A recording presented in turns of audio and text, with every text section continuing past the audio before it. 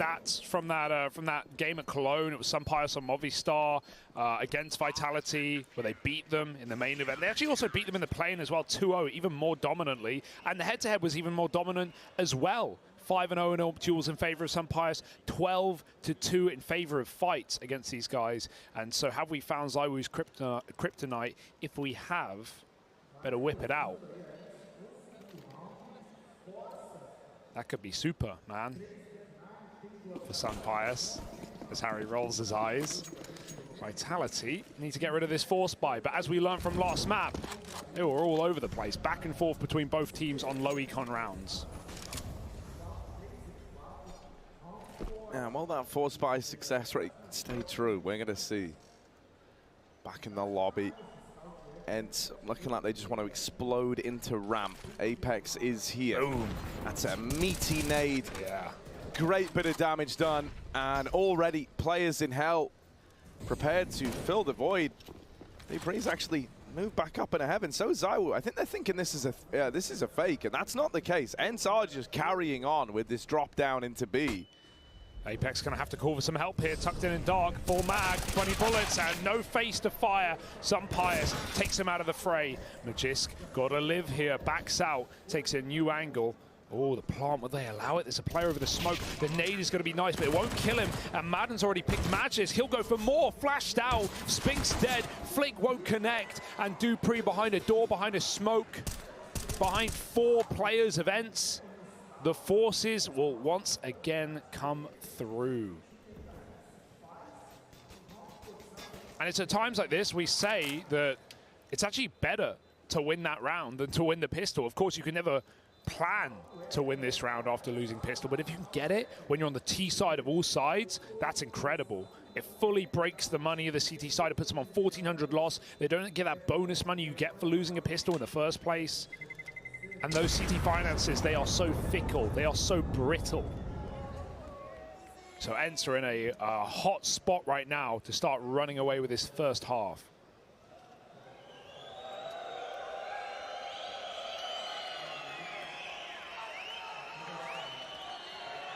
Yeah, it felt like an attempt at like an early read for Apex and Vitality in that one.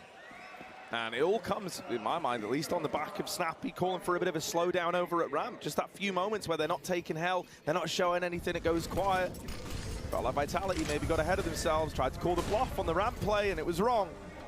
In this one, the A side's already been overran.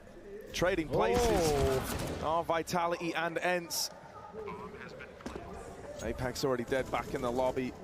That M4 just going to be sent off to save. Yeah, when you're already running into spawn with your P250 armor, you know it's a done deal.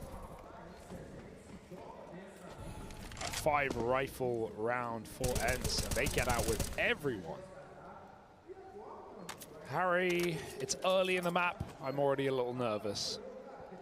Yeah, I'm definitely a little nervous. I think we probably all are after how Vertigo went down, right? ENCE coming into this one looking real hot, and then some kind of typical character flaws, you'd say, of this Vitality team, right? Even man advantage rounds never seeming safe, not really having someone to crack rounds open, whereas, you know, when you looked on the other side of things, Sunpius really had that nailed down. There was many problems rearing their head.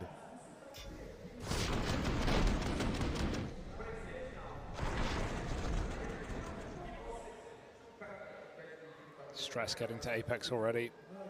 Late in that map, he was shouting loud with glee at some of the eco wins for Vitality, but they bit back pretty quick from ENCE. Talking a quick, looks like they want some more on this A site. Fast out the door, Snappy trades that kill. Dupree with a 1 rifle on top of the hut. The bomb's committed, they don't even look up.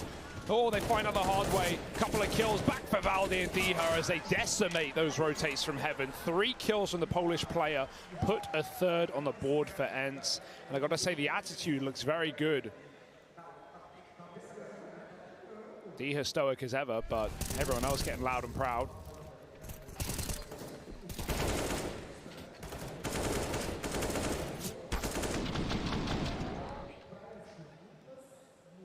Yeah, and it's kind of terrifying to think, you know, like, what if these other Ents players are able to keep this form up? What if you get someone like Diha even more switched on? Because he's had a pretty bad event thus far.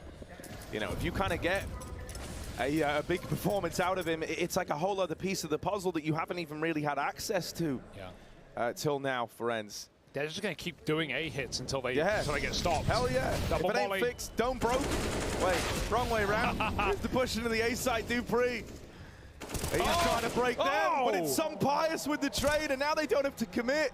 Oh, it's broke. Oh my goodness. Oh my goodness. Snappy, the mechanic.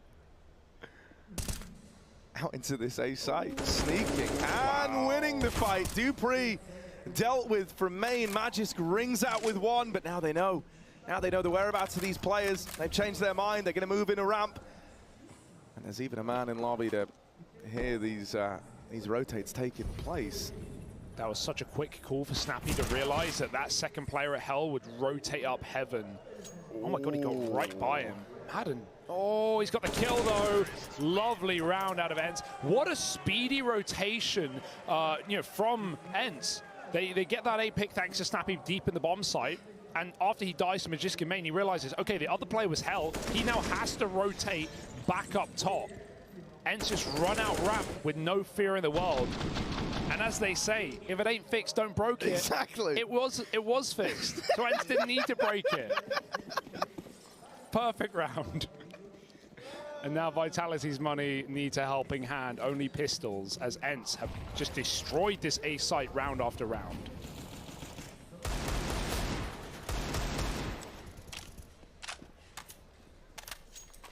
It's fine, Harry. You'll come back stronger. That's the classic line. And one of them will be saying this after this game. Remember, this is elimination. Well, back comes stronger Magisk outside. Snappy's going to find him. An advantage early for Ents. Already a lot of room taken. Reactions happening for Vitality as they shuffle around this defense. Zywoo in towards ramp is peaked from the wide angle. That could have been something there. Look how deep they are. They're meeting up together in Hell. Like, it's crazy. They've both taken different routes to get here. And at this point, it's like, guys, where is Vitality? And then it's going to dawn on you, oh, lol, they're all lower. So now you've got this plant over on A, and you know you've won the round. Yeah. And Apex just eyebrows active as ever. Catch me and my homies meeting up in Hell. And keep 5 alive. What a routing. What a round. And what a scary spot to be in for Vitality, who can feel this game slipping through their fingers. Apex is dead. And the other two will save on lower. No guns to pick up. Ents have built up a real bank to begin this game.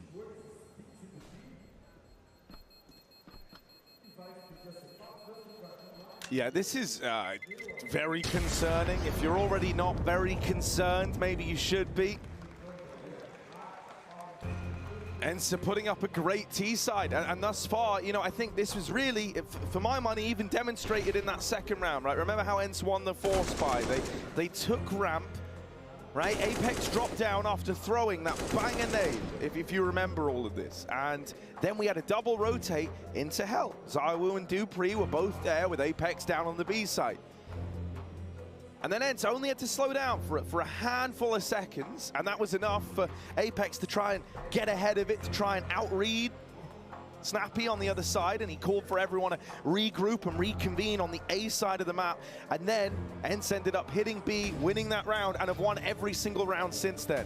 I think you came into this already, you know, with this real urge that you've got to outbrain your opponents. That's maybe a sign of a bit of pressure there on this Vitality squad. They didn't keep it, you know, like super standard in that anti-eco round.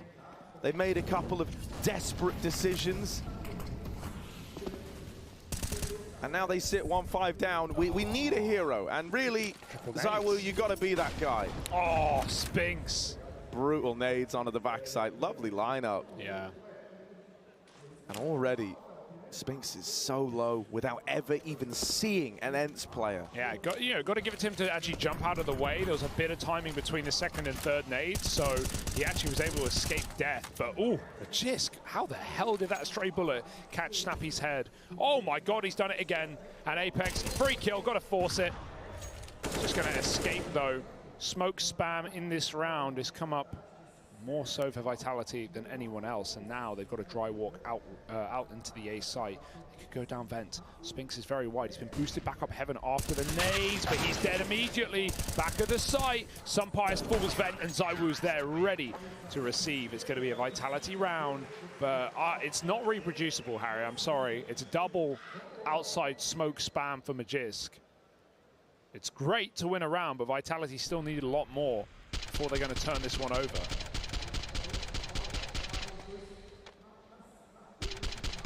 Crikey.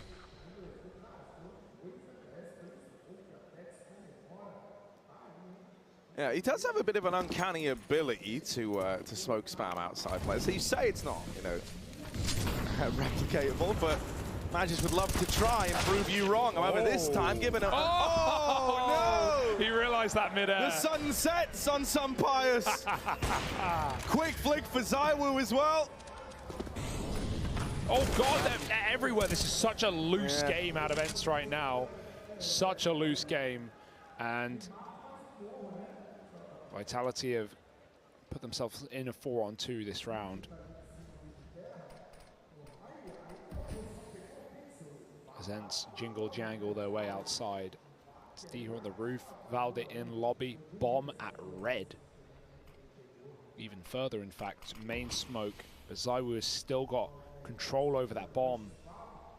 Valde's hunting for 8 kills. They got to win it on fights alone. Spotted back to the site. Spinks is still alive. Are they ready for a second man here? The nade is nice. This poor guy is just getting attacked by utility. They're going to split him. They're going to full focus Spinks right now, but they can't kill him. Out the hut, 1v1, and he gets it, but ZywOo should be here to trade. He drops in, and Valde is not committed. Remember, that bomb is outside. He's not playing for the bomb. He's playing for the kills.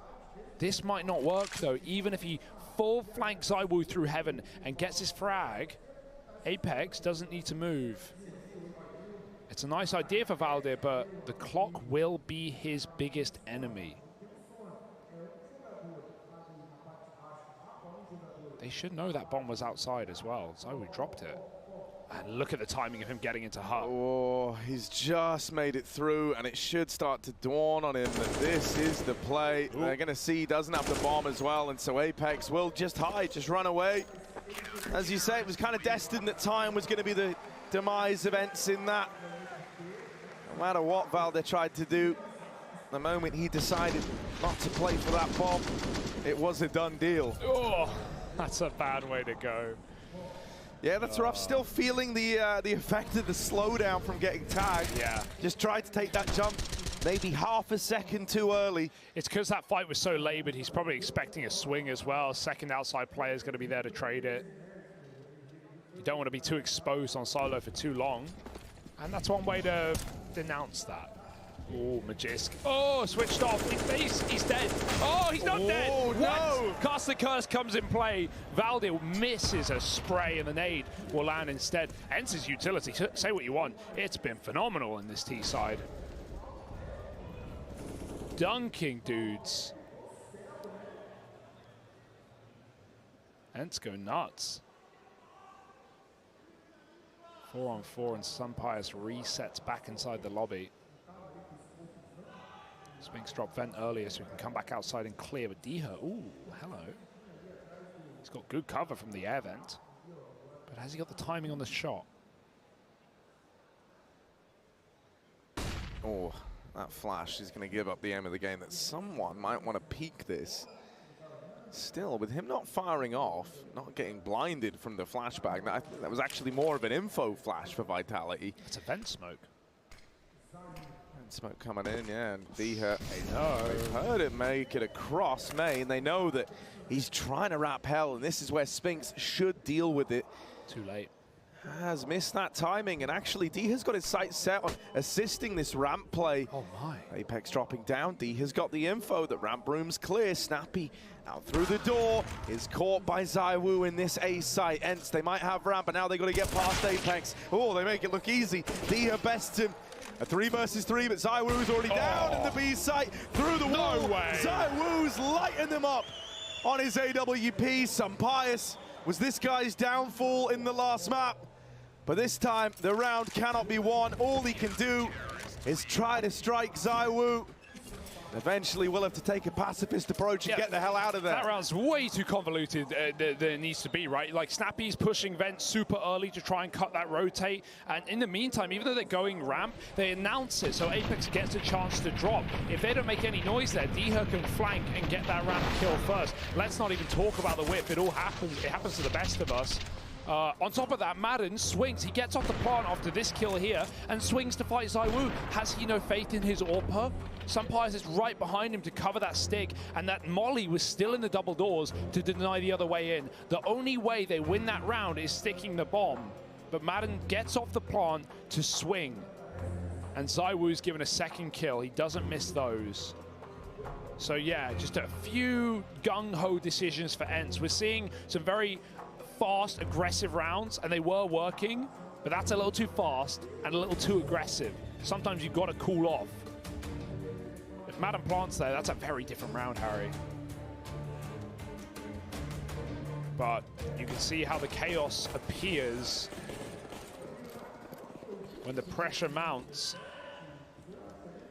5-4, still money for Ents, but this is the bottom of the barrel.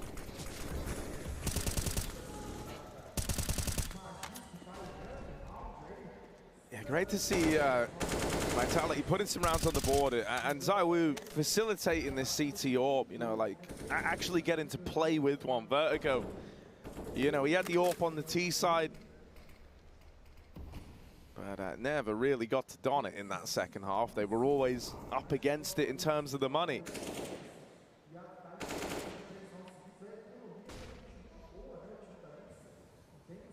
All this util getting lined up for an A play.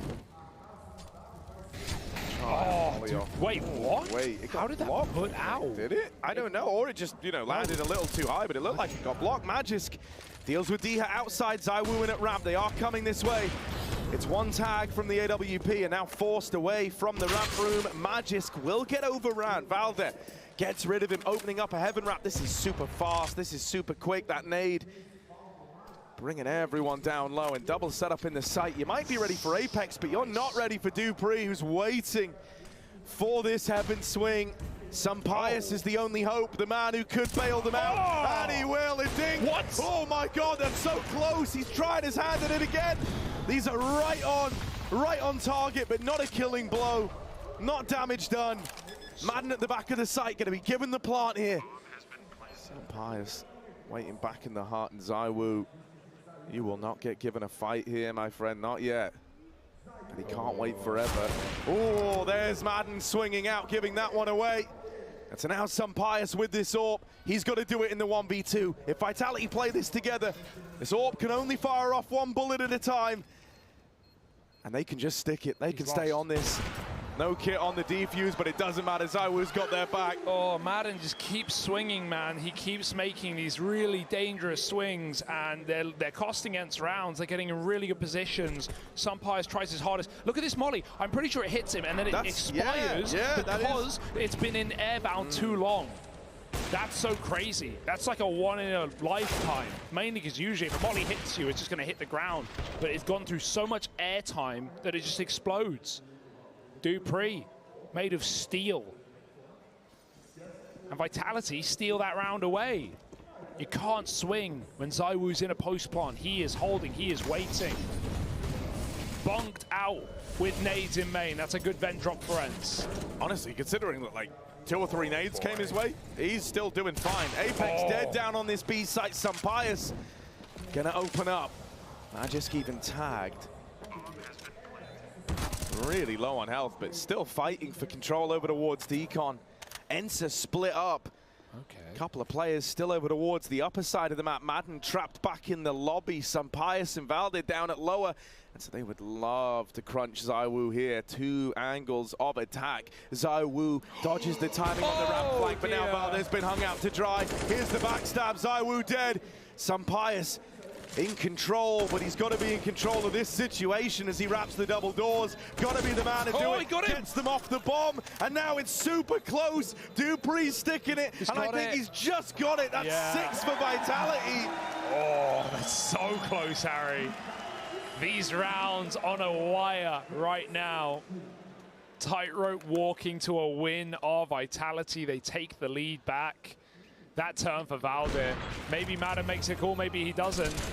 But regardless of the fact, Valde gives up in believing in the flank right as it comes in.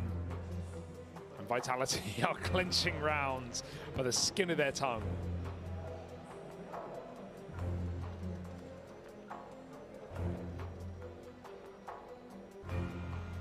That's a devious lick for dupreeh. Yeah. Vitality, we need some deviancy if they're going to take this series back, reverse sweep it onto Dust 2 to eliminate ENCE from the Legend stage. And that will, of course, mean for the winner here, one more BO3 tomorrow to decide the final 3 teams in that champion stage. The arena will get bigger, the crowd will get louder, and the games will get better.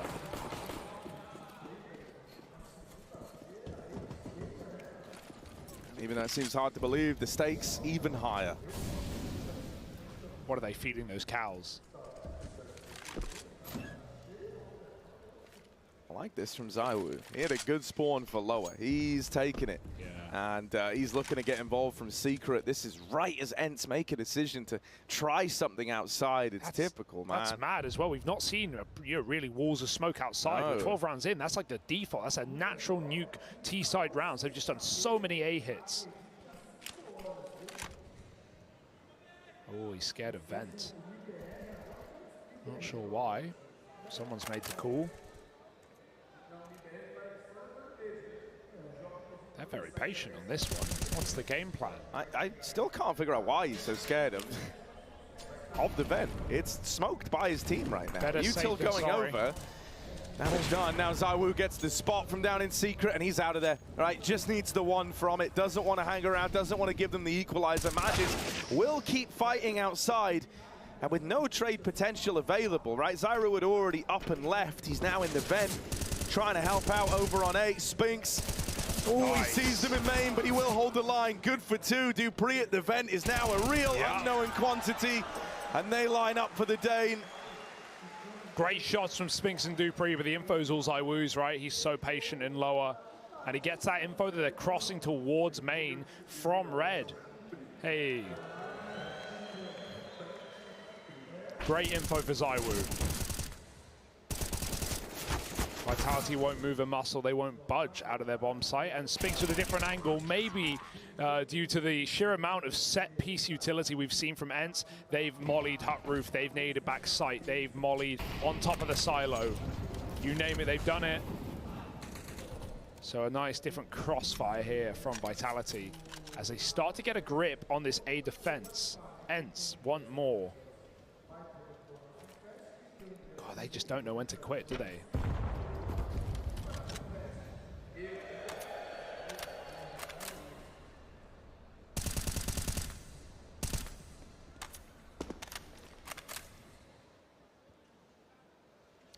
Just in case of the molly.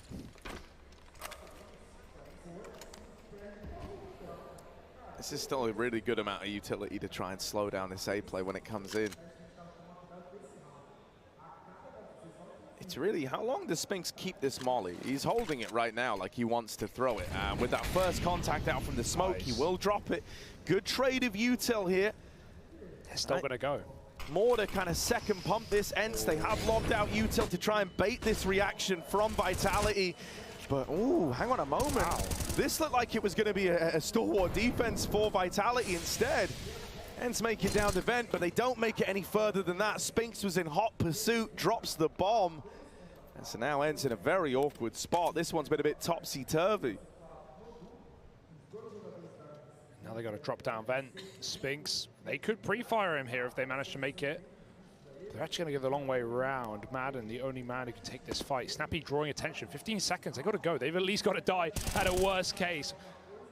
Magisk will deliver that to Snappy as Madden looks to save.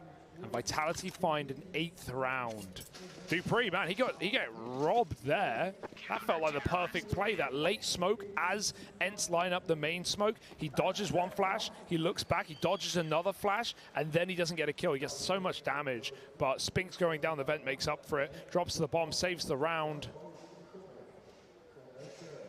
Vitality have really started to come alive here, but they still haven't done default outside rounds. Like, as in Ents, they need to start throwing some smoke walls. 2 more chances to close up this half. 10-5 would be fantastic for Vitality. But I feel like despite Ents having a lot of good ideas in this T side, with this massive streak of 6 in a row for Vitality, or sorry, now 7, I feel like Ents haven't even done everything they could. You know, maybe there's good reason for it. A couple of times it's gone outside ZywOo's secret. Magisk is getting smoke spam kills. These are things you can't often control, but you won't know unless you try. No, not only that, even throwing the wall of smokes, it's like, sure, Vitality, you know they have that reaction of setting someone up over the ward secret, but that's one less resource somewhere else on the map, right? So there's defo merit to what you're saying there, Hugo. And it feels weird that Ents haven't really attempted it yet. They've been fairly obsessed with these A-pops. Clearly feel like there's something they can break apart inside of this A-bomb site. Maybe they're right. Some bias might be right in that assumption. Snappy dead after 1. Magisk just going to get out of there with the 4v4 still intact. Apex up close at ramp looking for a gap under that smoke. He's lost his teammate in hell. So he's making a play, but he's stuck on them. He's right up in their faces, and some bias will trade that out. ZywOo 1v3, but he's, he saw the head for a moment. Instead going to catch some bias moving up into the heavens. Is he ready for the man behind? Yeah. He saw the head. It was on his screen. But Valde wins the fight. And so there's Ents back on the board. 7 in a row for Vitality. And Ents finally break the streak. How the hell is Valde ready to get swung there? Yeah, he knows ZywOo's heaven, but that's crazy quick for Valde when ZywOo had the perfect peak. Apex, what a funny display. I think he realizes as well that I'm not walking through this. I must be in front of someone, tries to walk back. Shot in the back of the head. Very good attempt for ZywOo. You could feel that coming together, but when you're shutting ZywOo out of clutches, that's a great feeling in and of itself. 6-round half, 1 left. Ents, they have just not stopped bullying this top site. Sampius dry running out door last round to find that opening kill onto Dupree. Hey, and you can't really blame Ents. They've had a lot of success here. Even in rounds they've even in rounds they've lost as well. You know, some of the 2v2 post spawns that they've dropped the ball in have come off of these A hits. So the prep is fine. It's the execution that may be the problem at times. Magisk finds Madden. They throw smokes in the yard. ZywOo's here. Don't go too soon, Diha. Don't go too soon, ZywOo. He has a feeling, but he can't take that kill. That's a very dangerous cross. However, Diha makes it down. Yeah, I mean, that was like the equivalent of doing up your seatbelt as you arrive at your destination from Diha. ZywOo dropping down from the heavens. A good 5v3 here for Vitality. Grouped up in the right place, right. Bodies inside of this A site, ready to hold the line, ready to respond. Even though Snappy's in through main. Oh my God, some bias here as well, but tagged down low, and a swing from heaven seals his fate. It's a nice half there for Vitality after all. From 5-1 down, they then go on that 7-round streak, and they 9-6 the half.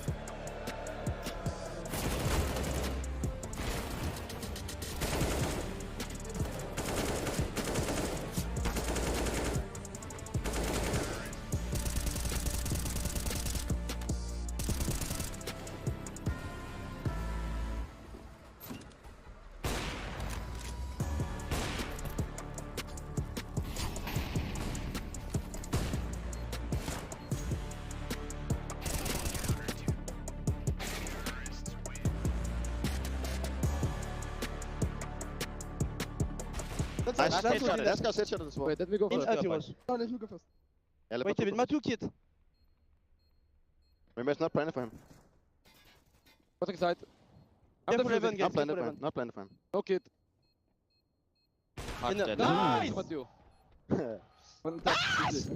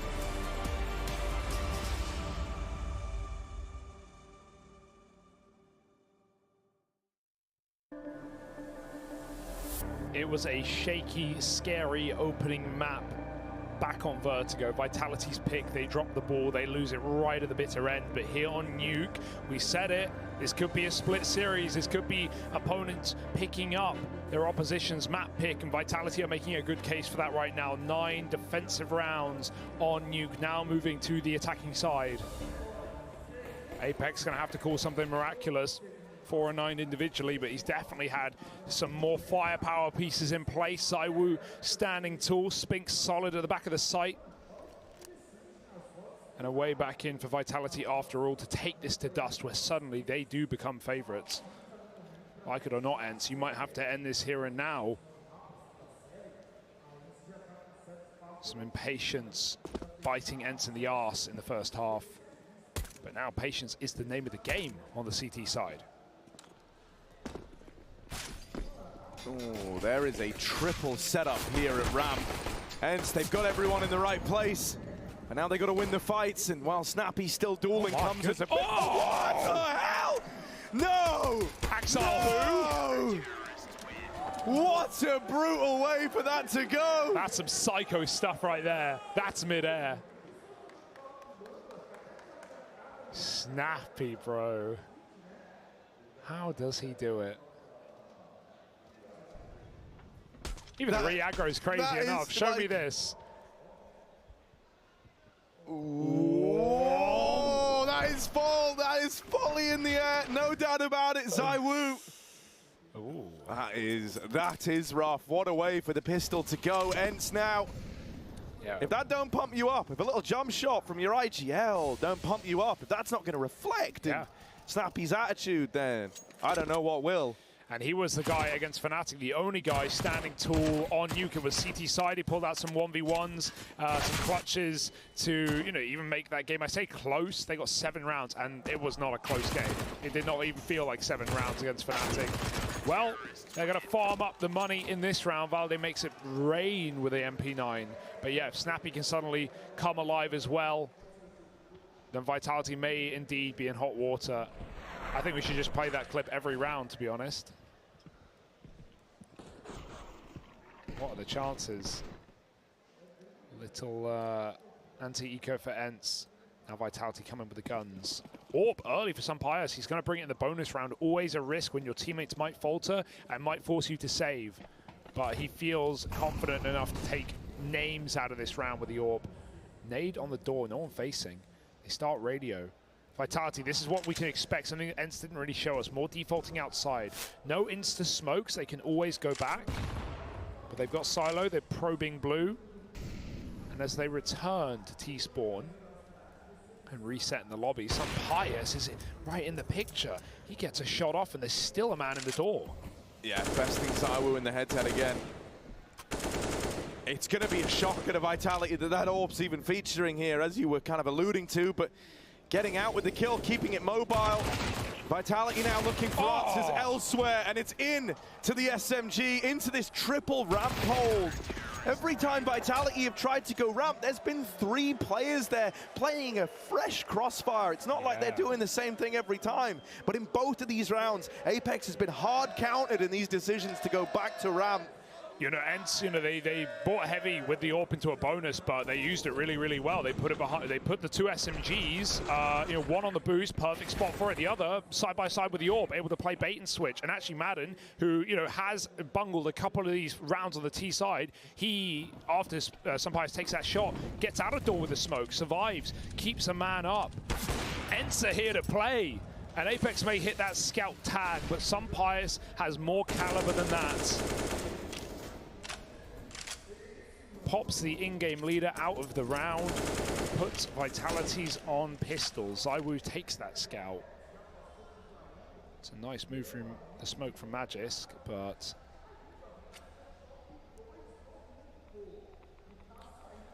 this is still a scary spot to be in for Vitality.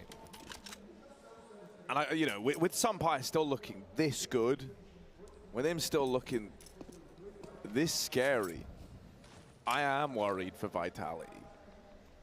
He was 6-1 in opening duels back on Vertigo. Here, he's 7-0 right now. Wow. That's insane. To put that in contrast, Zywoo's not even close. He was negative on Vertigo, 1-3, and here he's 2-1. So like marginally better, but it's night and day between the two of them. I let that sink in. It's 12-1 in opening doors in the series right now for Sumpires. Just crazy numbers. That is unbelievable. And he's 13-1. Yeah, he's been getting more than just 5-on-4s. This guy's been multi-killing in many rounds on the sniper. This might not be one of them. Vitality have crept down lower. Snappy is here, but the real power piece is Deha. However, he's very low. Snappy needs that first draw. He's got it. Attention onto him as he tries to tuck back in. Sumpires on the ramp side even throws himself into the fight. Takes another kill. No time. Dead to Deha. And Magisk gone as well. 10 rounds coming in for Ents as they get rid of more pistols. Vitality, I'm not going to freak out yet just because Ents started the half the same way. Vitality, they won that pistol, and then Ents went on a bit of a hot streak. Still, Vitality ended up winning the half. But Ents, again, strong start, and we need that late game response out of these legends of Vitality, or elimination will come sooner than you'd expect.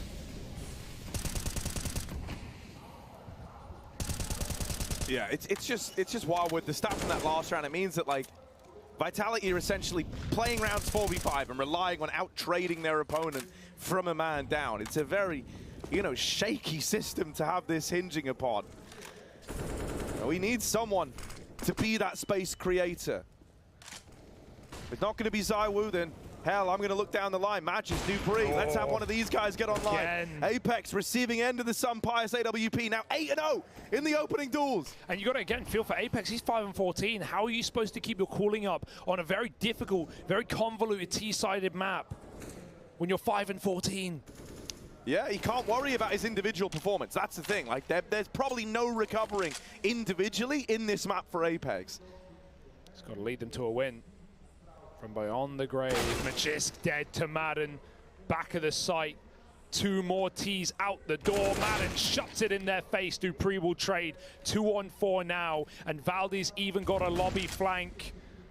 Dupree, if he sits here, he will be dead. Dropped into vent. No surprises. There's the orb. Ready and waiting. And it drops them all. Sun Pius. Debut major for this man. And he is taking Ents to the next level. And this crowd's been here for Vitality all tournament, all day.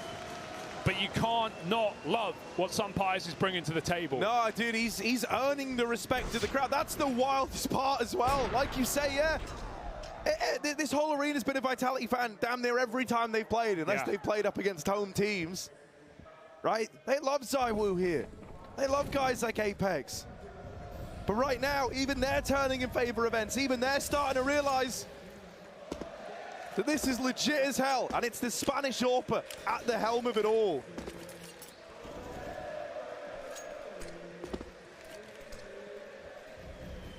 Wall smokes again. Deep ones, Apex runs behind to the garage. No one's actually here, it's a very passive setup. Sun Pius, new round, new position, same results.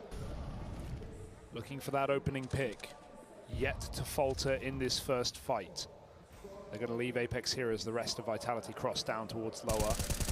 Oh, an inkling from Ents, and even the info to guarantee it. Apex playing with fire. Will he get burned? Valdi, quick switch! Oh, but he's there in time. Dupree runs in with a deke. Nice shot for Magisk. Maybe there's a way in for Vitality. Oh yeah, ZywOo, that was the opportunity right there, but with him whiffing the shot on the Deagle, Bomb gets away from him. Spinks nails Deher in a ramp.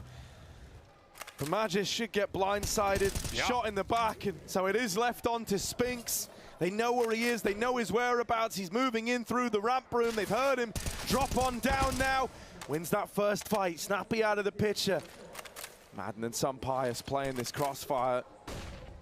Oh, and Madden just nails the shot.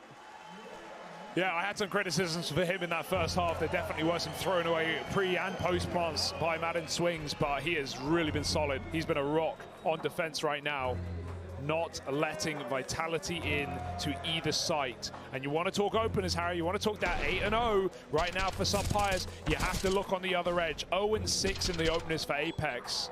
It's not just that he's not winning the fight, it's that he's dying so often. And this is a guy that can come in on big flanks on T-sides on this map as well. Yeah. Can be that heaven wrap guy. Gets into garage there, gets nothing from it. It's only an eco round for Vitality, but they're running out of room. And I don't know if this is coming from a place of frustration or from the fact that he is clearly having a very rough game. And so he's going down that train of thought of like, okay, I'll go in first. My teammates trade me. I'm more of a distraction in this whole thing. But whatever it is, not working for Vitality, and as mentioned, this system of nigh on every single round having to start it 4v5, you are already at a disadvantage. It's not going to work, so they're going to try their hand at something different. Magic's dead to open it up. They just cannot get these openers. And ZywOo waited for that pick, that refrag at the back of the site. Madden doesn't give it over. Gets that volley in. Good spam for Spinks, but inside of the doorway is Valdi. He doesn't care. He's here to eliminate your lifeline. ZywOo dead. Spinks responds, but still a spanner thrown in the works.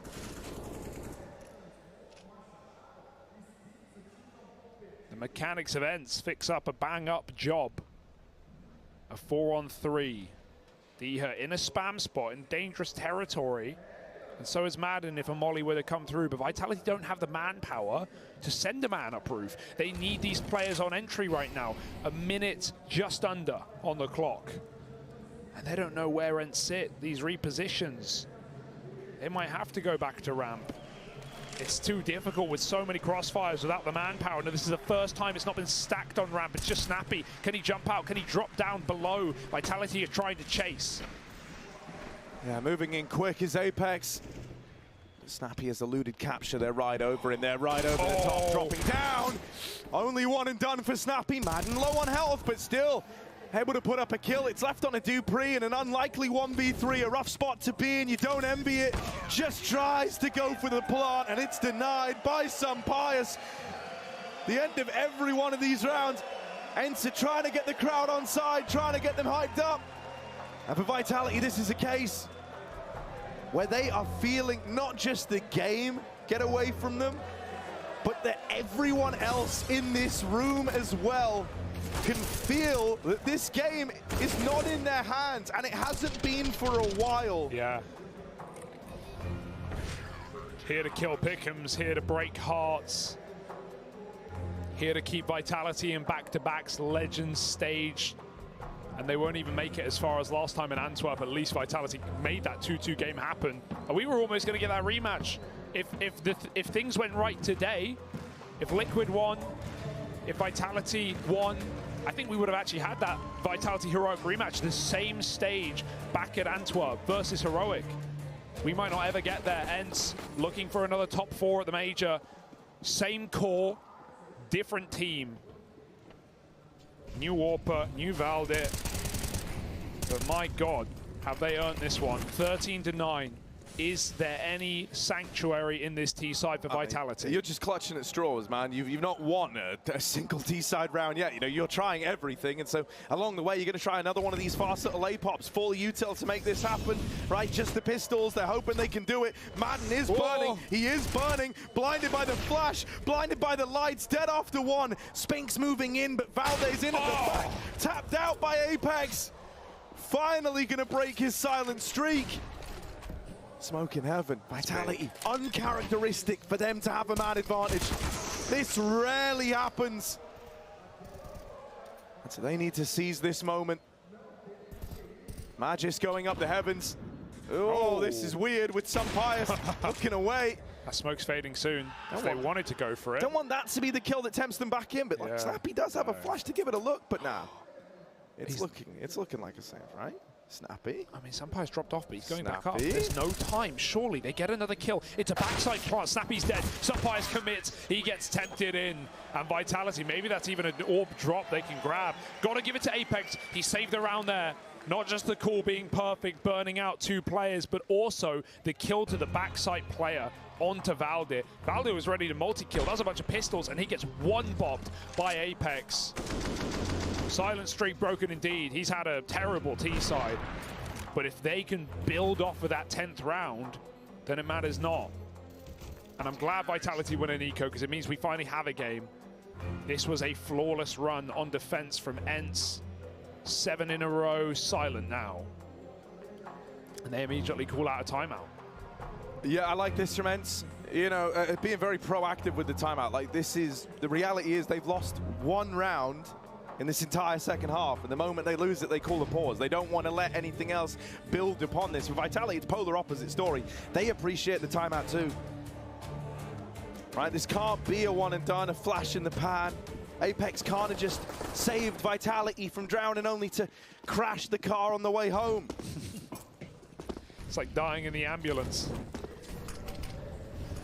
Diha ahead of the smokes. Vitality, they look poised for another A-hit. Valdir's got a lovely position. Ents, they loved an A-hit of their own. Can they defend it this time? Valdir, he has to drop off. He's blinded. Molotov does great damage, but Valdir gets picked yet again. Dupree and Spinks crack their way into the bomb site.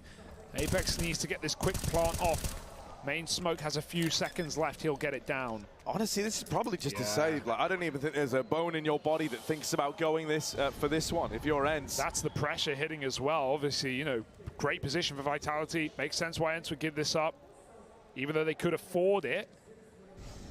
Looking to play for the long game. Still, don't want Ents to show their cracks here after pulling this game back. And as I mentioned earlier, if we do go to Dust 2, even though this series has somewhat gone out of the norm, Vitality is still favored on that 3rd map. No save for Snappy. But ENCE will get that orb going. We'll keep it in play. You'll notice Vitality are running rounds to really avoid this AWP. The one place it's not going to be is on A. And in a lot of games, you can run an orb, dropped in backside, doing something like that. But really, with the util we're seeing on these A hits for Vitality, if Sumpire's dropped in backside, he's not getting anything done. There's been mollies every time backside. There's been really good flashes from the roof. So we can't see that drop in for Sumpires. And this is all by design for Vitality. Not wanting this orb to rip them to shreds like it has done at ramp. The lower site, outside. There's only one other way in. Final timeout for ENCE, and we are not done. There is still potentially leaps and bounds left on this map. Saw will be silent after the fact.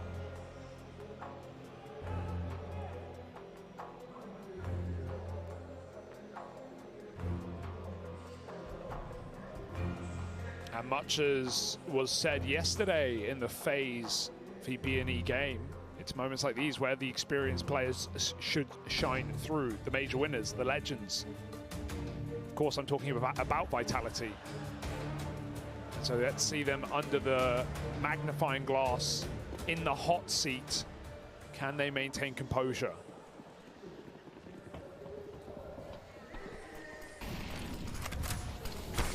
Ooh.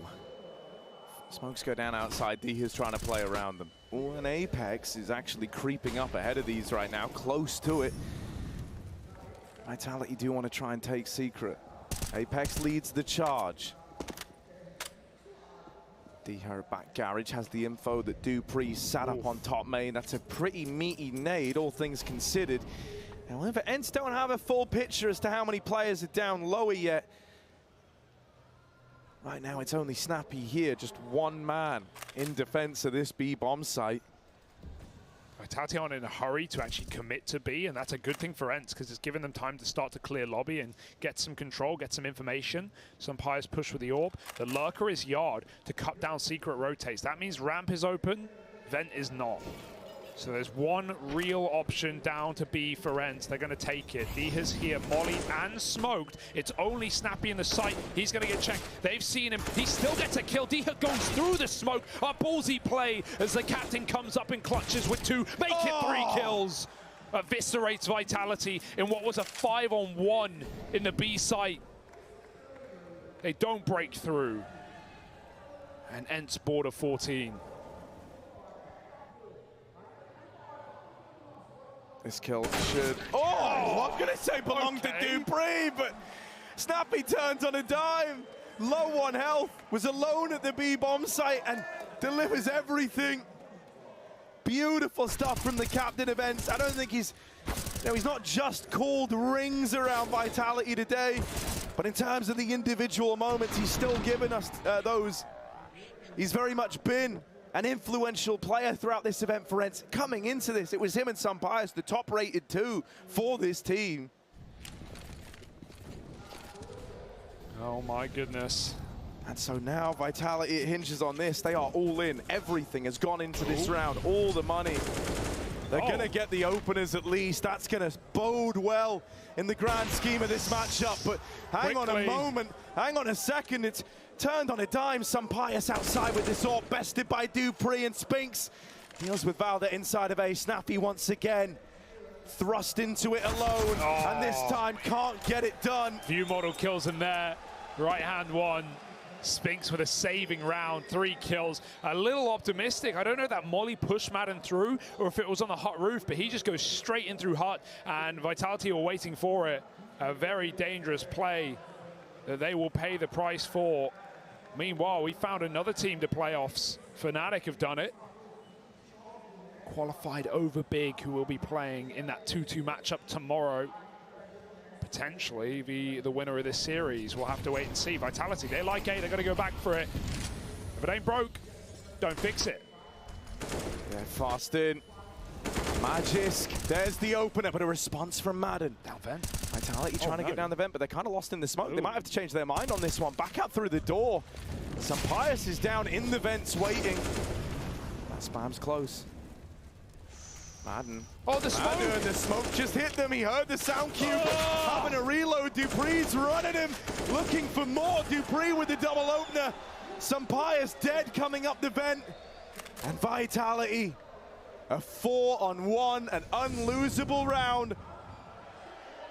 Snappy is out of there. He is saving. He is done with this one. We've got 30 rounds. It's happening, folks. Ents are broke. And Vitality's brute force A hits are glorious. I love that patient play as well. Whether it was down the vent or not, they get stuck behind it and they stop. They just decide to wait out that smoke, give dupreeh the room and the time to make that play happen. And he does. He breaks it open onto Madden. Snappy trying to save, good spray recovery, but he's still being run out. He really has to just full tug. Oh God, the volley's going to decide it for him. Behind the flames, dupreeh finds a third. Dude, that's really rough for Madden. Like, he heard the smoke tag them, he started spamming, and then they pushed him on the reload. And that's that first domino to fall that reopens the route into the A side of the map. Gotta say, I think Madden's been involved in a couple of fights that I would describe as very all or nothing. Doesn't really give himself any sort of contingency plan in moments like that one there. He just needed to find something through the smoke, and the moment that didn't happen, it was punished by Vitality. Gotta say, dupreeh and Spinks have stepped up in spades to make this happen. Apex, now even he's trying to get involved outside. Hasn't given us a round for a long while, but this one he's kick-started. One to the good for Vitality. Other side of this box, Sampaio lies in wait. No one's considering it yet, but Apex will check it. Will check for him. Wonder how he knew. 5-on-3, 5-on-2. Apex, that's more like it, bud. 3 kills in this round. It's only pistols, but just to make sure that this one does not get out of control. And they're going to keep it clean as well. 1v5. And Vitality still alive in this series. Is it the same as the first half? That long streak for Ents, denied by Vitality, broken finally, and then built upon. This time it was 7 straight for Ents. And now Vitality 5 out of the last 6. They're making magic happen all right. Ents echoed for this very opportunity to close it in regulation. 2 rounds in a row from either team will do it.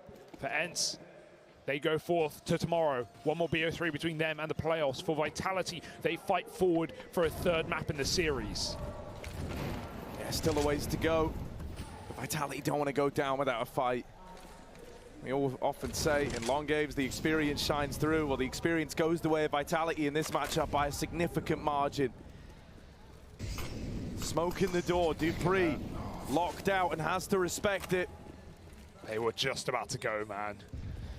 It's wild. For Vitality, you've kind of been playing these last few rounds, just giving it all you've got, because why the hell not? You know, this was a game that was really getting away from you, but now that it's actually close, now that you find yourself believing, this is where no one wants to be that first player to fall. Yeah, Sampaio has just been avoided in these CT sides ever since, you know, this streak of Vitality. They have not gone near the AWP, and now he finally doesn't have it. Will he be in more of a piece in this round? Caught out, Madden dropping off the hut roof. dupreeh nets an entry. Valde needs a multi, but they boost over the top. Nade will drop ZywOo. 3-on-3. Bomb yet to make it past the vent, but Spinks will have time to stick that in the sights. Close, but not quite. And no kit in this round, but Snappy's thrown through. And Ents are thinking about the 30th round already. They're saving, they're done. They've got to write this one off. Madden falling first again in at the door. He's been a consistent pick in all of these A plays. You said it yourself. You said it's the do or die. It's you know, it feels like rounds are won or lost on his play. And as a backside anchor on Nuke, with these amount of A hits from Vitality, putting Ents to shame, you're certainly not wrong. Diha tucked in tight, hits the headshot from Apex, and with every kill you get, you remove a rifle from that final round. Hey, Apex had 4 kills 7 rounds ago. What a late game activation. I was ready to say goodbye to Vitality.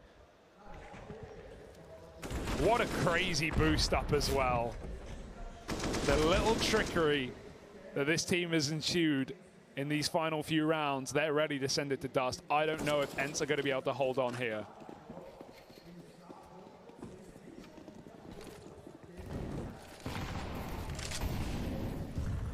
Well, the bees of vitality buzz to the tune of a hive mind, and as Apex has found himself getting more and more involved in this game, it's very much reflected across the board, it feels like.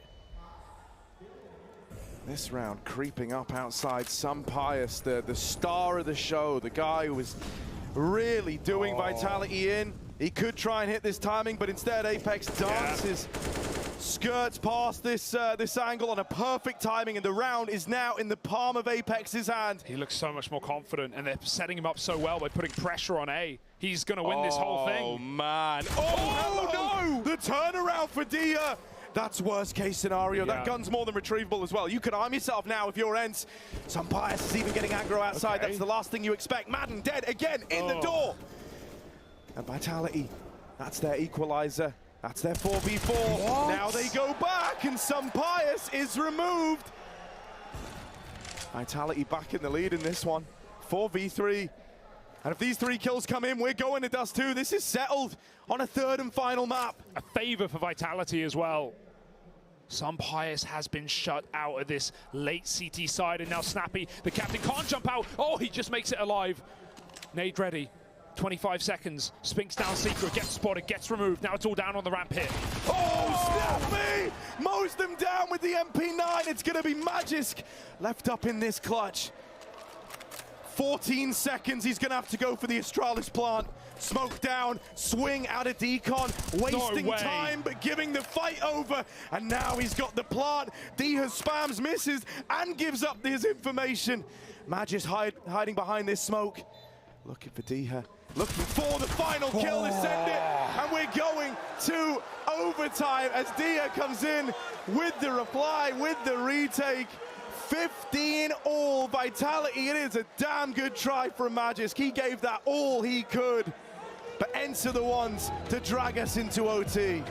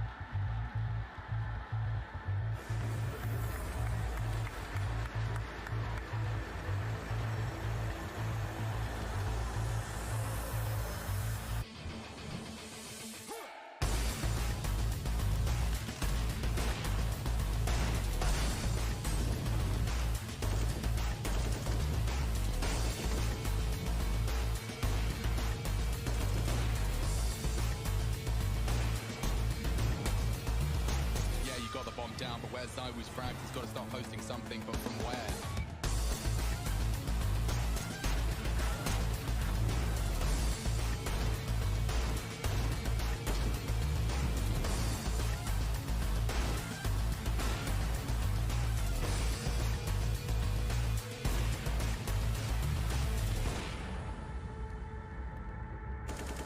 Zywu, he's just got a slight gap under the smoke, and it's enough to catch Boomich in transition. Zywoo wants to pull it across the line. 2 frags onto 2 of the best. And now swings out for another. He's possessed. Zywoo won for another ace. Another clutch. It's Perfecto hunting him. No one has been able to knock him on his ass yet. And he's got 6 HP. It didn't stop him before. And it doesn't stop him again. Zywoo!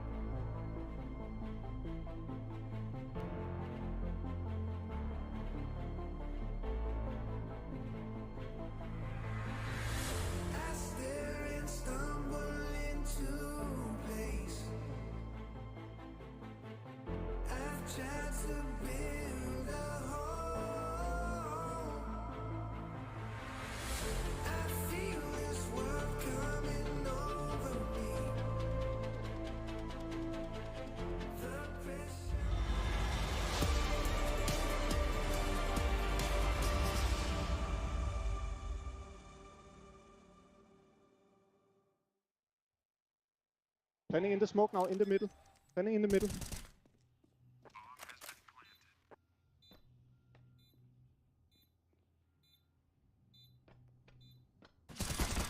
Nice! Nice, Paul.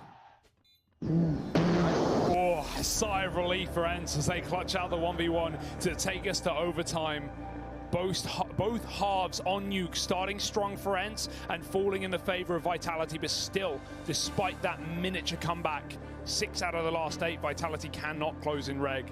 They cannot take us to their home ground on Dust 2. Not yet, but it's still in the wheelhouse. Yeah, it's crazy to me to think that, you know, in this first half of play, Sunpius was all over it, right? And the opening doors were just so crazily in favor of Ents. And then that really tightened up in the final, you know, 6 rounds. And I hate to put a name to it, but I think Madden was a bit of a problem area for Ents over towards the door. Yeah. Can't afford to have that happen now that we've hit OT. Vitality in the overtime going to try something a little bit different here. Outside util coming in, and they are crossing with it, but they've left a gap. And that gap leads them over towards Hell. Fast on the approach for Apex. He's out of the round first. There is a reply, but at what cost? They're getting sandwiched. Spinks makes it out on the ramp side, and that Snappy blindsided by his presence. Oh my, Madden makes it given over. Spinks is down B, but this is a fake out, and he's going to go back into Madden, who's cleared all of lobby. Spinks is certainly fired off on this map, unlike Vertigo. And so he will have that kill yet again. 3 on 2, rather. Vitality's favor, and they slow it down. The most outside control we've seen in all of these T-sides. Zywoo's even used it to the good to go all the way around the world, wrap heaven. Clears Hell. Spinks takes the ladder. Zywoo goes the rafters. 30 seconds. Valde holds down this line. Nails that shot, doesn't he? But through the heavens now, Valde back of the site. Zywoo's made it in. Trapped in this cage with the 2 site players. It's Sunpius to get rid of him. We get into OT. Sunpius, someone who was largely dodged there in the final few rounds of regulation, it felt like. Finally given a time to shine with the AWP again. Yeah, I mean, there were a lot of rounds where he didn't have the AWP, especially towards the end when the money got a bit cooked, but prior to that, it was more just Ents him getting avoided as Vitality ran so many top site hits, similar to how Ents even got in on their T side in the first place. Vitality down by 1, but certainly not out. Sunpius throws himself in, and if this activation in overtime is something, it could save Ents' soul. Through the smoke is a step too far. Valde will trade though, and he will go just as far, if not further, but he's been spotted, it seems. Apex. Oh, the turn, the timing, the tilt is back surely. After a death like that. Picked outside first last round. Valde has full sent this one. Zywoo's on 4, and he's shut out by Ents. 17-15, back-to-back in overtime. And in case anyone was wondering, yes, Sunpius is still undefeated in every opening fight he's been a part of. 9-0 now? 9-0. Oh my goodness. Apex. Which is why it felt so crazy that right at the end, you know, we kind of had this way back in. You know, Sunpius was so instrumental, and you were dead on. You know, he kind of stopped having that AWP as much, started getting dodged more. But now in OT, feeling the freedom of it, he's been very present all across this map with the AWP. And now, even now in the last round of this this first half of overtime, Madden finally wins a door fight. That literally didn't happen for the last 5 rounds of Reg.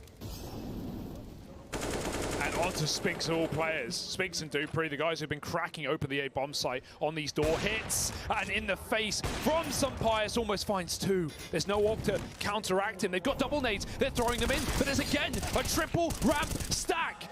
And Vitality are now all resting on the shoulders of Zywoo for what will be a flawless CT side on Ents. Madden's coming through the door. This one might get given to ZywOo on the smoke fade.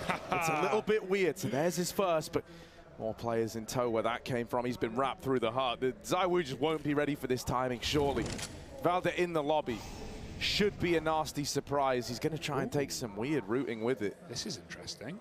Bomb on his back. The orb spots him, but a missed shot from Sumpire. So you're counting your lucky stars to still be alive. The misses don't happen frequently with this guy. Oh, Snappy read this man. Valde played so safe in lobby, and I really like that. It's actually freed up Snappy to just drop B.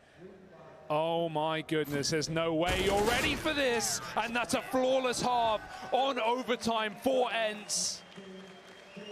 My, oh my. Double OT. At a worst case scenario, at best, it's Vitality's elimination at the behest of ENCE.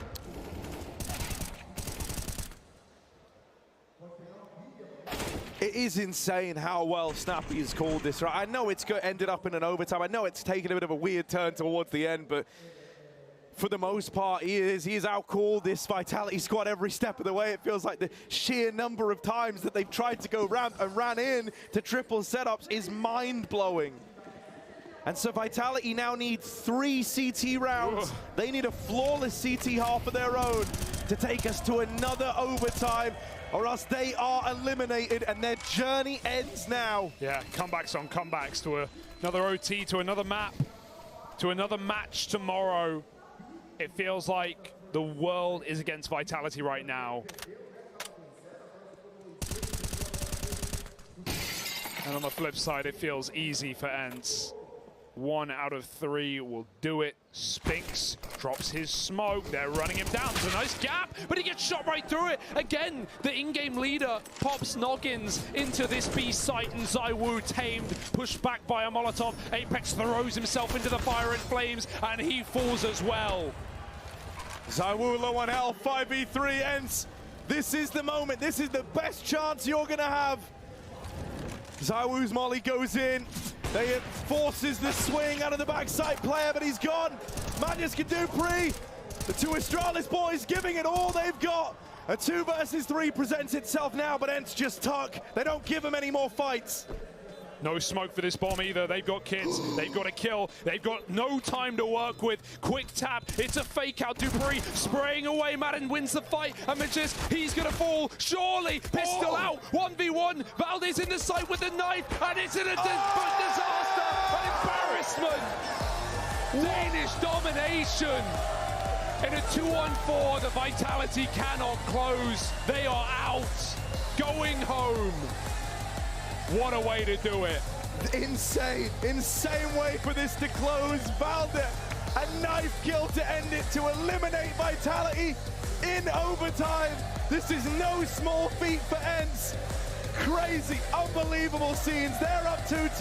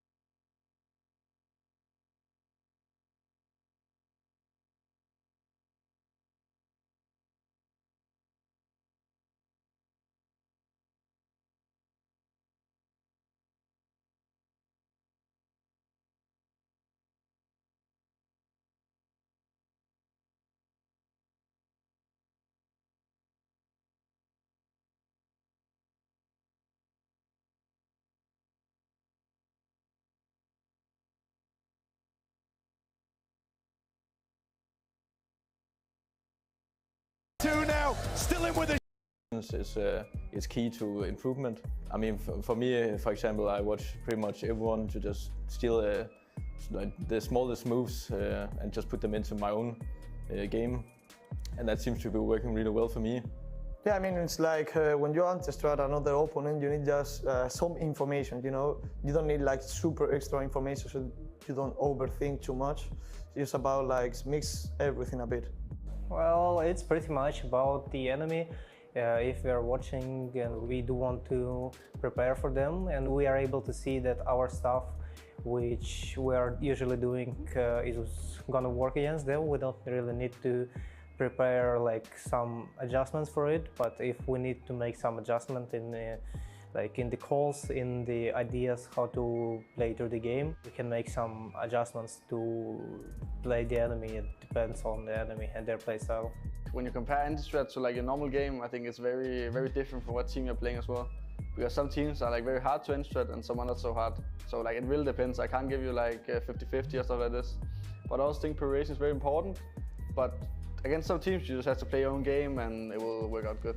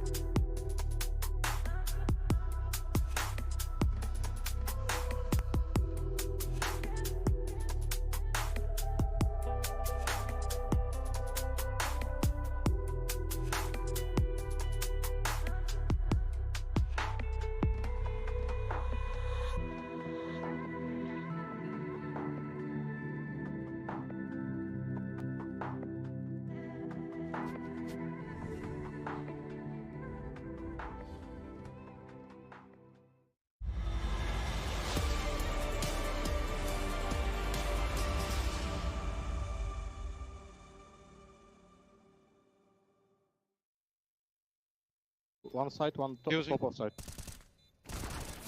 Side. Not defusing. 1 HP. Go, go. Let's go!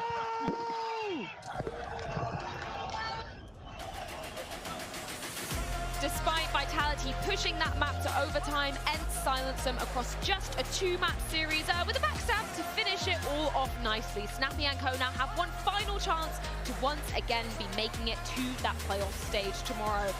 Some great calling by Snappy, some great individuals showing up across the side of ENCE, and really great work capitalizing on what has been a messy Vitality throughout the series. I mean, let's be honest, that's definitely the best series this new look ENCE team has played. I was so impressed by Snappy's calling throughout this series. They looked fluid, they looked on point, they looked like they were finding all the gaps in that Vitality defense. And even in that first half, if they didn't rack up so many rounds, I really admired the calls they were going for. And Snappy individually on that CT side, he's an absolute monster. He just came alive despite playing ramp, which is historically a very hard position to find numbers in. Starting from the pistol round, right? That disgusting mid-air jumping shot, whatever it was, it seems to have set the tone, and also they got a couple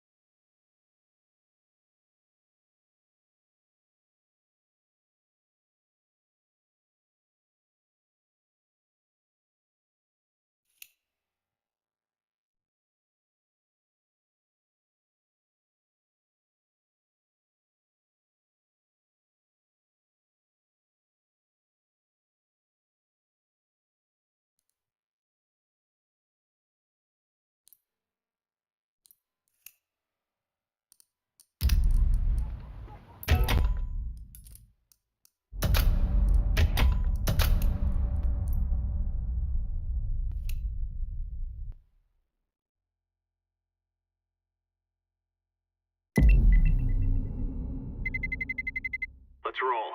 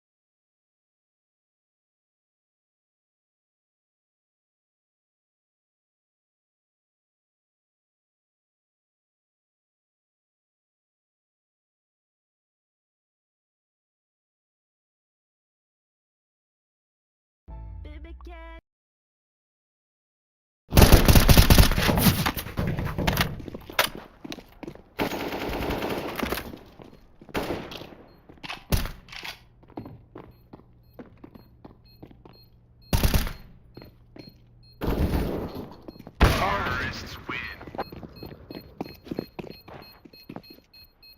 C4 is active at Alpha.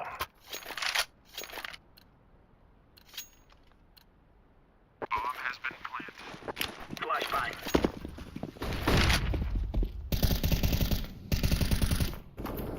Fala.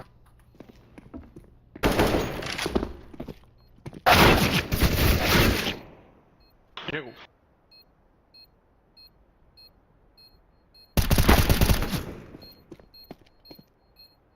Terrorists win. C4 is planted at bomb site Bravo. Bomb has been planted. Deploying flashbang.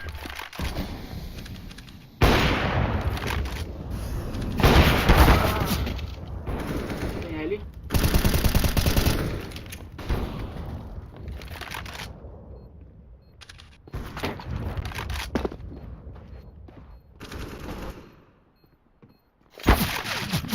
Terrorists win.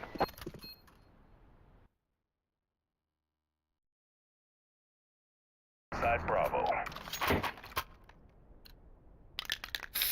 Bomb has been planted. Deploying flashbang.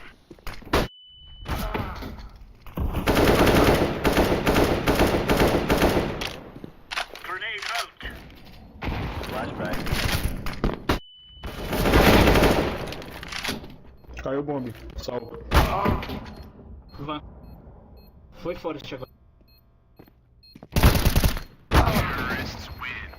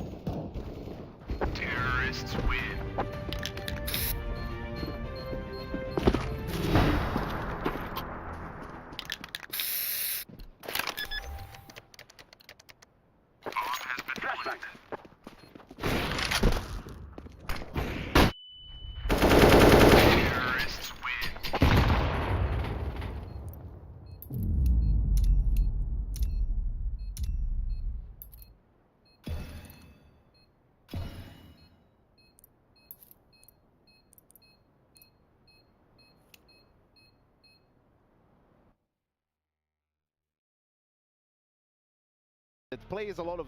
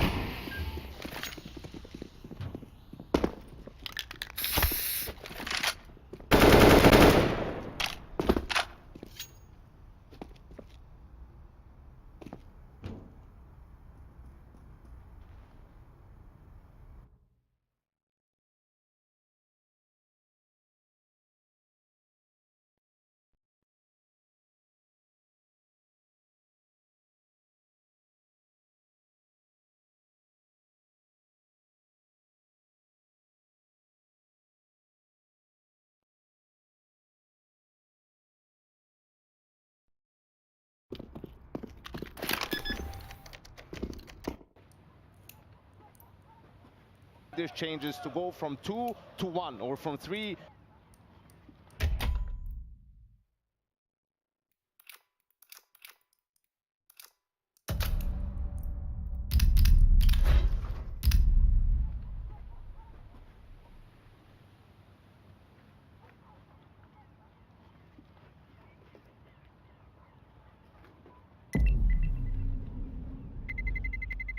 Let's roll.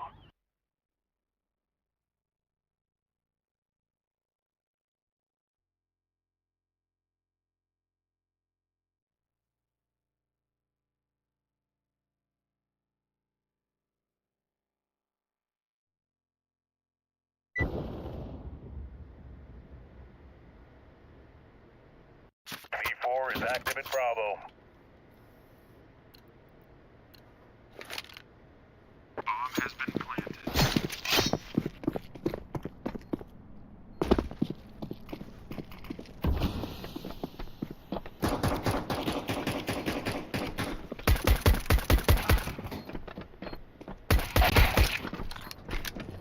Defusing the bomb.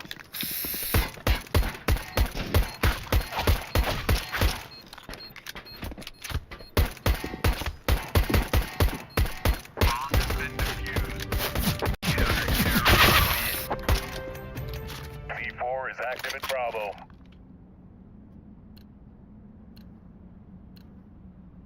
Grenade.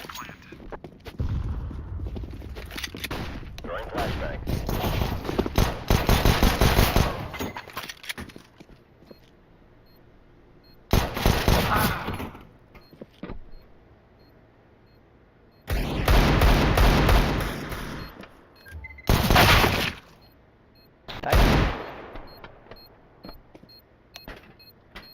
Tô à esquerda, no cantinho da esquerda.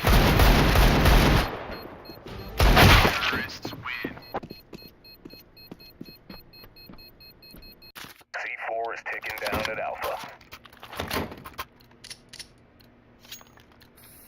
Bomb has been planted.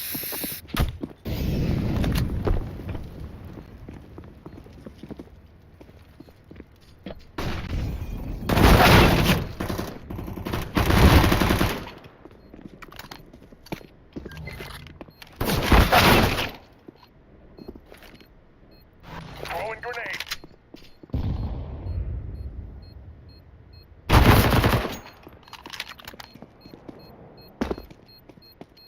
Hey, smoke. Smoke. I'm on C4. Terrorists win. C4 is active.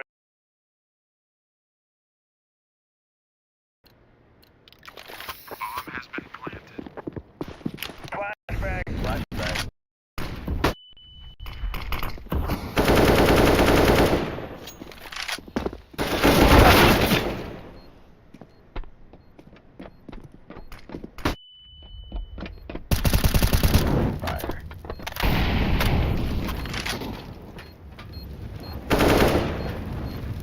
Gerador.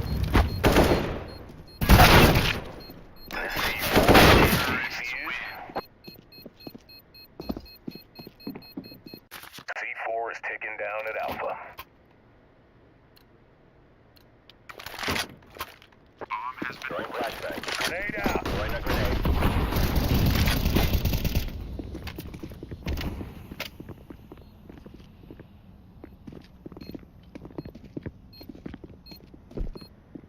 Deploying flashbang.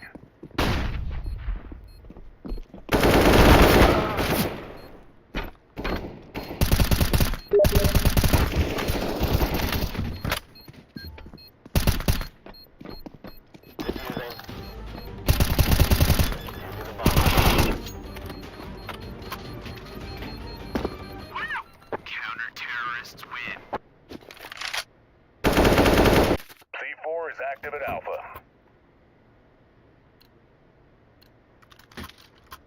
Bomb has been planted. Deploying flashbang.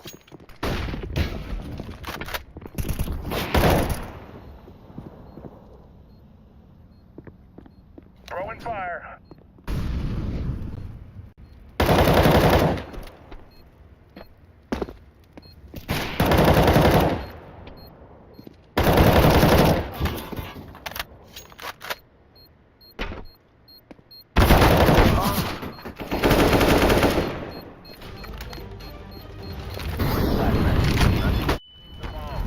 Terrorists win. Bomb site Bravo. C4 is live. Bomb has been planted. Flashbang. Throwing fire. Throwing flashbang. Flashbang.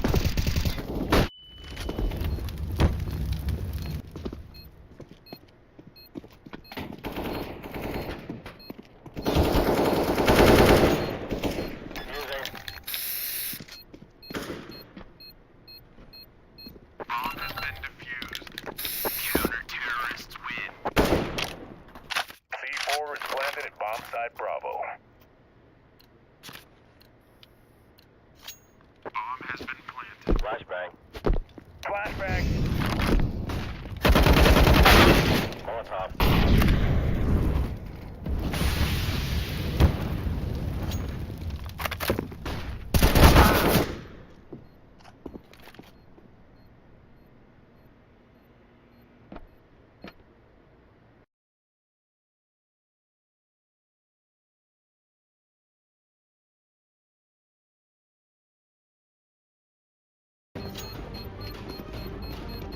Defusing C4.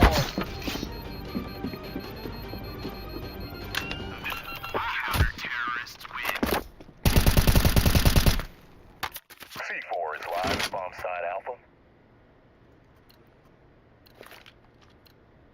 Bomb has been planted. Throwing flashbang.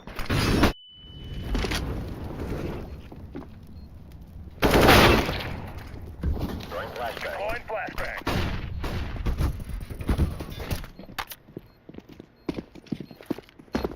Fire in the hole. Using. Bomb has been defused. Counter-terrorists win. C4 is planted at bomb site Bravo. Bomb has been planted. Throwing flashbang.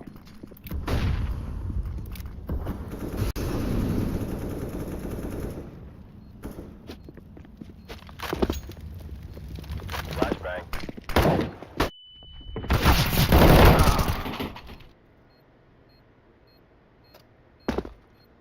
Vai, mano, passa a escada aí, mano.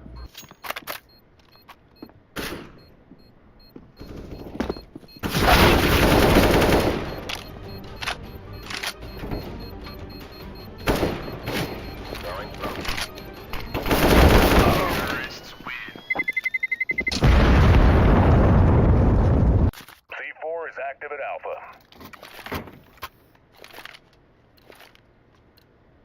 Bomb has been planted.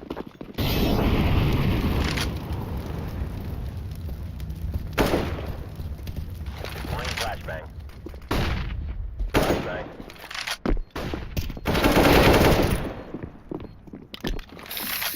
Put up a smoke.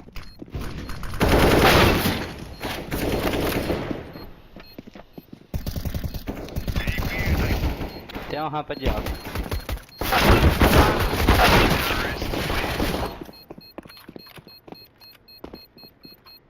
C4 is taking down an alpha. Bomb has been throwing flashbang.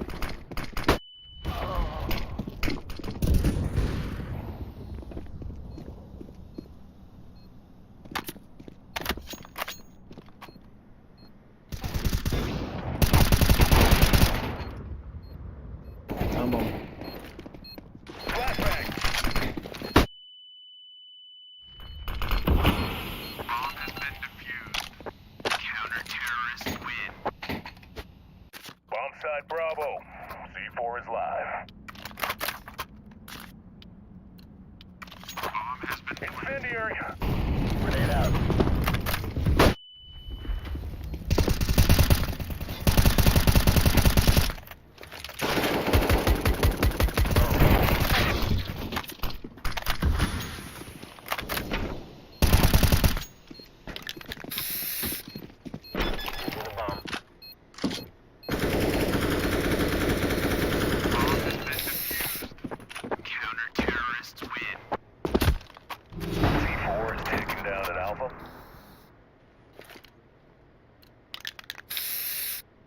Flashbang. Deploying flashbang.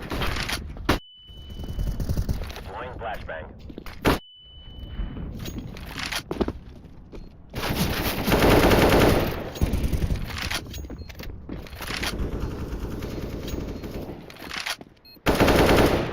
Cabecinha mais 80.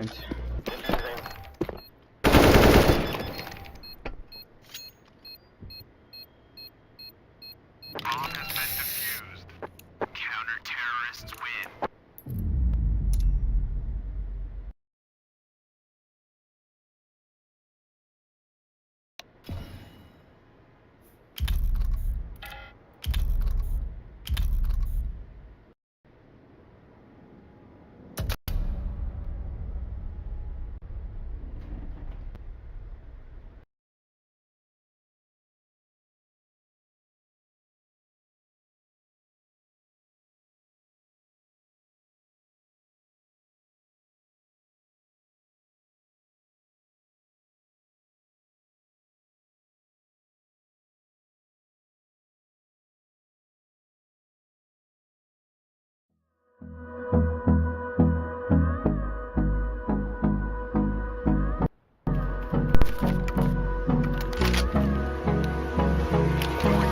Hold me close till I get up.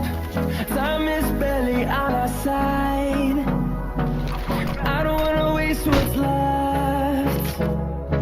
The storms we chase are leading us, and love is all we'll ever trust. Yeah, no, I don't wanna waste what's left. And on we'll go, through the wastelands, through the highways, till my shadow turns to sun rays. And on we'll go,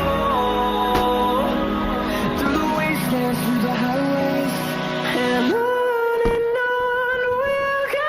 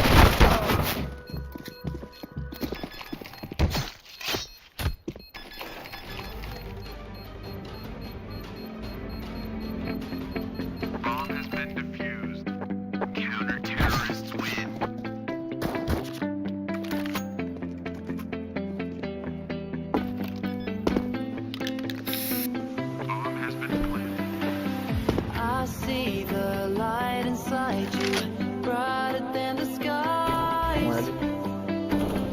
Hold on, just let us escape and fly away tonight. We have the world in our sight, and I know together we'll be alright. And you see, forever we will go.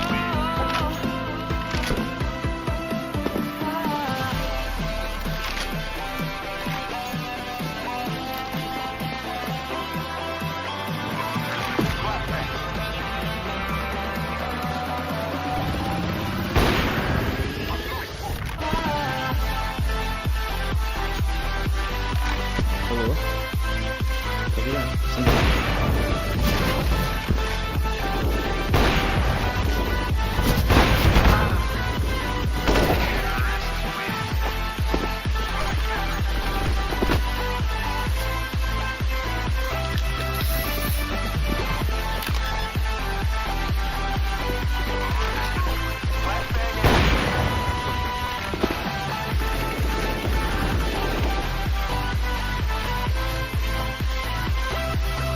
Você tá avançando.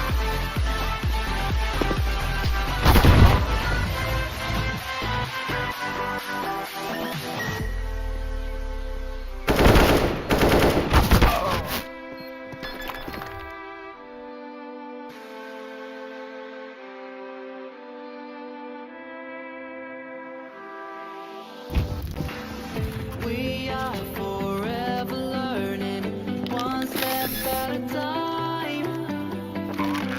As long as the world is turning, I'll be by your side. We'll keep the fire burning, I'll never see you hurt. You know I can't explain it in a way you were. We both know that you'll understand, and you'll see if you take my hand, and I'll go out of my own way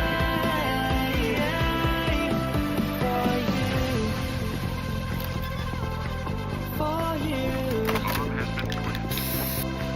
I'll go out of my own way.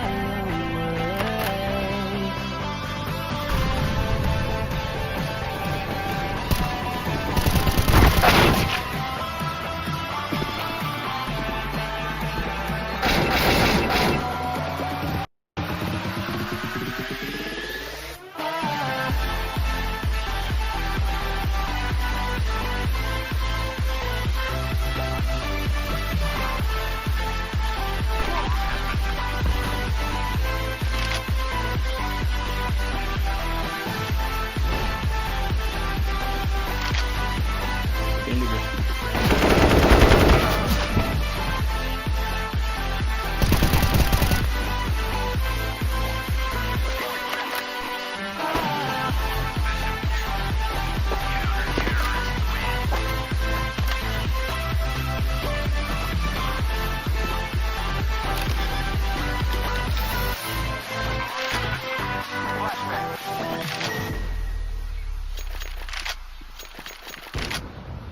Dois L.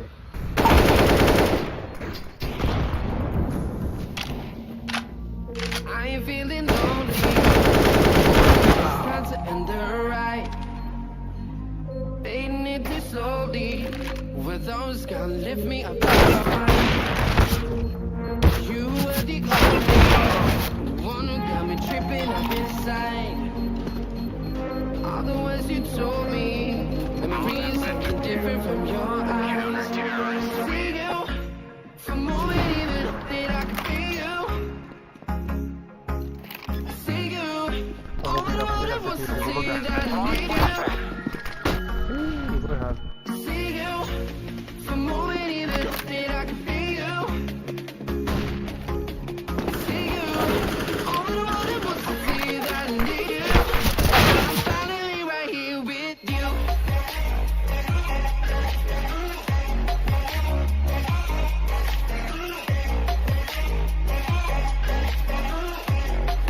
Now I'm finally right here with you.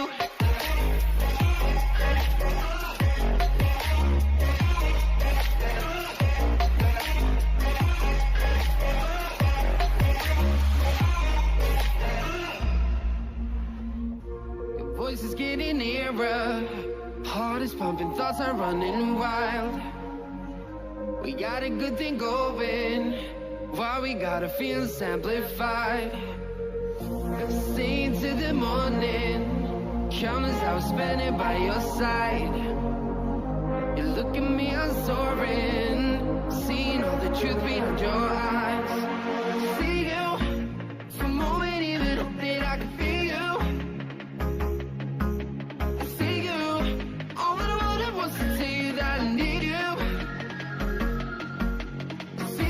I also think these are the two names here that can do secondary orbing. It's Cold Zero and Shocks, but I would be picking Cold Zero over Shocks every day of the week. So, and then to talk about Shocks, that's a little bit new. Right here with you.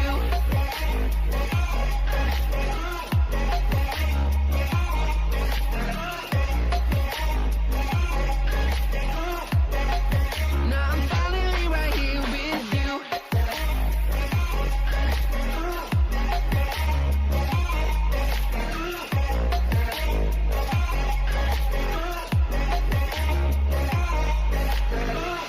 Your voice is getting nearer.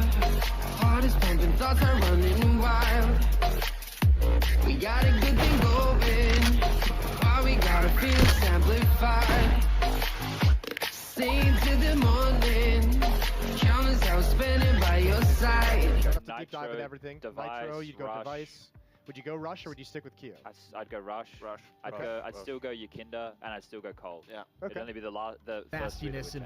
The thing is, though, I was just gonna say I would still go Zybe over device, because he's also sort of right, like Yeah, that's a fair it's kind of argument, hard to yeah. skip him. That's it's you know, he's like a generational talent, and sure, maybe it would be a little.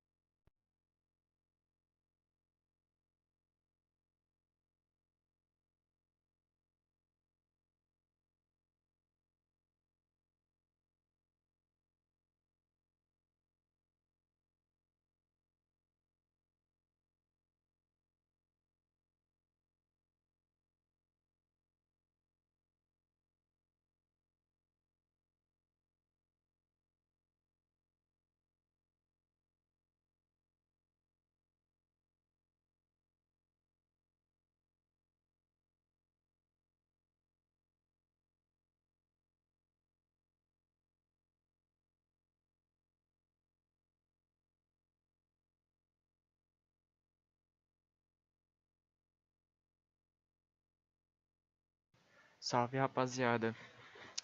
Vocês estão aí ainda?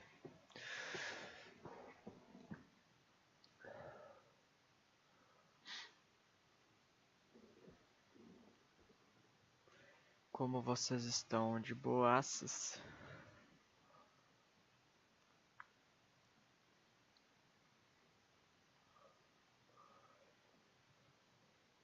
Já vai começar o joguinho da Liquid contra a Heroic.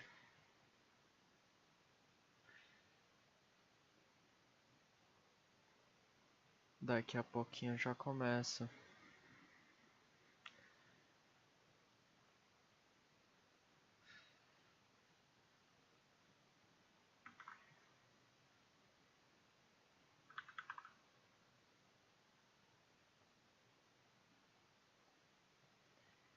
Daí, ó, vai começar o joguinho aqui.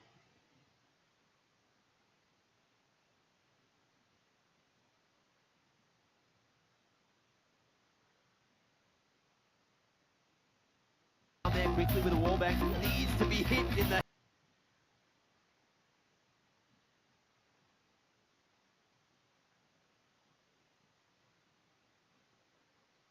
game that he got, and he deserves it just by picking Dust 2. Bring King Devon up. Leave comedian to airplane calling. Yeah, this should make Heroic and Sata III for sure. Welcome to HLTV. The next chart we want to take a look at is one we heard a lot throughout the Fury of Times, but it's also going to be used for Liquid this time around. So you're going to explain this one to me, right? So basically, we go like this.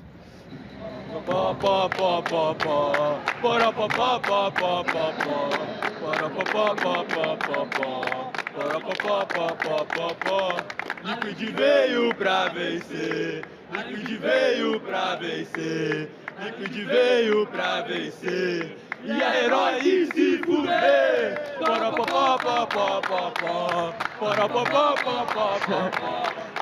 So that's what we've been hearing this whole time. We're just rocking out to it with you guys. Talk me through it. So it's basically Liquid came to win, Liquid came to win, Liquid came to win, and Heroic came to lose. Yeah. With a curse word somewhere in there. You can work that out yourself. But that's it. Yeah, that's it. I love it. This is fun. This is the way it goes down. More chance, more fun to be had. And Liquid, well, they're probably going to get the crowd on their side. Yeah!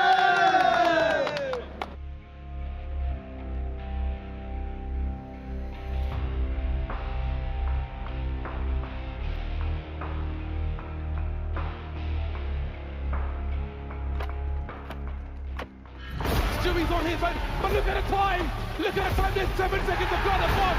They're trying to build pyramids, but there's no more play! Stewie's on the round, we're going to overtime!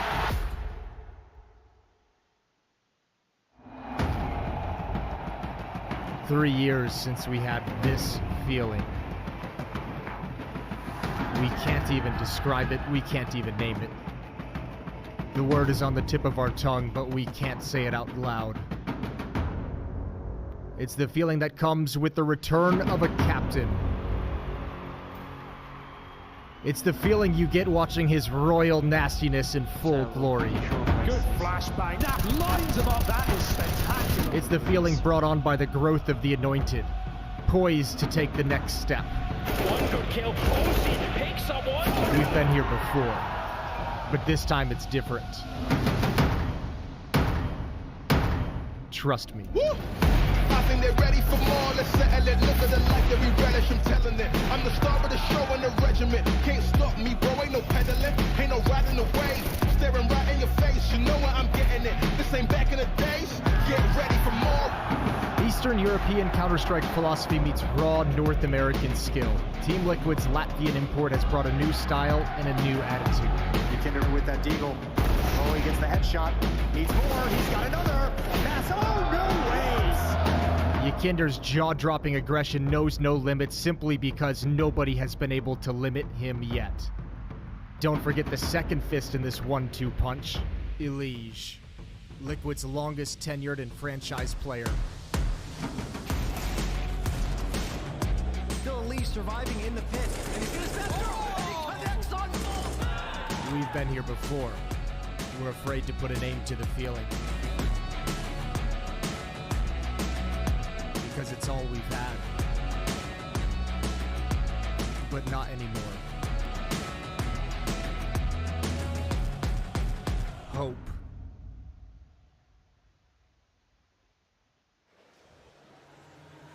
The playoff stage edging ever closer, and for Liquid and Heroic now within touching distance. Just one more best of 3 to determine who will be leaping into that top 8, as two sides have only faltered once throughout the duration of this Legend stage. And Yanko, I guess opposites attracting as you were prefaced coming into this. The victories and losses for both sides of the equation. How many different points during this Legend stage? Yeah, I mean, Liquid opened up with a terrible loss to Mouse. I think it was 16-2 or 16-3, and that was, you know, Mouse demolishing them on T side of Inferno, so the more difficult side. And then for Heroic, it was pretty clean up until the game against Cloud9 yesterday, where, you know, the winner was never really in doubt there with Cloud9 just having a routine win. So both teams really still looking, I guess, to find their form on one side, but definitely book that playoff spot as soon as possible. Yeah, that first stage was just lightning fast, or the first day rather, for Heroic. Those victories spelling out, you know, 16-9 versus Outsiders, 16-2 versus Fnatic. I don't know, it seemed like they were really awake coming into the first stage of this. Cloud9 game, a little bit different going down there, Alan. Yeah, that one seems almost the outlier if you're actually looking at their previous results. I guess on the Liquid side of things, I truly feel like I haven't seen Liquid play that much. I mean, well, surely they've only played the 3 best of ones, but they play Pro League, they fly immediately to the RMR, they play so many series in a row, and then we have a big break, a 3-4 week period. They said in interviews that they had a phenomenal boot camp coming into this, and that's why even they were so surprised by that Mouse matchup initially. So for Team Liquid, I just want to see them play an extended series against a top 10 team. I want to see what form they're in, because given FaZe are gone, Vitality are gone, NA major champions, is it even possible? Can we whisper it yet? Maybe the return, obviously Yakinda. Big reason why NA have been able to return though, Yanko. Yeah, clip this moment, NA fans, when Liquid doesn't make it into the playoffs and blame Alan for it. But yes, I think Yakinda has contributed a lot,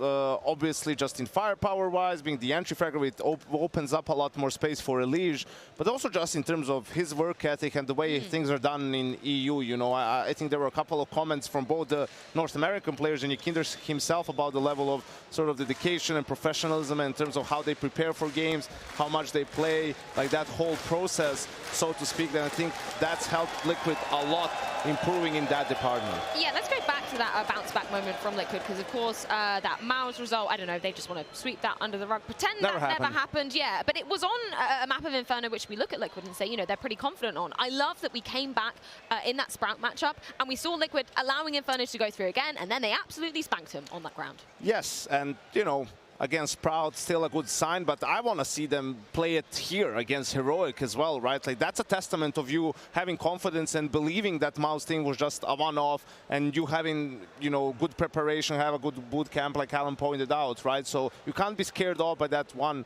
result, no matter how atrocious it was.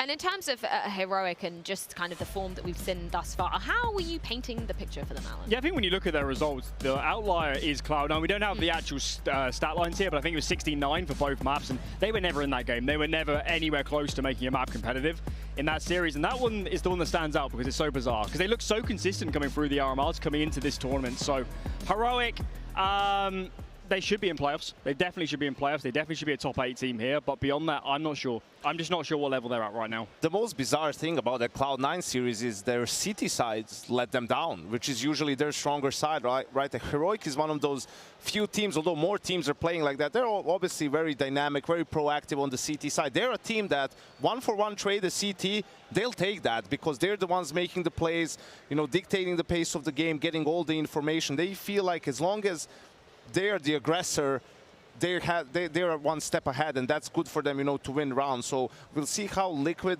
approaches it. Obviously, with a player like Yakinda, there's a lot, you know, a lot of rounds depend on how successful he's going to be in those opening duels, right? Because he's going to be going for them all the time. I think he's one of the highest players when it comes to opening kill attempts. So we've seen in some games for Liquid, you know, like the grand final at Pro League, if he's not finding them, then it's just like he's just dying every round, right? It becomes a little bit of a liability. So hopefully Liquid ironed out their game a little bit more, so there's more support behind some of those attempts and obviously more success. Well, before we do dive into this series any further, let's check in with our Colex players to watch.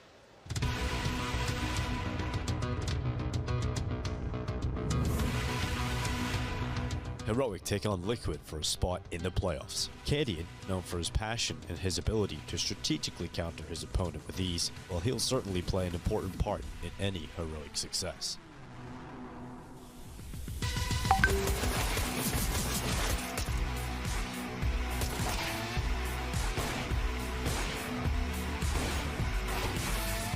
Nitra, captaining America's team in Rio, Nitra has 4 sharpshooters to play with. The ball is in his court when it comes to control of this side. Can he return Liquid to the major playoffs? Heroic versus Liquid is getting underway.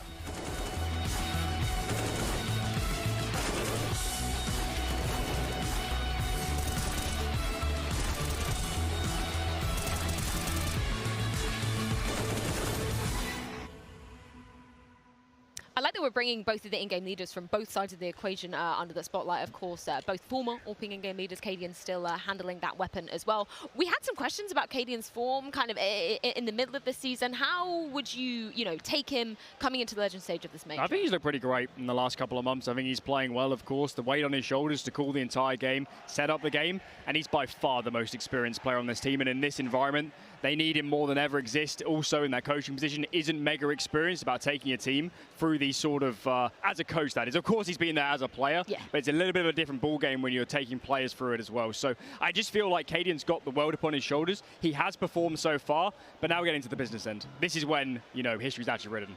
And we talk about, Cadian being a really proactive force as well. Somebody else on the opposite side who's going to be hella proactive, hella aggressive. It has to be Yakinda. And Alan, he's been feeling pretty confident in his own ability recently. Yeah, I think that's safe to say. He had a pretty banger quote to say, I like to think I'm smarter than any other player in the world, which is to the point, nice and blunt. And I love this from Yakinda.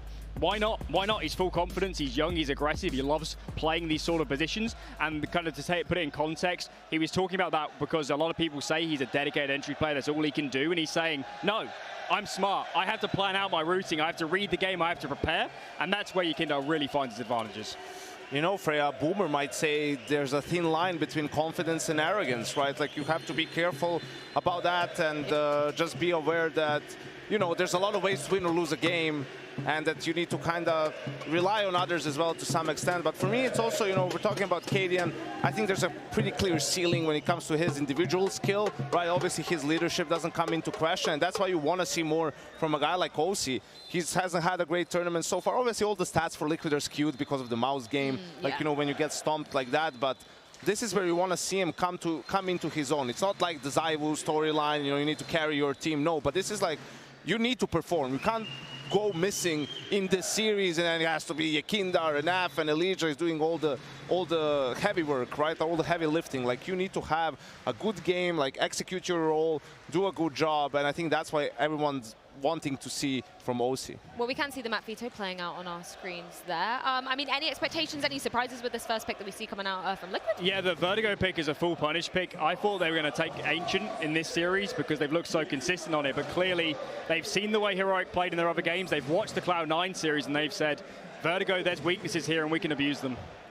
And they go for overpass in the end over Inferno. I think that's also probably a decision based off of Heroic. Yeah. I guess, although Heroic did beat Outsiders on overpass. Outsiders, I think that might even be their only loss on overpass so far through the Challengers and Legends stage. So not so sure about that. But again, a team like Liquid and Heroic both coming straight into the Legends stage, having boot camps, having time to prepare. Their map pools might have changed in the meantime. There's maybe, they had practice against each other, and then there's information from there that comes into play. But yeah, I really can't tell. I mean, like we talked at the end of the last game, the maps and whatnot, I think it's going to come down to who makes less mistakes. We've seen the previous series was such sloppy Counter-Strike. Like, you just have to play good fundamentally. The stars can't go missing, and that's it. Yeah, that Vertigo was a little bit messy from our last series, let's just say that at the least. You've been saying, Alan, though, that from Yakinda, bit of a mediocre performance so far. I think Vertigo, that is his shining ground, surely in that ramp position. That's one of two positions I'm always putting Yakinda in. He plays B now. It's Elise that plays on the ramp side, so I actually feel like they are in the wrong positions. I think Yakinda should be playing towards A, but actually back on Outsiders and before Virtus Pro. Vertigo was never a map Yakinda really liked. He always found his form on the Mirage, the Infernos of the world. So in this one, I think we're looking at Elise. He's been the best player for them in this tournament. He's playing the most important position, and if he wins them Vertigo, he's probably going to win them the series. Well, he has been looking pretty hot to trot so far, but will Heroic put up a wall that he can't be bouncing back through? We're going to see exactly how it does pan out. Liquid's map pick coming into things. It's going to be Vertigo going down. Oh, okay. Heroic, Team Liquid. I'm excited for this one. It seems Rio de Janeiro is as well. 2 wins in the bank. One of these teams locking themselves in for a mammoth performance in front of that arena. I spoke to Exist just before this gets started. He doesn't really know which one is better. Both teams rather equally regarded. And same for the odds. Look at that. Very hard to separate them. We're on to the first round and not quite the first frag. I'm with Chad. Cadian with Yakinda. It's both of them responsible, so really responsible for that A site. And still pretty burrowed down in towards spawn here. So taking a bit of information towards B and A early are Liquid, but now regrouping over towards middle, and they have to deal with Stown. Should have. Ooh, a bullet. onto him, out and safe. A lot of utility burned through, but space to be taken. Response from Tessus. Flash not with much of a problem. Damage inflicted. Tessus does drop that smoke. Here. There is a chance, a little gap. If you get Inquisitives, down could punish. Up towards construction. And in CT, Yabi on B. Problems now as bullets are landing. This is very imposing from Liquid. Nitro does finish off Shush. Yabi amazingly gets just the one. Still Tessus, vigilant, resistant. But bomb planted and Liquid, I've loved what we've seen. Just their approach on this T-pistol, it's had legs. See if there's anything to say about this retake. Oh, not anymore. Tessus is a ring-in, trying to finish it off was Naf, and job done. Cadian looking to save this armor here, just backpedaling out. But you said it had legs, it had layers. As the last few members from Liquid are having a look, I'm sure they'd love this extra kill, 300 bucks in the bank, but they've evacuated. So Cadian will be staying alive. And we'll notch one onto the board here. I was saying layers, right? Well, that smoke actually denied the space that they were looking for to head towards that A split. The fact that Nitro able to get the kill onto Shush. Shush and Yabi understanding they needed to buy themselves a bit of room, right? That crunch was coming and you had to win a fight on one of the flanks. This was OC chasing down Yabi there quite low in that exchange. And Naf with this one here, it felt like the killer blow. So good stuff from Liquid in the early stages of this, and now we have to see what approach Heroic have, and it looks like Force Buy on the agenda. Scout out for KD and pistol upgrades for the rest. And Liquid, as the desk mentioned, smelling a little bit of blood in the water as far as Heroic's Vertigo. Saw that Cloud9 game the other day. It was a bit of a drubbing starting on the CT side. And I'm sure they'd love to replicate that here as warning shots again. I think Rio has chosen his favorite for this head-to-head. Let's see if Yakinda can give him something to cheer about. Does find Stown. This is a force buy round. Again, I'm always scared when I see Heroic on these force buys. Very potent individuals. They'll make that 5-7 sing, that deagle. A quick click, all it takes to start to disrupt. The biggest concern right now is all this util for Liquid and all the space they have with a minute 18 left on the clock. Elige does cop that flash, but they're ahead, and it's the nades. Now, teams have become very good at faking the plant in situations like this, and Nitro, well, he's actually going to sit it, so he goes down. One back over. Action. And Yakinda, stubborn. Recovers the Galil, looking to plant. Could be run down. Spam not going to connect, and that's the bomb planted. Mission accomplished, or at least halfway there. Retake smoke. Yeah, that's geeky. Love that. Cadian will get the smoke onto the bomb. Yakinda's in a prime position to deny as they regroup through elevator. It's up to Yakinda, really, initially. This is the angle, this is the cross, and that is the frag. Yabi down, quick trade, good from Cadian on the scout. Closing gap, light on time, no kit, problems now as the more from the Galils fill the feed. Could see a bit of panic there. Knife came out in towards the smoke, worried that maybe there's a kit for the defuse, but not enough cash to go around to make that one a possibility. And a 2-0 start here for Liquid, quickly to be converted into that 3-0. Heroic have no choice here but to take the save. And here's the nades. I'm surprised we didn't see the fake come out here once they established it was going to be that force buy. So, you know, just wanting to get the digits in. But all it takes is, you know, a death like that, and you probably start faking a bit more. Yeah, because the flash can come over and they spring up on top of the headshot box. They come through the smokes and you have some real issues on your hands. Well, no issues in this one, right? We can all sit back, relax, let Yakinda explore. Well, those aforementioned flashes are in play, and they're on the belt buckles of Shush here, who started towards B, now has rotated over towards A, and it looks like they want to use them aggressively, but Yakinda has already passed this and not being considered. This is an opportunity for the Latvian to farm up, and he has been noted now. Lots of information. He's going to go down, but that's fine. The gap, it's huge. They've spotted out multiple players there, and you can see Elige springing into action to take all of this space and deny these pistols any opportunity. Very nice. Throws a couple back. Elige, lots of bodies charging towards him. He's been overrun and kept to one. That's awkward. An AK-47 for their eco troubles. Yes, please. Thank you very much. A little Molotov cocktail as well, which you might be able to get flanking on towards the bomb. OC, takes them both down, lined up, holding hands. It was Yabi and Tessus, now gone. The AK denied. I want to see if you can get that back for Naf. So ooh, yeah, that would be nice. Where is he? He's actually just starting to meander off the site now. OC should have Stown on this retreat. Doesn't want to give any extra cash to his opponents. OC obviously just looking to post his 6th. Oh, it's click now for Stown. He hasn't gotten that far away, so might catch OC here. You can see he's not considering the around-the-world maneuver here. Instead, will finish him off. So an AK picked up, but for how long? Being run down, and 9 HP removed. Now, can get that AK out of this, and they will retain 2 players. But that's a pretty costly one just against a very light investment. So Heroic, you'd be happy with that. More happy with that than the Forcebind. Here's that lineup. OC saved the day, right? If they were all over towards the B bomb site, a MAC-10, an AK, maybe another stray kill, you have a few more problems. Now we have the first gun round. Both primary AWPers, Cadian, the in-game leader for Heroic, and OC, potentially North America's next big thing. We're yet to see it, but this would be an event for him to really flourish. Yeah, the desk were talking about it. I think if ever there was a time, it would be now. Cadian actually fires off a missed shot down the ramp on an early crane peak. Responsive utility will keep them caged. Yakinda unwilling to completely succumb. 4 here for Heroic. They're in the right place, Chad, and that nade is 2. Yakinda 9 HP. They will swing through, looking to evade and ideally reset, because they are coming. Look at this, the pincer movement from short. It's down over the one-way. They are respecting it. Perfect. You have to respect that one-way, right? You see Yakinda, he thought about it for a moment. Maybe I'm just ahead of the play, but Liquid understand they threw everything bar the kitchen sink. That's what's left over for Heroic here to try and defend with the second wave. So Liquid short, you lose a lot of HP on your Yakinda. Bogdan's Law comes in, but you can reinitiate with your smokes, with your flashes, with your HEs, and still end towards this A site. Heroic right now, with their CT setup, feel like they've done enough.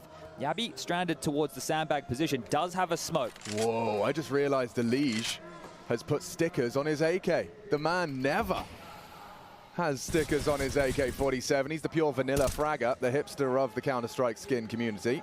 This Yabi smoke is actually going to cause a lot of issues here if they can't flush him out. There is a HE of Nitro, but that's not enough to do lethal damage, and they haven't mollied him. They could all overlook this. Yabi will not be checked, will not be Molotov. So many backs are turned. This is going to be such a massacre. Oh no, Liquid. 1-2 from Yabi, a third available. Yakinda baited and executed.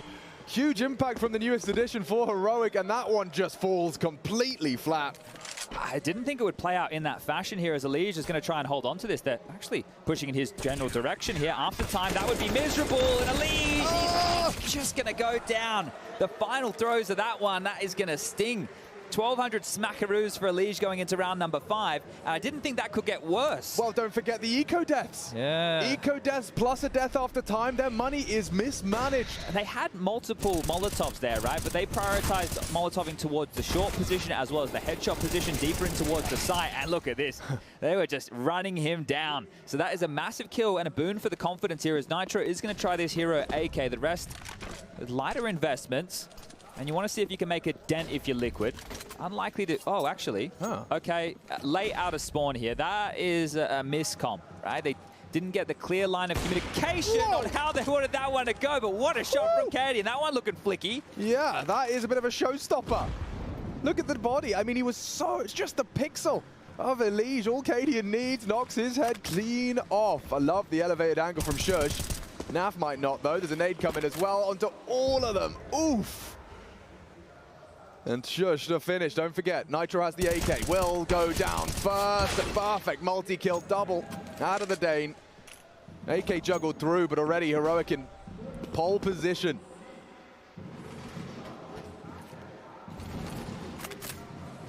They want the info here. You can see how active they're being. This util continuing to be a bit of a nuisance here. OC searching into the back lines, and it's a very difficult clear to deal with Tessa. So you can see how far forward he is. As OC rounds this corner, he has to look straight ahead to bridge. We'll have to worry about down the ladder of the right. This Tessa's corner, it's very common, but it's always a difficult clear, and it should be good for Tessa's. Yeah, bullet in the back of the dome. AK now on the deck, and Tessa's to mop this one up onto Yakinda. Beautiful work. That's going to be 2 rounds now for Heroic, and this is very early stages. Look, we're going to monitor this in, well, the context of the entire half, but so far, whoever's found the opening kills has converted the round. So the last 2, back-to-back, Heroic with Yabi, and then Cadian over towards A.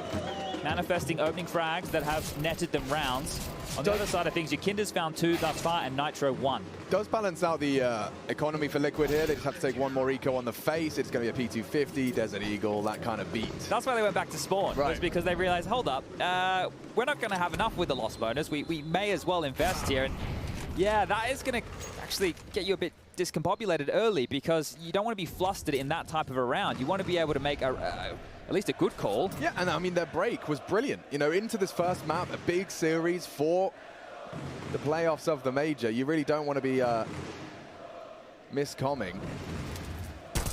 Out wide, and a missed shot's out of Stown. Looks like it's all been resolved nice, neat, and tidy. Yabi and Stown combining with their M4s. Nitro's clock, not going to get him far, surprisingly enough. But that's the 3-3 equalizer. Liquid, as we said, they came out the gates flying, but the openings continue to correlate. Chad Birchall, 100% conversion of those opening kills. Yeah, we'll try and keep track of those. Now, look, if this gets a bit scrimmier and in the face, we know that Yakinda's going to be jumping down ramps, taking fights. Oh, okay. Nice little balloons they have going on there. Yeah, they've really got behind Liquid. Bit of tenacity out of the audience after here today, that first game, they may have been concerned they wouldn't see him. Cadian in a different place now. It's been starting over towards A in the previous two. Now over towards B. Fortified, extremely heavy as Yakinda. A whole lot of room to stretch those legs. This time, they will molly out towards the sandbag position. This is something Heroic does well. The reservoir of utility towards spawn. There's a bucket load there that you all just spotted, thanks to the ops team. Yep, that's enough to cancel plans initially. Scooped up now. This is one of the things I think Heroic do quite well, and probably a lot of teams do it, but we seem to get highlighted a lot with them in the server. When you have all that extra util at spawn, you take the extra flashes with you, and then you will use them to find the opening, and you drop back, right, and get the extra goodies. I mean, especially if you've got lineups for those stop nades, those stop mollies, retake smokes, you can have them lying in wait, and down, deleted. OC prepared, gives Liquid the opening. Can they convert? Will there be any more disruption? Great nade, chipping away. OC still impactful. He has got 7 frags. Cadian, the only one to find a rebuttal just yet. 45 seconds, there is no need for a full commitment, but if Cadian goes down, they will. And they are. Going for the plant, volleyed out. Hail Mary no-scope does not connect, and now that bomb is ticking. Might have to be a save here. The flank about to get found out, and if he doesn't win this fight, oh, he does. Now we're back on 3-on-3. Shush communicating, wants to play for his life as well. Yabi for the retake smoke, Cadian not sure. If Shush is noisy about this, then they will know that there's no flank, so he has to do this silently, but it's going to waste so much more time. This is going to be right down to the wire, Chad. Right down to the wire. Shush now strafing through, will join them elevator. Nitro has a lovely gap on this smoke. They may not know. All pre-fired, baited and saving. Okay, well, it was posturing, it was threatening. But Liquid will convert off of that opening, and it was OC that laid down the law. No slouch on the rifle, this guy, but obviously, primary AWP for Liquid. It's catchy, this one.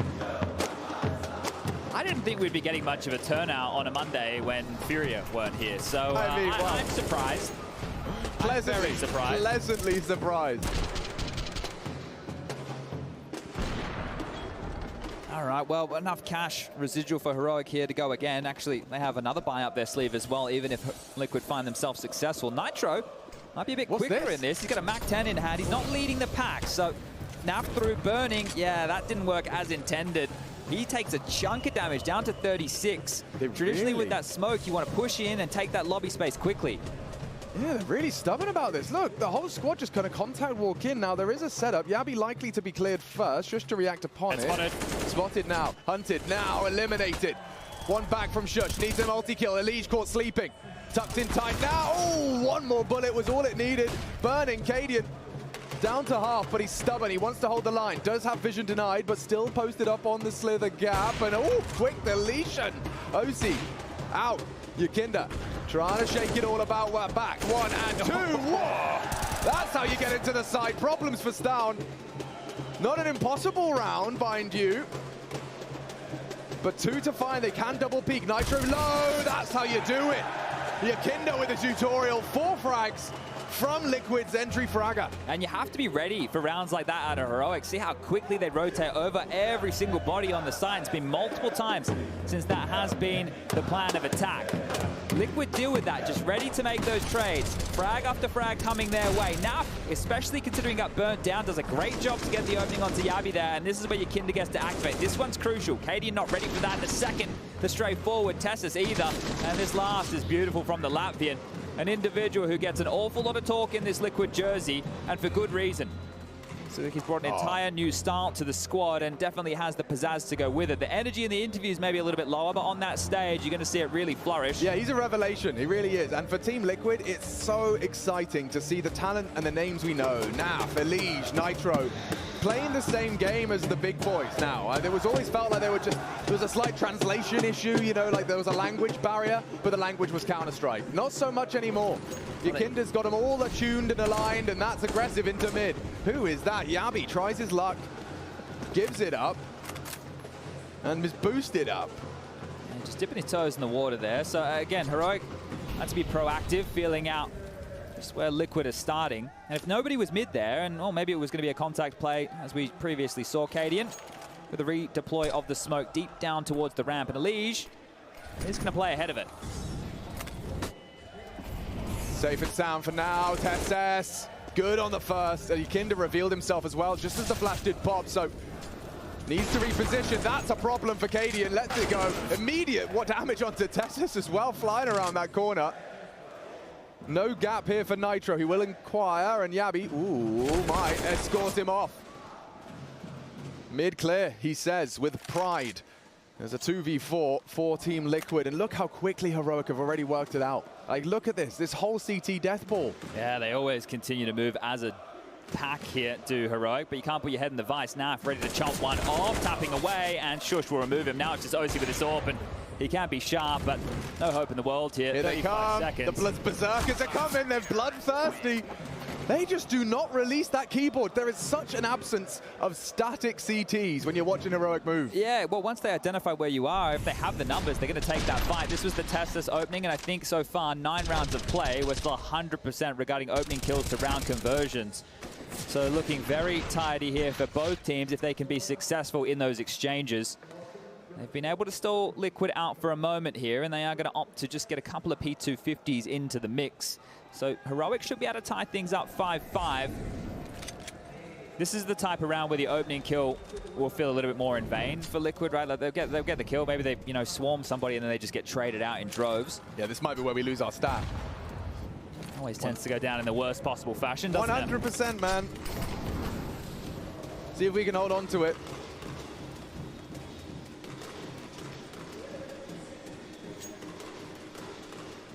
Yabi knows to the screen, and he knows that this one should be 5-5. Tying things up on Vertigo. The Desk described this as a punish pick. Certainly doesn't look too punishing for Heroic CT side just yet. Yeah, getting blown out of the water by Cloud9 on that map. But once upon a time, that was, towards the tippy top of Cloud9's map pool. I know that there's been cracks in their performances as of late, but there it is. Cadian gets the opener, and this is where everybody else, they see the ecos, or at least they hear them, and they come running. So Heroic get exactly what they came into round 10 for.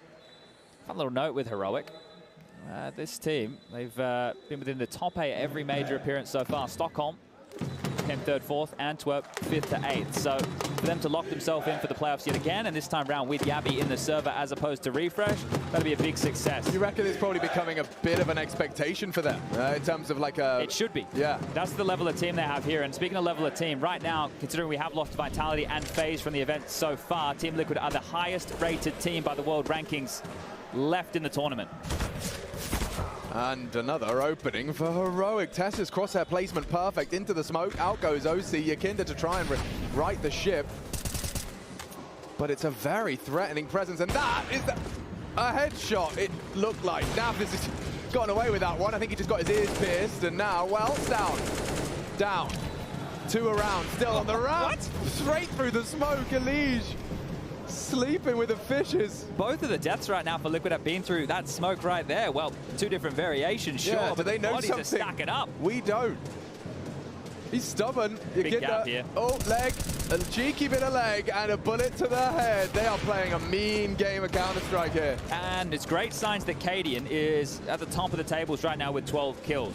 This is fantastic signs for Heroic, right? Cadian, if he can show up with this type of form, we know how strong the rest of the riflers on this team are across the board. A lot of the criticism gets levied to Cadian, and Shush will finish things off neat and tidy. 4 remaining, and that is a very, very nice round to pick up. 3 consecutive here for the Danes. And And there's that opener. So you can see just taking pot shots through. And if you know that OC has the AWP on the other side, he's going to be jumping up on those pallets on the back wall. Oh, wow. A bit of tilt there. That was heavy tilt and early. I do not want to see that if I'm a Liquid fan. It's just frustrating to go down in that fashion, right? Of course. So you can see that starting to bleed through. Yeah, and I mean, you can understand Elijah's just not had a dreamy start to the game either. Don't forget that death after time probably tilted him, the extra of going back to spawn in order to level things out. So there's been a couple of faux pas. We had Mr.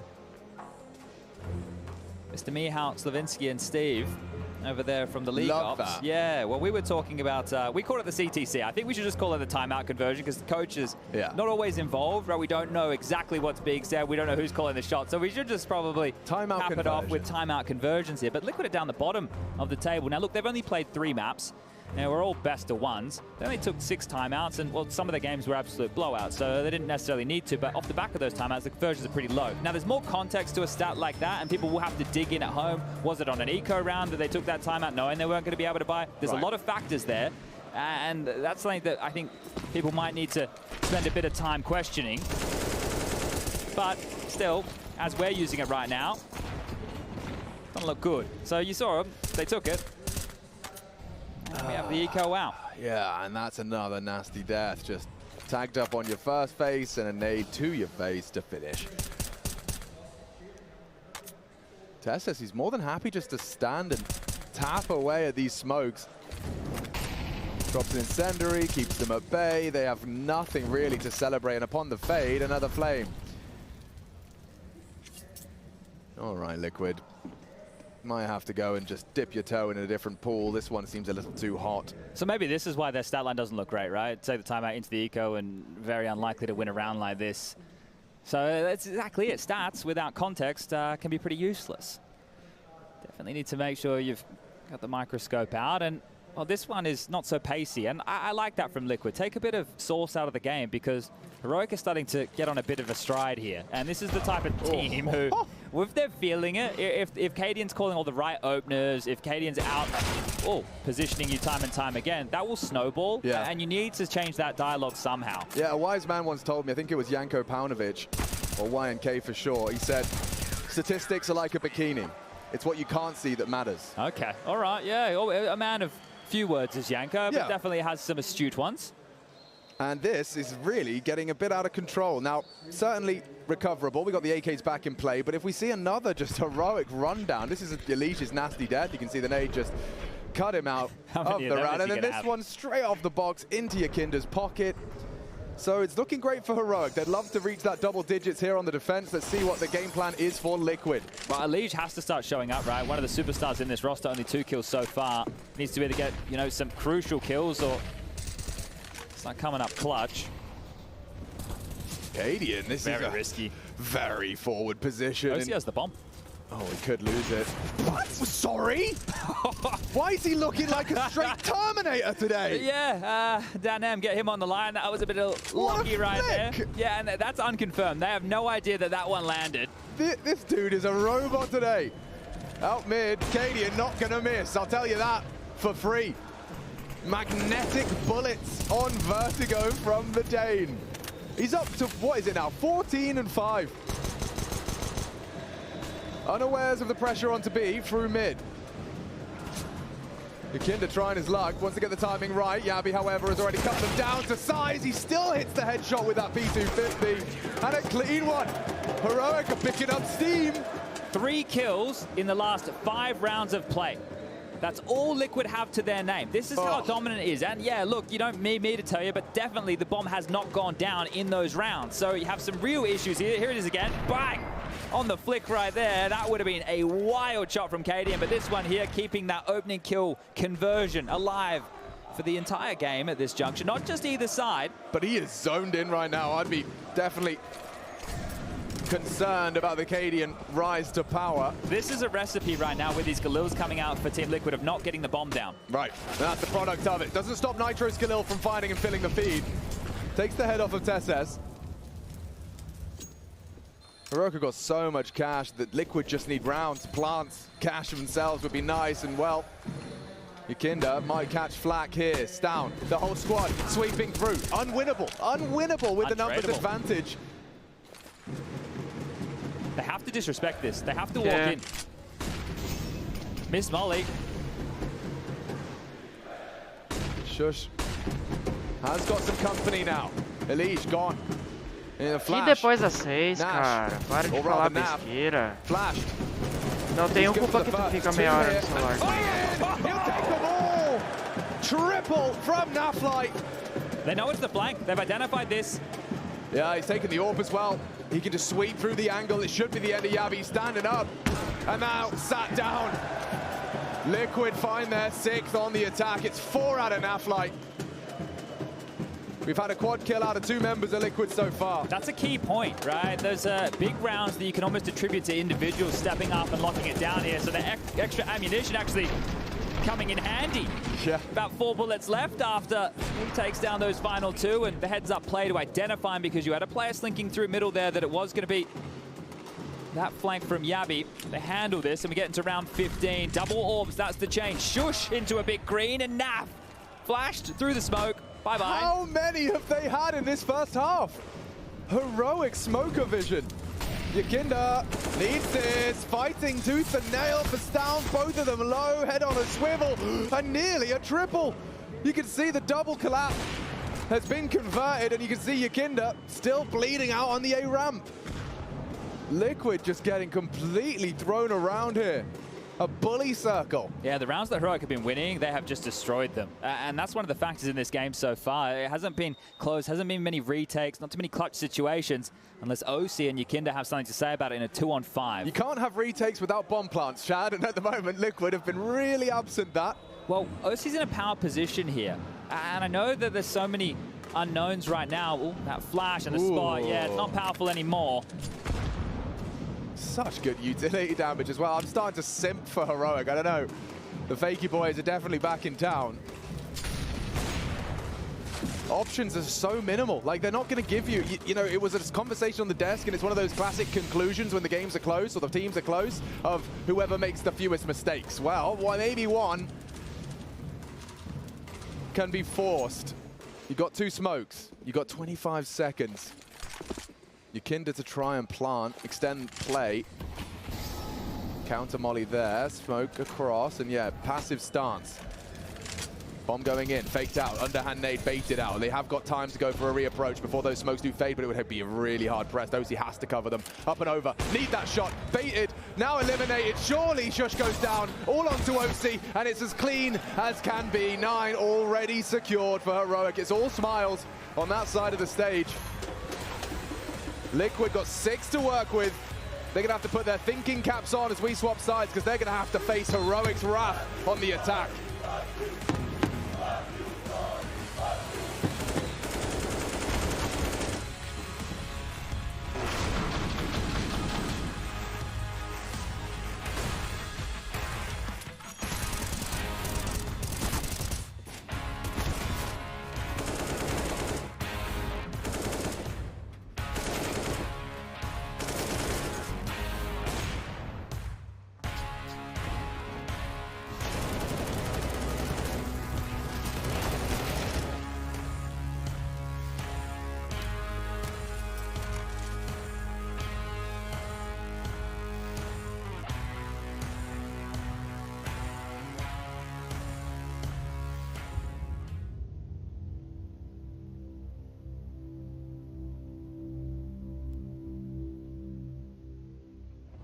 Radeon is one of the most recognizable faces, not only when it comes to Danish, but also global CSGO.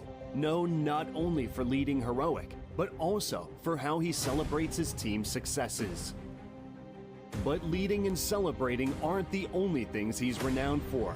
He's also a very efficient player. Let's travel back to IEM Gamescom 2015 and the match between Renegades and Cadian's SK Gaming. He needed just 2 bullets to stop 4 advancing enemies. Lashes are coming into B. They've gone with a bit more tempo. Oh, double shot! Takes down Yaman Sponge. He was missing earlier, but I suppose he makes up for it. Taking 2 with 1 bullet there. There's Cadian again! Oh my god! 2 bullets, 4 people for Cadian. Pretty fantastic stuff.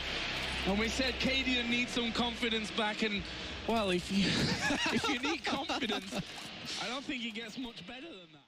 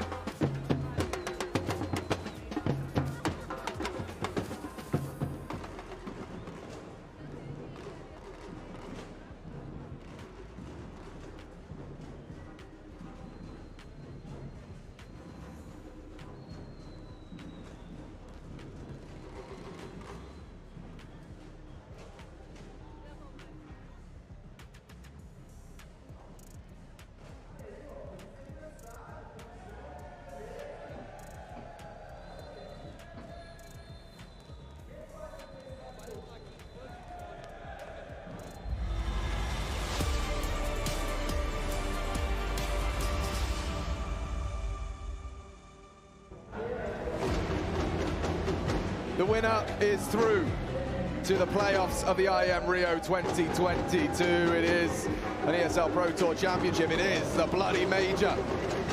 Heroic. They've never missed the playoffs in attendance as a squad. Well, an extra body. Frustrations have definitely started to mount for Liquid. And it's because Heroic, they've been really putting the pedal to the metal. And a no more apt side for that than the T side. Heroic on the attack now. Liquid to receive. Now, this is Liquid's map pick. You can see the bookies do favor the Danes, albeit by a small margin. And we get to see if Liquid's defense is up to the task. I think that's my main question. You've got a Liege equipped with the Julies, definitely good. 30 bullets to rain down terror if they start to advance onto short side. Yeah, fortunately it's a retake B setup here, so Team Liquid will be able to rotate over quite quickly. They are grouping and crawling. Oh, Elige too. Ahead of the pack, now beheaded too. Headshots in the feed, both for Team Heroic. Yappy trying to get himself a USB upgrade safely, does manage to do so. There's two HEs here as well. Once they execute in, Yakinda's the only one forward of this. No one playing towards that headshot position and flash at the ready. Yakinda will have to do this. Oh, never mind. Naf just transitioned. Perfect. Another stagnate. It's harder on the T side, and they've done it again. Yeah, their util damage has been on par. Now it's just going to be this 2-on-5 situation, and I don't see a way to break in here. Sure, there's a smoke, but that's about it. 2 kills for Nitro, 2 for Elige. They are missing right now. Oh, chances gone by the wayside now. Nitro had a couple of clicks in him. And yeah, Yakinda, this one just a step too far. Steps in and is punished. Looking for more. Looking for Cadian. Shushes there. Good angle management. I have to, once again, levy some praise towards that utility damage. I was impressed by how well we were seeing those CT stagnades and incendiaries and lineups, but to be pulling out a stagnade kill on the first round of attack is also impressive. Wow, every member of... Yeah. What? Every member of Heroic is above like 120. It's crazy. It is crazy. And yeah, well, some of the details we're highlighting. We saw all those nade kills highlighted by our ops team here. Now, this is a curious-looking purchase by Heroic. 4 SMGs, 1 AK-47 up against the Force by a Liquid. If Heroic win this, they're going to run away with this map. You must have something up your sleeve, right? You don't do this without a game plan, and you can see there's a prioritization of utility. Yeah, well, funny that, because they've been pinpoint perfect with it so far. So that makes a whole lot of sense here as Yakinda gets an opportunity to at least take a fight. The run boost across, I'm not sure how much he spotted there, but has to have a good idea that it is possible. TSS will be the best to joust against both of these. The Deagle. Ooh, one shot. And the re-smoke. I guess the timing on this, they can just wait out this smoke, right? As long as they don't give anything over to Yakinda here, he really would love to just get some tags. It doesn't have to be lethal. Just to soften them up and potentially force them somewhere else, because we have Nitro and Naf over towards B. OC still patrolling mid. And yeah, there we go. So just starting to unload. Hot lead, nades. And he's in the safety right now of the toolbox, and Yakinda knows he needs to take a fight. He's going to put him in the open. Cadian's going to run him down. Yeah, he's trying to take space. You can see it in his eye. He's now a lead. Goes wide. He's gone. What a game from Cadian, the in-game leader here. 22 kills. Right, this was a question at different parts of the year, different moments with Heroic in the server in terms of being a leader that the team will trust no matter what he says. He says jump, they say how high. But in terms of the fragging department, this will make you believe in your leader even more so. 22 kills, mauling Team Liquid, and a major playoff spot on the line. That's enough to make anybody a Cadian believer right now. It's just OC holding on to this Deagle, and let's see if he can grab himself something. Crazy. He has the same amount of frags as the top 2 performers of Liquid combined. Yakinda, OC, 22 frags together. Cadian, 22 alone. You look, Elysian, Nitro, they just nowhere to be seen right now. That's one, and we'll get to survive here. Yeah, that reload means that he'll get to hold on to his life. So carried through, but that's one of those kills that's just about stat padding. It's not going to mean an awful lot in the context of this game, knowing that Liquid are going to be on what should be an eco here. So that was just easy. Cadian surging forward, and then this one, like he's leading at the front, right? And that kind of sets the pace for the rest of his teammates to follow through to make sure that they're there to trade. Nitro has a flash at the ready towards middle, but they're quite loud over towards A. This should be heard from Yakinda here as they have thrown out a gap smoke. They just want to negate his position altogether, and understandably more so now that we can see that little gap. So we'll have to stand and, oh, I was going to say fight. He will get flushed back, and they should be on high alert as this rotation coming over. Remember, the one flash is the best that they can do. Yeah, well, there's a lot more nades on the other side of the court. Look at this barrage of utility. Liquid melting at the hands of Cadian, up to 24 through his own flames as he knows this one is his game. Sprayed on down, bodies are dropping, Liquid's hopes with it. This is grief. And this Cadian story, look, 27 years old. I think if people did catch that little clip at my displeasure during that break right there, you can see just how long he has been doing this for.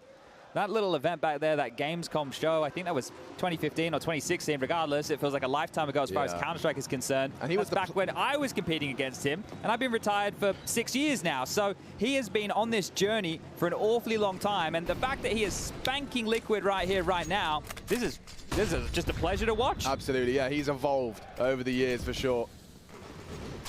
And he's just been so stubborn with it. Years of missed opportunities, failed projects. Wasn't a favorite son of the Danish Counter-Strike world by any means, right? No. And even at this juncture still gets considered to be a bit of a prickly individual. But this is where Liquid can get back into the conversation here. This looks geeky. Shush has got a nade line up for the stack nade on quad. I mean, that would definitely trigger anyone sitting behind and likely eliminate them too. Well, Anaf can now actually slink into that position if he'd like, and that's a defensive T-smoke thrown towards the front lip of B there. So that is going to at least draw the rotation, or at least inquisitive glances of Elige and Nitro. Yakinda coming over as well. They're going to have to flash and search for some info. But all the way back to spawn to pick up their goodies, and they're not in a rush right now. They look extremely comfy, Heroic. Incredibly so. And just so cold and calculated as well. Yeah, it feels like the game plan is working to perfection. They are heading back towards B, and those 3 prongs that we mentioned are still close by. Starting to imply commitment. That will pull what little Liquid CT smokes they have remaining. Now just 2. But actually 22 seconds, lads. This is going to get really uncomfortable. Molly will force Naf wide. Has to extinguish to survive. Does so. Shush in. 14! I cannot understand how this is still a commitment. 10. You've got to get that bomb down. The frags are in. One more required. Bomb is loose. Round is surely lost. One more. They just have to kill OC. Yavi had the chance. Good God, that was a close one. Wow. Okay. Down to the wire right there. Maybe lost track of time a little bit, but it looked perfect until it didn't. That bomb just getting flung forward. That was the difference maker. If it stopped and stood still, that would have been at the feet to get scooped up and get planted. So that one is a gift here. Liquid Bit of divine intervention in this one. They'd have been so mad if you lose this one. OC must have seen the lines up here as well. Look, he gets gooshed through a teammate. Oh my lord. Oh, if he didn't hit that, it was curtains. This is crazy. They bought into Mac 10s again here. They want to be fast. They could have bought AKs. 3 Mac 10s as a purchase again. Heroic, are you doing this on hard mode? Yeah, this is full Mythic Plus difficulty. Trying to innovate at the biggest of stages. Nitro hears them, concedes. OC already puts his name in the feed. Tessa's gone, but those SMGs bound into B, and it's unguarded. They can lock it out now. If they've got good mollies. Bodies on site. You can't go for this if you're Liquid. You're going to give everything over here. Oh, nah. Okay. That's a huge play. This round's back on. He's back into B. They kind of exited for a second. Now the fight comes to them. Hard spray transfer for Cadian. 2 already on the AK. And then a 2-on-2 on the fade. Yakinda caught on the reload. It's OC back in business. 1-on-1. An SMG for Stow, not the weapon for the job. OC lets it go. And Heroic didn't need to come in with the SMGs, but still profit. That's crazy. That is crazy right there. Look, that's a Cadian call. That's what we'll call that. Massive stuff here. Look at this. And look, this is a classic game that we talk about standard bang, right? Both teams just wanting to fight, and NAF understanding, hey, this is a very important round. We have to take this battle. We have to take this fight. Leaps around the outside of the building, gets his feet on the ground and gets a kill, but it's enough to lure Liquid into their demise. Back to the pistols and back to the dumps as fast towards mid. The nade's going to land down. He's going to get cleaned up here. Should be have another one. The bomb recovered by Tessus and his handiwork. They look so comfortable. It is ridiculous how comfortable Heroic looked right now. 14 is guaranteed. Very much playing their game on land for a spot in the playoffs. And whoop, down goes Elige. He's having a bit of a nightmare start here. This is some of the best I think I've seen Heroic look in an awful long time. Voltei aqui. This is they're not faltering at all. Yeah, they're not faltering at all. There's nothing going against them here. That result against Cloud9 for Heroic playing in their favor massively with this choice. Liquid thought this was a weakness. This doesn't look weak at all. Agora é só estou pelo redondo de vocês, porque o Bel já ripei, infelizmente. Just need 2 more to close this out. We have Mirage coming up as the next, and Overpass O meu já foi de base. And looking to get a little bit of revenge here. These 2 teams faced off at Blast Premier Fall Groups back in August. And Liquid 2-0'd them, 16-8 on Overpass and 16-8 on, 16-6 on that of Vertigo. So this is a stark contrast. Well, they certainly had some demos to review of Liquid's approach. But yeah, some rather blaring absences in the fragging department. Heroic, quite the contrary. Everyone pulling their weight, all in the teens. And you can see the update of that B stream. Jogo difícil isso aqui, mano. Caraca. Attacked your pick'ems and doing so proudly. Lonks also making an interesting statement with an interview he gave to hltv.org. Esse jogo aqui sabia que seria difícil, mas pô, tá pegado mesmo. O Heroic, pô, que isso? Se tu colocou os dois, Liquid é Brasil, pô. É Lijão ali da massa. Português moral. Brasileiro moral, aliás. Well, Elige still having a rough go, Alex. 3 kills for him, 4 for Nitro. And you need, for this team to be successful, the 3 names that you're looking for here in the rifling department are Yakinda, Elige, and now. Back a bala, tomei strike hoje no canal. Look, we're not turning to him for bags of frags. Acho que tá. O mic tá meio baixo, né? E o áudio tá meio alto. Coin wallet? Yeah, a little coin purse. Well, this is Heroic. Ooh. Yeah, you have to be careful with that. Your traces can be spotted, so you're kind of just illuminating yourself, making it a little bit easier to track it down, and a nade to dissuade from middle for now. But this is a bit more of a default spread from Heroic here. So out of the timeout, I think they were expecting Liquid to throw some aggression in their direction. Now that stat we were talking about with opening kills to conversions has been broken off of the back of the round where OC stayed alive. So we'll throw that one in the bin. They're heading back towards A, and Yakinda is here. He's playing around this limb smoke. There's a timer on that, though. And Heroic have been so well aware of the vulnerabilities in their take. Let's see how they clear. Nice damage. OC finds lethality. Tessus is gone. Down as well, meets his demise at the hands of Yakinda. And just like that, A default spread is shut down. Shush to try and right the ship. One, but not done. Katie, that is some forward positioning. Trying to fake it out, perhaps make space for Yabi, who's going for a crawl. Naf is going looking. This could go wrong. Hasn't been spotted yet. We saw this duel in the first half go the other way.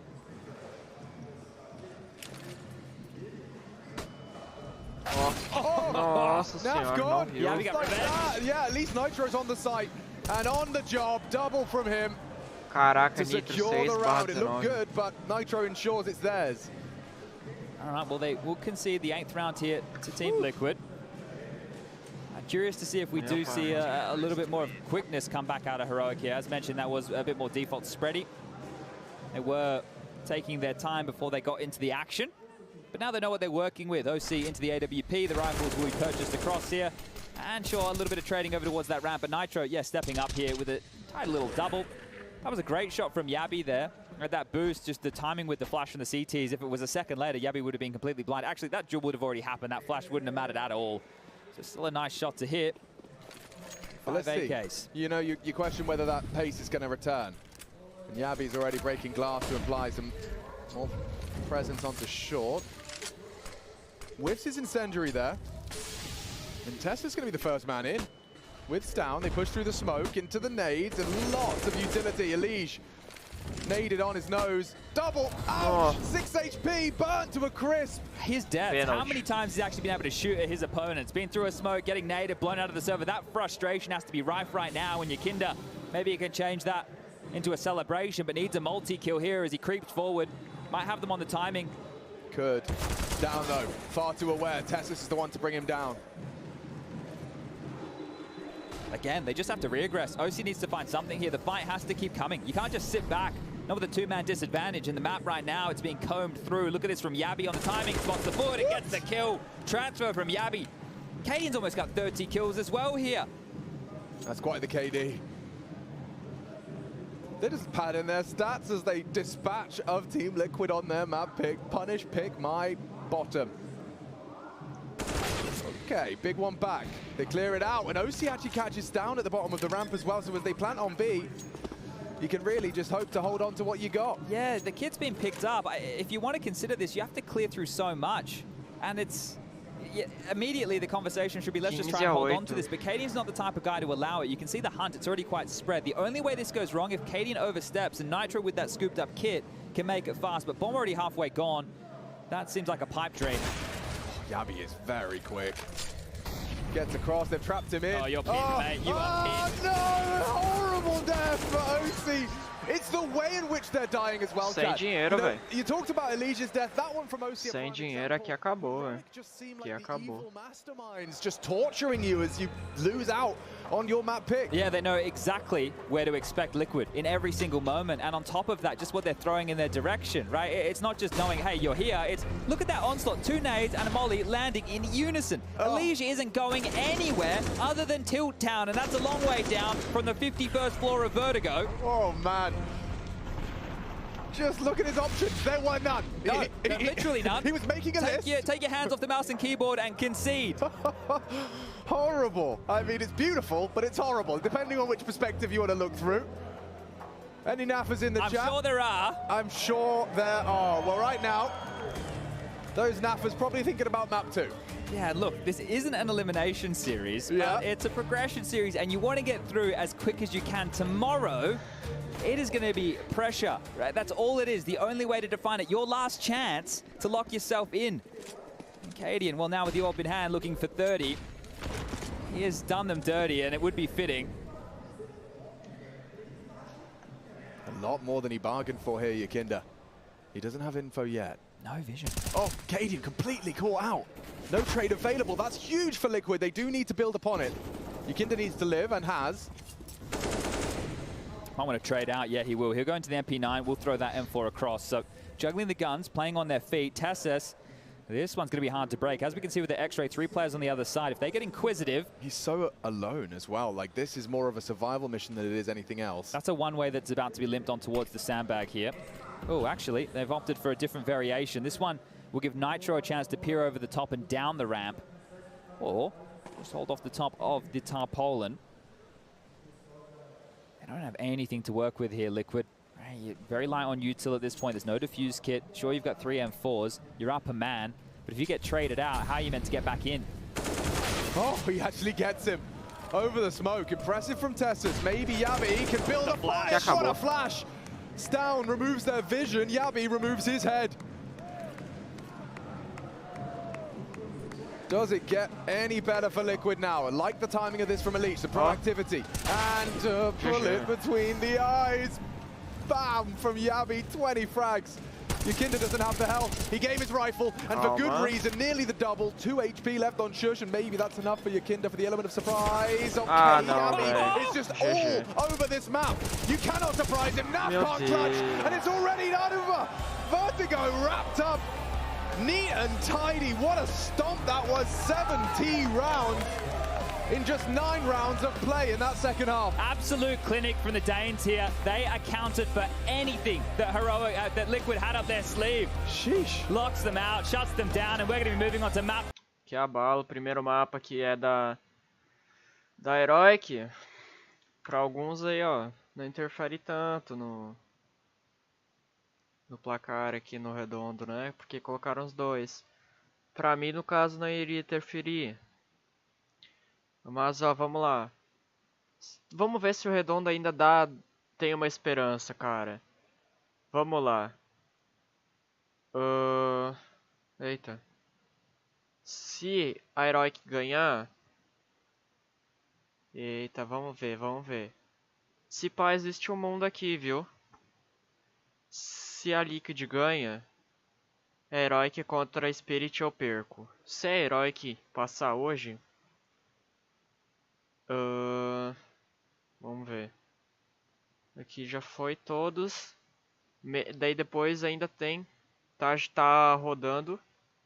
Spirit contra Sprout. Acabou de ganhar também 16-9. Então tá no mesmo partido, assim, mais ou menos. Então... Aqui acho que é jogo tranquilo pra Spirit. Mas daí se a Heroic passa hoje, amanhã é Nave contra Big, pra mim tanto faz, não coloquei nenhum dos 2. Ence contra Mouse, pra mim tem que passar Mouse. E aqui tanto faz porque eu coloquei os 2.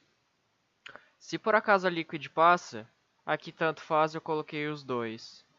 Aqui tanto faz, não coloquei nenhum. E aqui teria que ser Mouse. Mas eu vou colocar que a Heroic ganha aqui porque é bem mais vantajoso, né? Tipo, acho que o mapa aqui, a partida é da Heroic mesmo, essa match. Mas daí, amanhã teria a Big Nave, nenhum dos 2. Aqui Mouse teria que ganhar da Ence, Spirit. Ou aqui tanto faz porque eu coloquei os 2. E daí eu teria 1, 2, 3, 4. Aqui eu ripei igual. Eu vou ripar. Eu já ripei. Por mim tanto faz os placares agora. Não faz diferença. Porque aqui não faz diferença. Se por acaso aqui ganha, vamos ver, se a Sprout ganha. Se a Sprout ganha, a Heroic ganha. Olha, calma aí, aqui tem que ganhar e aqui tem que ganhar. 1, 2, 3, 4, mesma coisa, eu ripei, confirmado. Independente do placar, eu ripei. Vamos ver aqui se a Sprout e a Liquid ganha. Heroic, que tanto faz, e aqui Mouse. 1, 2, 3, 4. Eu ripei igual. Independente dos placares, eu ripei. Eu não consigo fazer 5 pontos. Nossa, duríssimo, velho. Duríssimo demais. Aqui a Vitality foi pro AT hoje. E aqui, no último round, a Ence matou o Magisk na faca, né? Então... Forecia, Mouse e Ence. Ah, cara. Que abalo, mano. Que abalo. Mas me disseram... Não sei se é verdade. Me disseram que, tipo, se... Vou até colocar na tela aqui do CS, ó. Pra dar uma acompanhada melhor. Me falaram, ó, que se tu, tipo, por exemplo, não faz o palpite da primeira rodada, né? Ou no caso, se tu erra o palpite, é a mesma coisa, né? Se tu erra o palpite, falaram que se tu acertar na final, tu consegue diamantar a medalha mesmo assim. Não sei se é verdade. Mas aqui, ó, pelo que a gente já sabe, fase dos campeões. A Fúria joga com um time aleatório aí, por agora. E a Cloud9 também joga aleatória. A Fúria vai aparecer nesse primeiro lugar indefinido aqui. E a Cloud9 nesse último lugar aqui. Por causa que eu coloquei os dois, e se um for eliminado, F. É, pra mim já foi. Pra mim já foi aqui, ó. Não esperava que a nave fosse perder. Não esperava que a Bad ia ganhar um mapa. Tá ligado? Isso foi duríssimo. Vitality não classificou. FaZe não classificou. Ou seja, já ripei 4 times. Ou seja, eu precisaria que os 5 passasse. NiP já ripou. Então não tem como ganhar. Tá ligado? Não tem mais como ganhar. Eu teria que acertar os 5 daqui. Só que daí já ripei os 5. Só sobrou Liquid, Fúria, Heroic e Team Spirit. No caso, já ripei. Confirmado. Tipo, não tem jogos que mude alguma coisa assim. Eu tava torcendo pra mouse ali. A mouse tinha que ganhar. Só que eu nem coloquei aqui no redondo. Isso que foi de F. Mesmo assim. Mas se eu colocasse a mouse, por exemplo, no lugar da NiP, eu não passava igual. Então é duríssimo. Mas vamos torcer que se eu acertar todos aqui, eu consigo diamantar aqui ainda, né, velho? Só que eu não tava esperando aqui, ó. Por exemplo, colocar uma FaZe Clan, que é a top 1 do mundo, segundo a HLTV agora. Colocar no 03.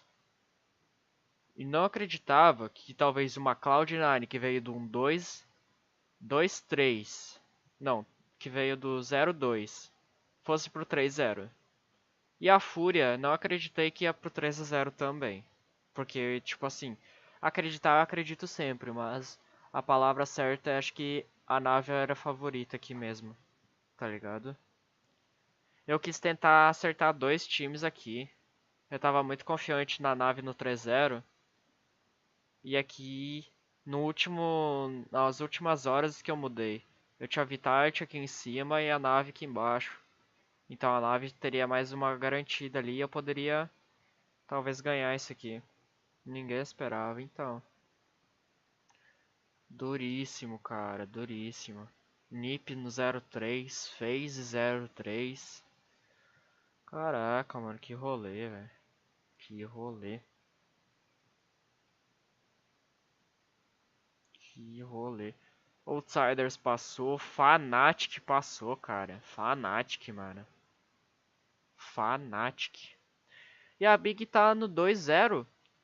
Se pá vai pro 2-3, tá? Se pá a Big vai pro 2-3. Ganhou os 2 primeiros, mas eu acho que é o time que vai ganhar ganhou os 2 primeiros, mas vai perder os 3 em sequência. E vai ser desclassificado, tá ligado? Eu acho que até aconteça isso, que tem grande probabilidade. Por exemplo aqui, ó. Perdeu hoje aqui pra Fnatic, perdeu pra Fúria o primeiro jogo ali. Que deu a primeira vitória. E aqui amanhã, cara. Confirmado contra a Ence também. Mano, eu acredito que dá Ence aqui também, velho. Tá ligado? Então eu acho que acredito bastante que a Big foi pro 2-0 e depois foi pro 2-3 e é eliminada, tá ligado? Bastante chance. Então não tem como. Ah, pior ainda. Nave contra nave, pior ainda, velho. Tava com os placares trocados aqui, ó. Mas vai dar Sprouts aqui e vai dar Heroic também. Então, sei lá. Bem zoado. Tá ligado? Aqui tanto faz. Então aqui já ripei, já não tem nem o que ver aqui. Vambora. No warning, full contact, sprinting out, and it was just a perfect round from Heroic. And I think what we saw in this game, Cadian, he called it great, he orbed great, he was everywhere, and he's also a big part of their CD side calling as well, I guess. And in a day where Apex, you know, flustered a little bit, Snappy looked good. Segundo mapa. Enquanto vamos dar uma atualizada aqui pra ver se o jogo da Sprout por acaso já começou. Não, ainda não. Nenhum dos dois começaram. 0-0 aqui, já vai começar. Ence. É, duríssimo pra Ence aqui, viu? Duríssimo, cara. Mas ó, já que como o meu redondo ripou, poderia acontecer que a Sprout ganhe aqui. Poderia que, sei lá, a Liquid ganhasse aqui. Amanhã a Sprout poderia se classificar. Amanhã, tanto faz aqui, eu acho que eu vou de Ence mais fraco que a Big, acredito eu. É que a Mouse Sports poderia se classificar. Pra ser um caminho um pouco mais tranquilo pra Fúria, tá ligado? Então, pô. Duríssimo, cara. Duríssimo. Amanhã é esse contra a Mouse Sports aqui ganhar. Se a Heroic ganhar e a Spirit ganhar. Aí a Mouse contra a Ence aqui, pô, jogo duro também. Que. Pô, dificílimo. Tá ligado? Então. Caraca, Fnatic e Outsiders passando. Fnatic, quem diria, cara? Quem diria Fnatic passando também. Vamos ver se vai começar, ó. 3 minutinhos aqui já pra começar o próximo mapa. Duríssimo, duríssimo. Vou deixar aqui já. Estamos rodando aí. Ripamos total. Featuring Liquid. Next door, we've got Nitro and Elige. We need to come up with some antagonistic questions for them. The thing about Nick is that he always gets tilted when he get asked about Valorant. You're thinking of re-returning to Valorant. Yeah. Okay. Yeah. But isn't it funny if we say re-returning? It doesn't make any sense, but yeah. Tell us more about this decision. As you become talk older, about his age as well. Your teammates can find in Parlor that you've been getting more progressively toxic and sometimes violent. Why is this? He should no longer be known as Elige. It's Johnny Jabs. Yeah, agreed. Okay. As a world famous karate master, I would get so mad because I train Taekwondo as well. Do you think you could take your Kinder in hand-to-hand combat? Ask him about the setup. Ask him about the setup. Why don't I just write that and then see what Trey says? So he confuses my setup with John's, and he thinks that John is playing like me. Something, your Kinder at the end, okay? Liquid, are we ready? We're ready. Let's do it, let's go, we gotta go. Here we go. Fruits of your labors, guys. Nick, obviously you are thinking of returning to your home of Valorant. Can you tell me more about that? The return of the return, or yeah, like return ish. Yes. I don't know how it'd go. Cool. Your teammates have confided in Paula that as you have been growing old, you are getting progressively more toxic and sometimes violent to them. Yeah. Why, Nick? I think the older you get. Se por acaso a Liquid ganha, e daí a Spirit ganha, porque, pô, Sprout, cara, Sprout já deveria ter ido embora ontem contra a NiP, né, velho? Ficou por mais um tempo, que nem eu te disse ontem. Cara, se a Sprout até poderia ter ganho ontem, mas hoje sai. Hoje é o máximo, assim, ó, estourando, tá ligado? Aqui não tem como a Spirit não ganhar disso aqui. Não tem. Mas aqui a Liquid até podemos supor, ó. Mas daí a Liquid passa, né? Já que tá no 2-1, se a Liquid ganhar, passa. Só que daí a Heroic contra a Spirit amanhã. Entendeu? Quem ganhar aqui passa. Quem ganhar aqui passa desses jogos aqui, ó. Desse jogo aqui. Quem ganhar passa, tá ligado? Se a Heroic ganha, é Spirit contra Liquid. Se a Liquid ganha, é Heroic contra Spirit, tá ligado? Então, é um ou outro, tá ligado? Um ou outro. E aqui os jogos não mudam, tá ligado? Aqui os jogos não mudam, só muda esses aqui e aqui também. Basicamente, quem perder joga contra Spirit, acabou. Quem perder joga contra Spirit e decide amanhã. Ah, esse joga contra Mouse, que também não muda. Tipo, aqui eu não vou simular que a Sprout ganha, porque não tem, tá ligado? Não tem como. Então vou deixar ali já garantidinho. Aqui a esse já tá garantido aqui contra a Mouse, tá ligado? É jogos de amanhã.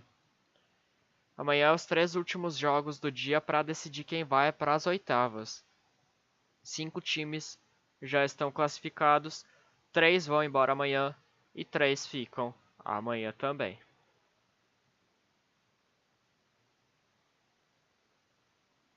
Então vai voltando aqui o campeonato, as partidas aí, ó. Tá ligado? Então, cara, duríssimo esse Major, velho. Que loucura que tá sendo, velho. Que loucura.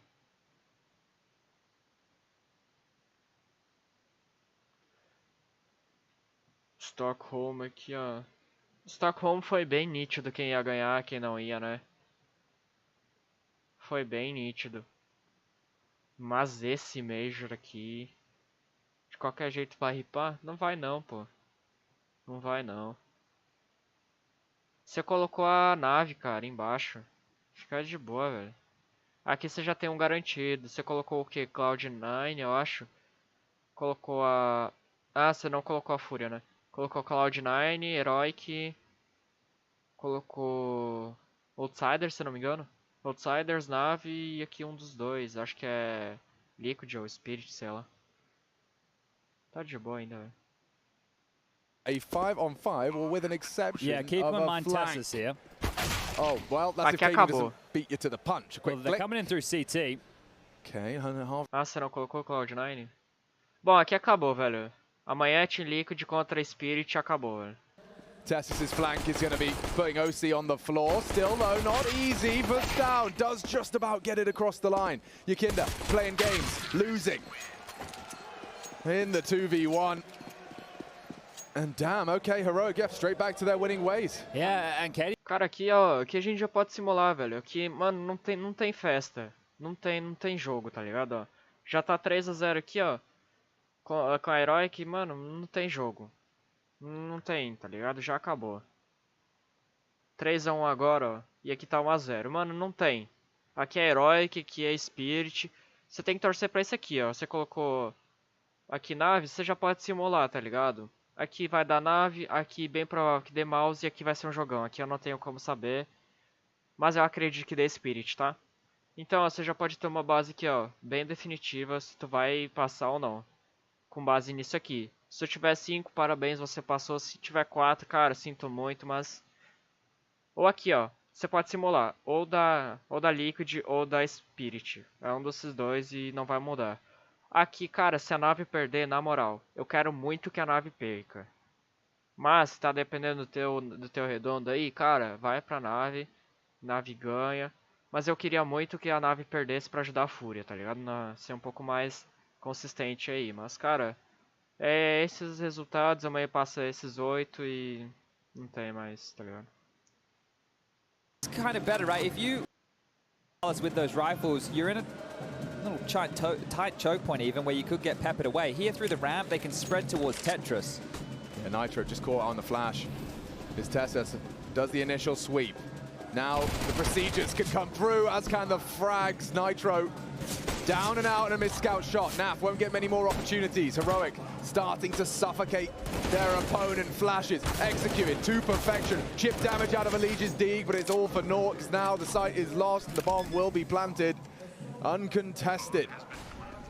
Just like that, second round is found. And yeah, Heroic just doing it by the book. It's their own book, but they're doing it by it. Yeah, and it's all the little details here. Now, if you're not familiar with the KAST stat that HLTV have, go over there and check it out, right? Kills, assists, trades, right? We're talking about ways that you're contributing in the round that isn't just through the KD column.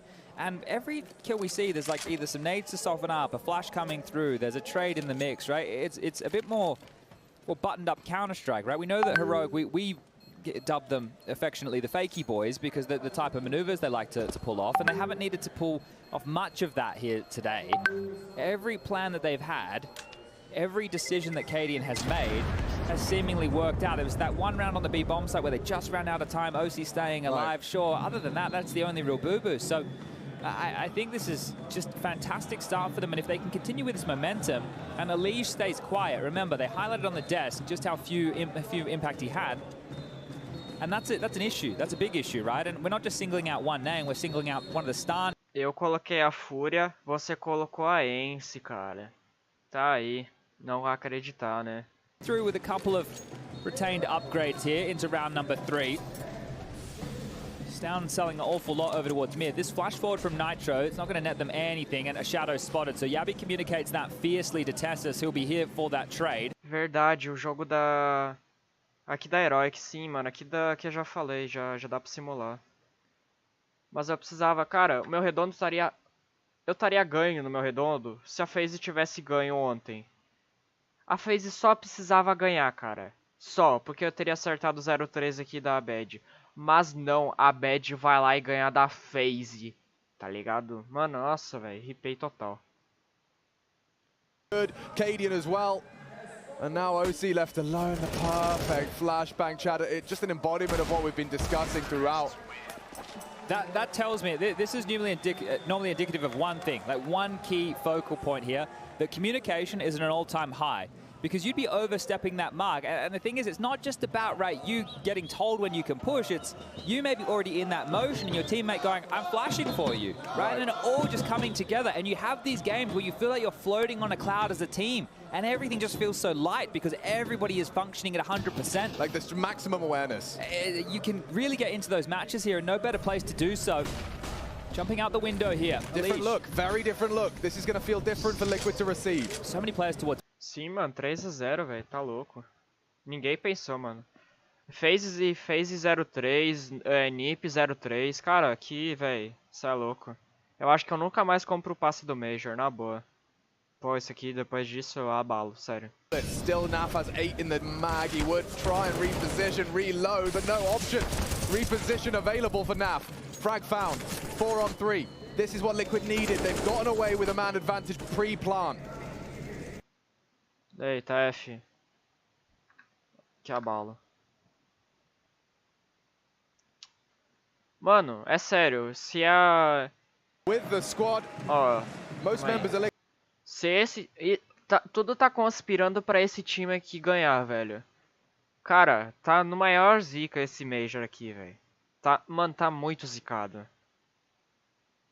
Aqui, Bad, eu coloquei no 0-3, ganhou uma partida, depois caiu fora. É Fúria ganhando de 3-0.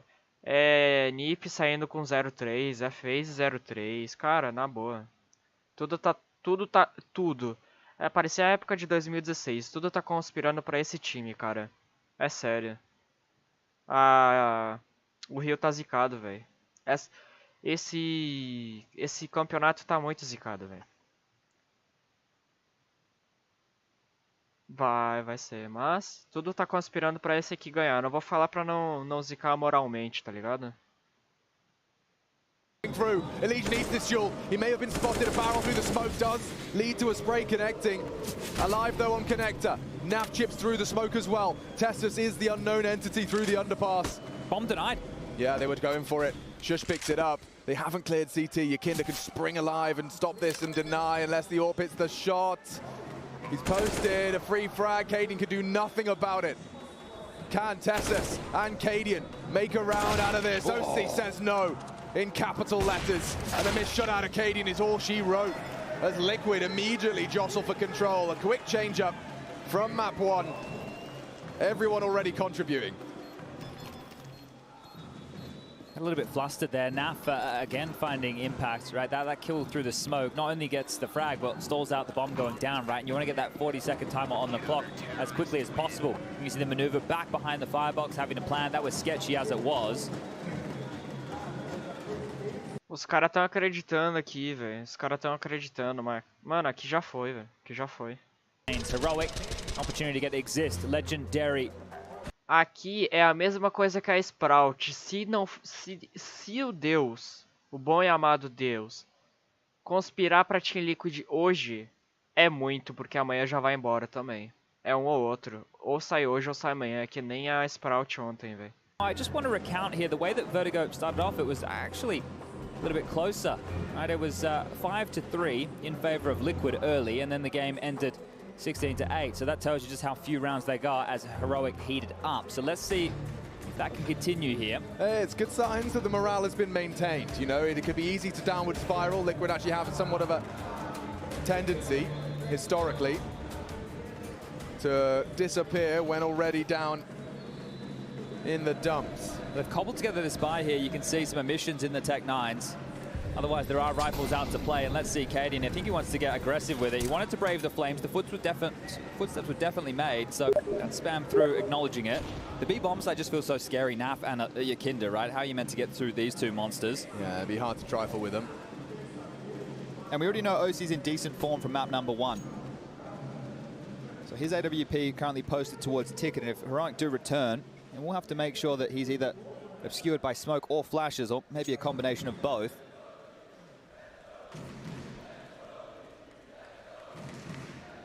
Trading places here, so a lot of movement on the radar. Take a look at the top left of your screen. You can see Cadian about to lob out some utility towards top mid as everything is being juggled. It's express delivery. Tessus was responsible for it all. Window smoke here. So the regress on mid, Yakinda on short, Elige connector. Nitro has just left A and is headed over towards B. So you see all that plume in unison, and Yakinda throws one out in response to still buy a bit of space here. 45 seconds now. It's a more forward window smoke. It actually left a gap on one side. The Liege is just staring at it for now. Yeah. It did look a little bit misthrown. He was aiming a little bit more to the left from that variation. Regardless, might not come back to bite them here. Quick down mid, up the guts. Yakinda surveying, Naf lower. Yeah, time becoming a factor. Great Molotov cocktail. But pushing through. Naf can win the round right here. They're not ready for him. A perfectly timed push from Naf, leads 3, straight to the grave, and Nitro finishes off with style. That's Liquid, immediately reminding us of what they have got. That was a cobbled together buy, as you highlighted, so we know what that's going to do to Heroic. This should be Liquid's time to start building a cushion to sit themselves up. Cara, não tem como a Liquid pegar a nave não, velho. Não tem a Liquid como pegar a nave não. Amanhã é confirmado Big contra nave. É Big contra nave, confirmado. Não tem como. O perdedor daqui pega a Spirit amanhã. Yeah, this is Liquid's chance to keep things clean and continue to build this bank that they're already working on here. Liege has a lot residual. The rest would love to stay alive and not have to reinvest. As burning, gone is Tessus. Taste of his own medicine.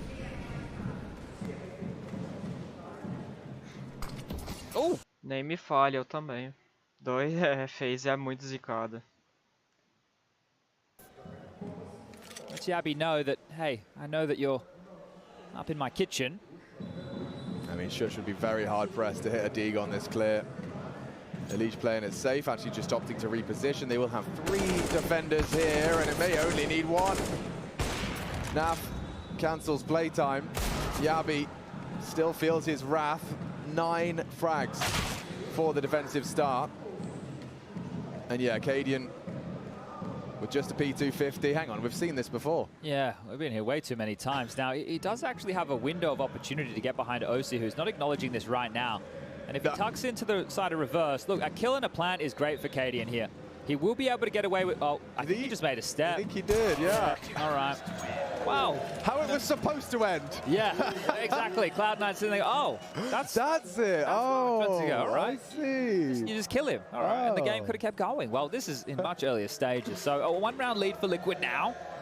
I haven't known what winning in this series feels like too often. Now, Cadian can get out his AWP. OC gets the donation back from Yakinda here, who profited from Ogden's Law. Back underway as this one is looking quite direct towards the A site early. Nitro flashed. He's got Elige right next to him for the ride, and that needed to be clean from Shush. Yabby looking the wrong way. Perfect defensive stagger. Ooh, he's going to be trouble. That's right on his nose. It's down. Cadian catches flak as well. Tessus, I think he may be at least alerted to the potential for OC crawling back. They let him in. Back is turned and a frag is found. Surely Yakinda should have him, albeit belated. But now he's going to go for the clear. Oh my god, it's easy for the M4. And looking good for a 5th here for Liquid.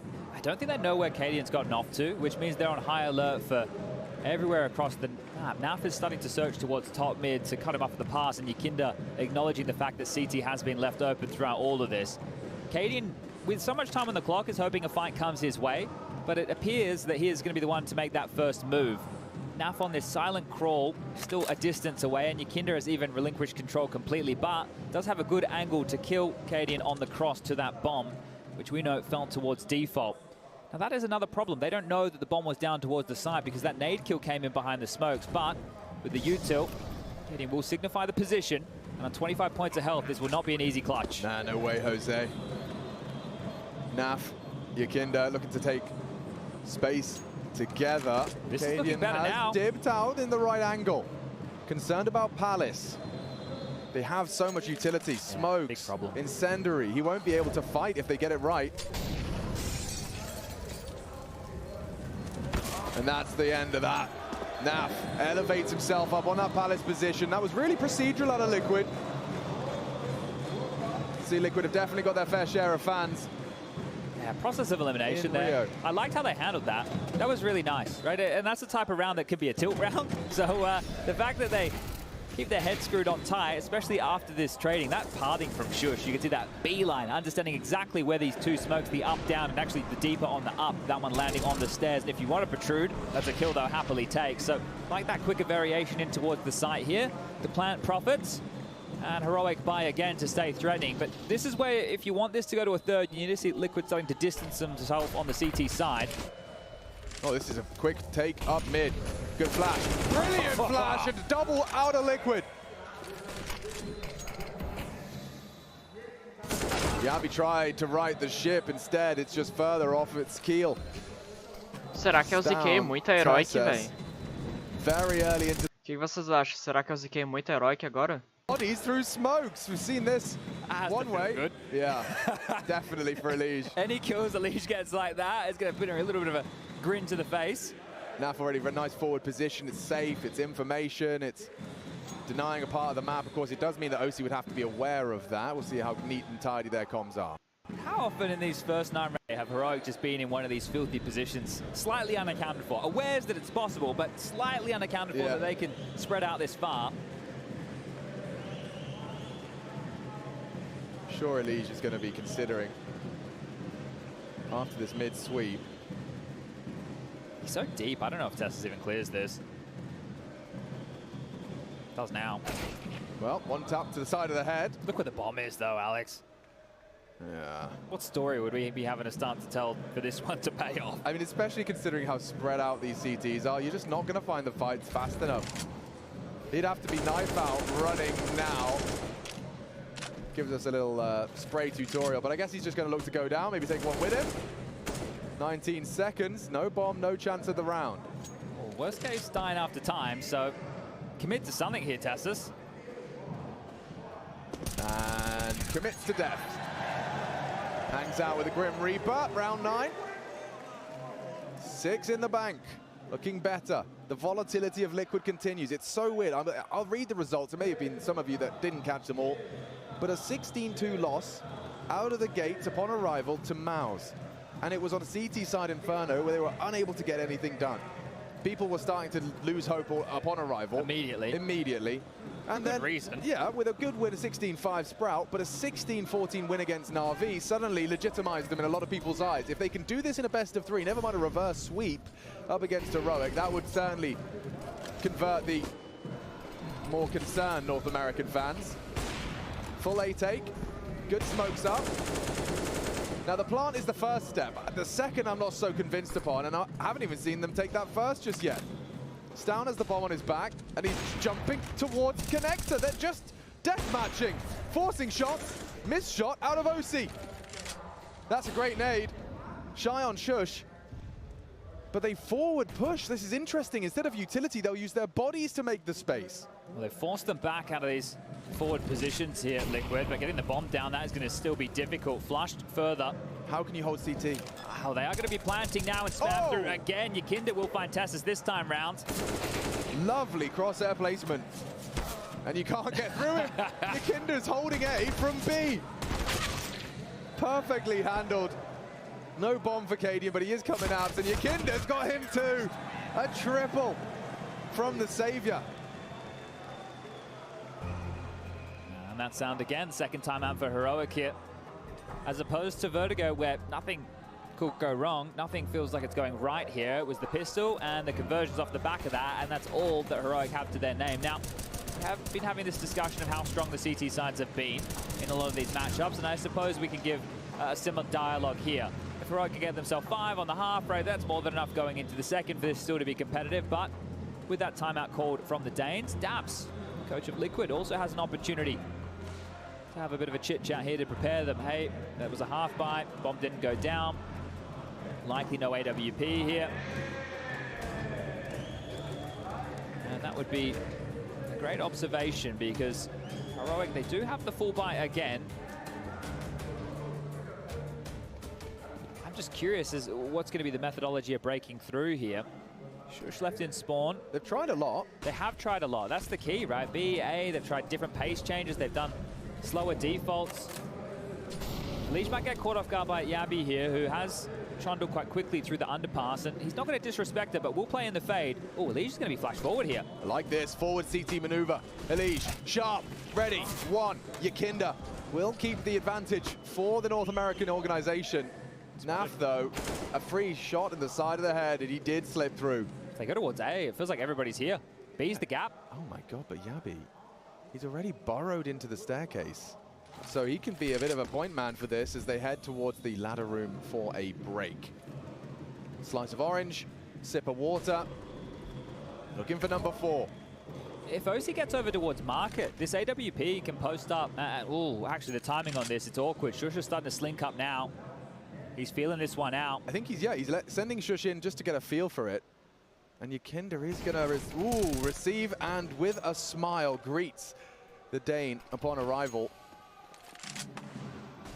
Yabi's been waiting for this moment though. Nitro's trying to delay. Worried about ramp. Clear occupation of that shadow position. Lots of damage, but Nitro plays it well for longevity. Nice one back. Surely nothing left for Yabi to do, especially considering Yakinda will slap him down into an 8th round. This is Liquid fully shaking off that first map. Yeah, and we were talking about dominant rounds there for Heroic in map number 1. Well, the same can now be said for Team Liquid, and you can see that by the fact Nav had 16k coming into this after the rebinds. Look, he still has over 10. Yakinda with 12k, 12k for OC, and it couldn't be going better at this point of the game right here. Heroic in that round, they had all the information on where all 3 players were. They just didn't have enough individuals to capitalize, and a misbuy there in spawn. We might need that one highlighted by the ops team. An over-purchase. Yeah, he's had to buy Kevlar with it. Okay. See what they can get done. Doesn't look like much. Elish tries to end the round right there and now. Now still 1 weapon in play, thanks to Elish off his corpse. So I should say 2, I guess. Shush rocking. Yeah, then again. With 150 bullets. I thought they were going to leave it at spawn, but he's carried it through. If he gets a kill with it, I guess we can have a bit of fun. Yeah. Maybe not so much fun if they win the round with it, but that seems to be fading. As Nitro fades Stoun's lights to black. Having a jiggle right there with the knife in hand. There's no way you're doing it with that heavy machine gun. And Cadian, well, last man standing again. It's crazy the contrast between these 2 maps where we just found ourselves about half an hour ago to where we find ourselves right now. I mean, night and day for both of these teams. We were enamored by Heroic, looking better than we've seen them in time, if ever. Now it's Team Liquid's turn in the spotlight. Double peek and handled. Yeah, Yakinda's warming into things, and that's a very good sign for Team Liquid fans around the world. You can see not only is it Yakinda, it's Naf. You mentioned Elish. He's already managed to shake off what was a disastrous, as the desk put it, first map. Are we sure the veto's right? Maybe we should double check right now with production. Hey, dude, was it Liquid's pick Vertigo and Heroic's pick Mirage? Well, either way, Overpass as that 3rd, and feeling like it's getting ever closer here. Yeah, man. I mean, you put the meter stick out, 5 rounds, handleable. You can build a defense out of that.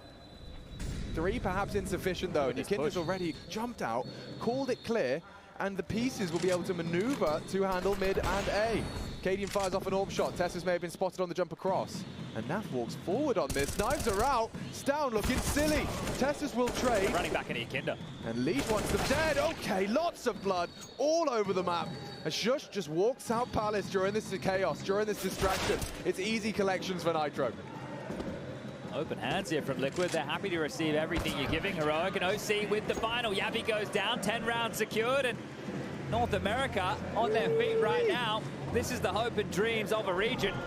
And they are playing some good Counter-Strike here. Heroic panic for them into the third timeout. Where are the plants been? They were a long time since we've seen the bomb go down. Look at this haul, a 10-round haul. And in the last 5, no plants. Nothing seeming even remotely threatening. You gotta be scratching your head as well when you're trying to call the shots. And, you know, and you take a look at that round recap. You've tried, over the course of these 10 rounds, a plethora of different options. You've tried quick pace in mid. You've tried returning to A late. You've tried fast hits into B, late hits into B. Everything has been handled by Liquid. And at this point, you've got 2 more rounds. You've got no kind of evidence that something was working. Don't forget, just the pistol and its conversions. You could be looking at 12 here. It's Tech 9s, it's Bleak for Heroic. And aggression again, the remedy. Liquid happy to just throw a couple of bodies up, and they're going to get a lot of info if they sweep through, and nothing's home mid. Yeah, Elish, knife out, sprinting through. Nitro, still responsible as they say anchor. And that's the end of that, too. Quick frag, quick tap out of Nitro. Clothesline down, Heroic. Knocked out of the round. Knocked out of the stadium. Look at the confidence now. Jumping through smokes, taking fights. Nitro going for 1-taps. They found themselves here, Liquid, and just in time. This is one way to restore yourself after map number 1. You can forget about that. Overpass becomes a best of 1. Here it comes, Nitro. What a beauty this was. But that one always feels nice, doesn't it? The most rewarding kills in the game. AK 1-tap, USP 1-tap, Deagle 1-bang. You could set whatever order you like, and well, here we go. Waterfall, out Palace, fast, bat out of hell. Looking for Nitro, not gonna go down early. Leaping through, ready to play the retake, and they've lost Cadian already. He was solo mid. Now everyone from Liquid will start to head on into the site. Tessus and Stan want to fight first through this connector position. Resmoke's good, 2 gathered CT. Yukinda normally has these, but this time, late to the spray. Yabi successful on the plant. The elusive bomb plant found in this final round of the attacking half. Heroic, can they close? Yabi does deal with a Liege on the mantle. Comes up Ticket, comes up Trump, Tessus as well. It's only one back, OC. He's got Stown between him and the site, but Yabi's having no problems with his sight through the smoke onto Nitro, and they will A gente já perdeu, né, velho? A great haul. Overpass could. Não temos mais nada pra perder, porque, né, já perdemos tudo que tinha pra perder. Complicado.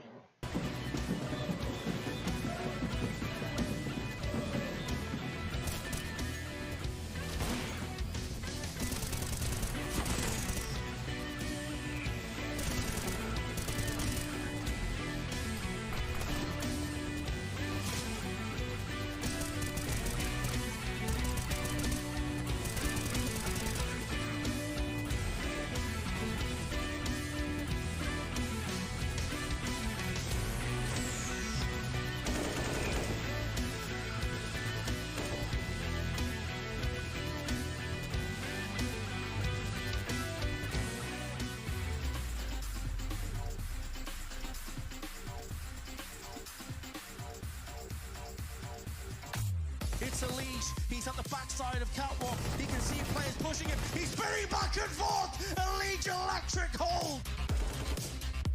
Eu também. Eu acho que eu vou ter que trocar de canal. Hoje tomei strike aqui no canal, já tem que ficar ligado, né, velho? Na verdade, se esse canal aqui é deletado pelo YouTube, assim, ó, de strike, pô, deleto todas as redes sociais, nunca mais posto nenhum vídeo, nunca mais vocês vão me ver.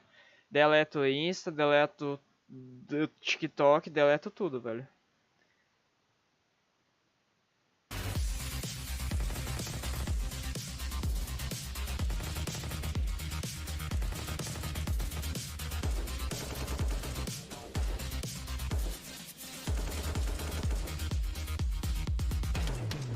heading to OT. 100 Thieves, they had the advantage. They had Team Liquid right where they wanted them. Flashbang in. A gente é pra suspeitar, né? Tudo tava dando tão certo. E daí vem um bagulho desse. É pra suspeitar mesmo que, tipo, não daria tão certo assim quanto eu planejava.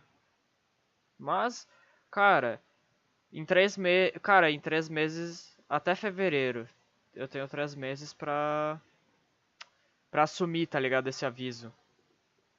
O problema é se eu tomo mais um, daí, pô, daí o canal fica muito limitado, velho. Tá maluco. Não vai entregar tanto conteúdo agora, porque, né, isso é louco, velho, isso machuca, é complicado. Já toma um aviso assim, o cara já fica pá, tá ligado? Já. Nossa, eu tenho muita coragem de estar fazendo live, ainda postando alguma coisa. Deveria ficar pelo menos esses uns 2 meses, 1 mês e meio mais tranquilo agora, mas...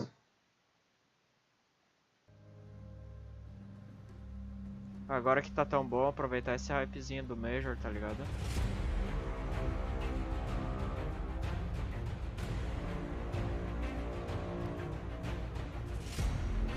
Pois é, concordo, velho. Concordo. Isso aí é patifaria.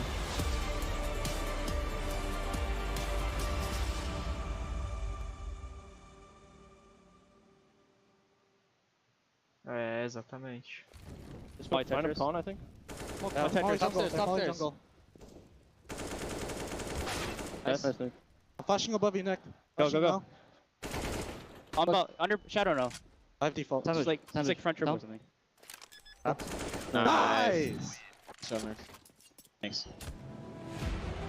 I definitely agree. It is lovely. Very nice from Liquid into our second map, and the first half has gone their way by a large margin. Heroic really left scratching their heads. 3 rounds off the break, and then the final round of that same half. It's not much, but it could be enough.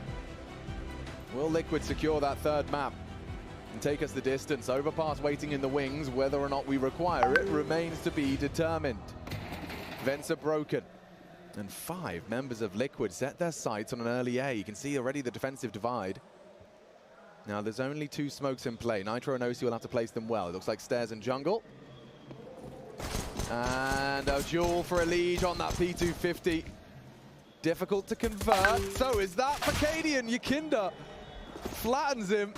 Big one back, still 4 on 4. This pistol, don't forget the weight on this frag from Yakinda. Que ganhar, cara, eu acho que... Nossa, velho, eu acho que eu ziquei tanto a Team Liquid, tá ligado? Eu acho que eu ziquei muito a Team They are Liquid, riding the good vibe train through Mirage. And a nice click, only one though out of Stout. All right, well, with that comms piece we just had at half-time, that there is a good sign, right? Falar que é vacilo quando claramente você está profitando com o conteúdo alheio. Não é que eu tô profitando com o conteúdo alheio. Não é isso, velho.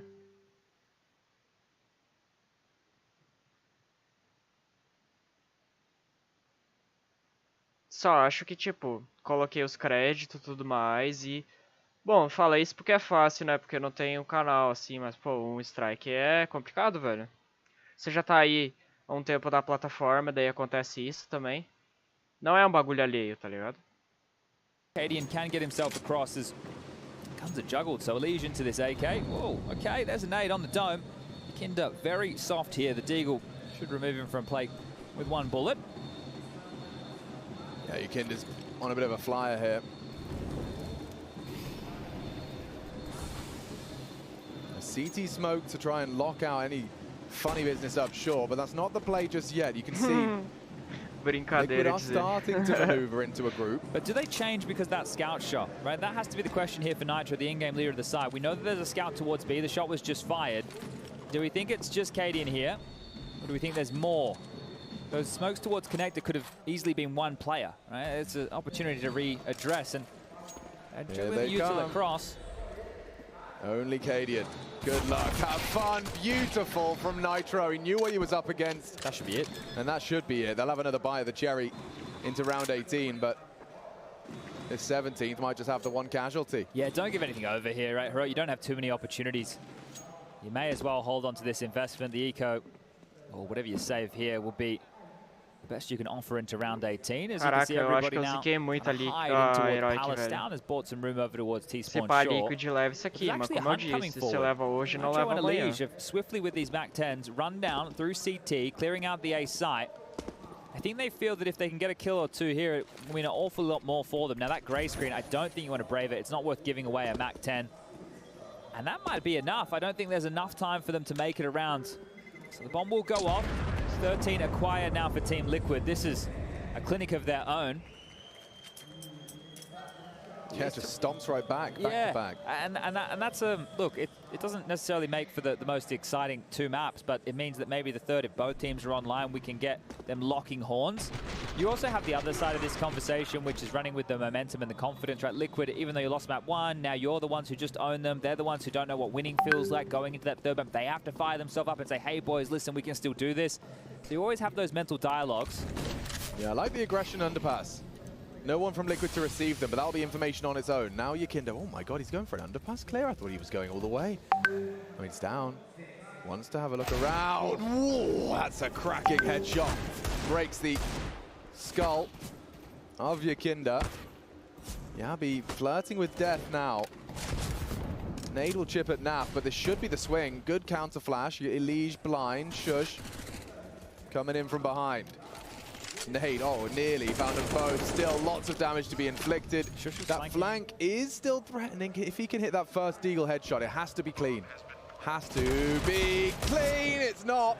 Far from it, and Elige looking to sweep the rest under the rug. Still a threatening 3v3. Now 2, now 1, and Cadian, yeah, tud of his tongue. Didn't even get a Deagle or a Mac 10 out of that. It's a little bit frustrated that his teammates weren't able to hold on for a moment longer.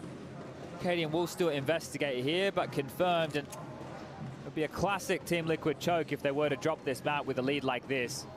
14-4, as Cadian hits the floor.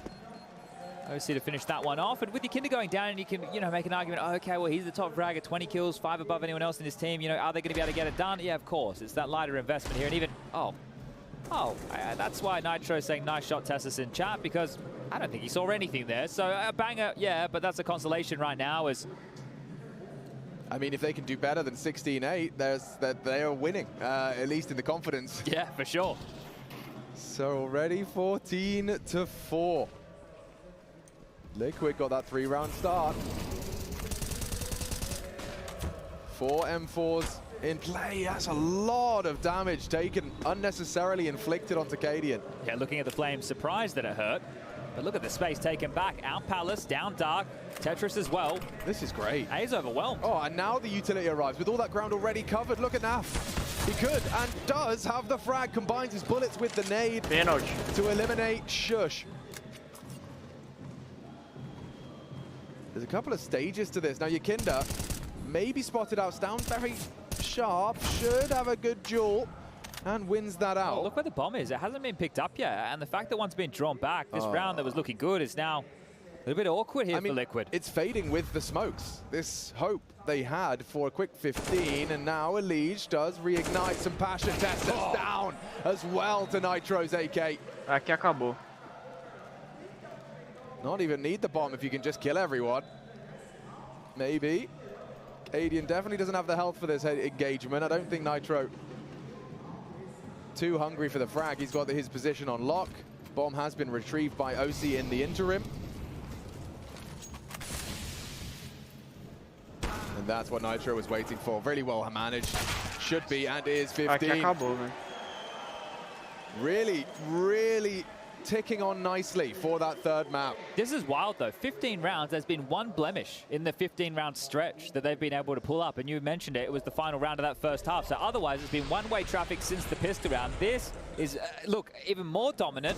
It doesn't feel in the same clinical fashion because it's not like nades and mollies landing. It's not always a perfect flash. There doesn't have to be. There doesn't need to be whatsoever. This is Liquid just dismantling the Danes. It's a stomp. It's a straight, unadulterated stomping. Finishing it with a B-rush. Oh, that could be a whole lot of fun. Cadian tries his luck on aggression. Nitro leaping into Yabi and a multi-kill out of the turret.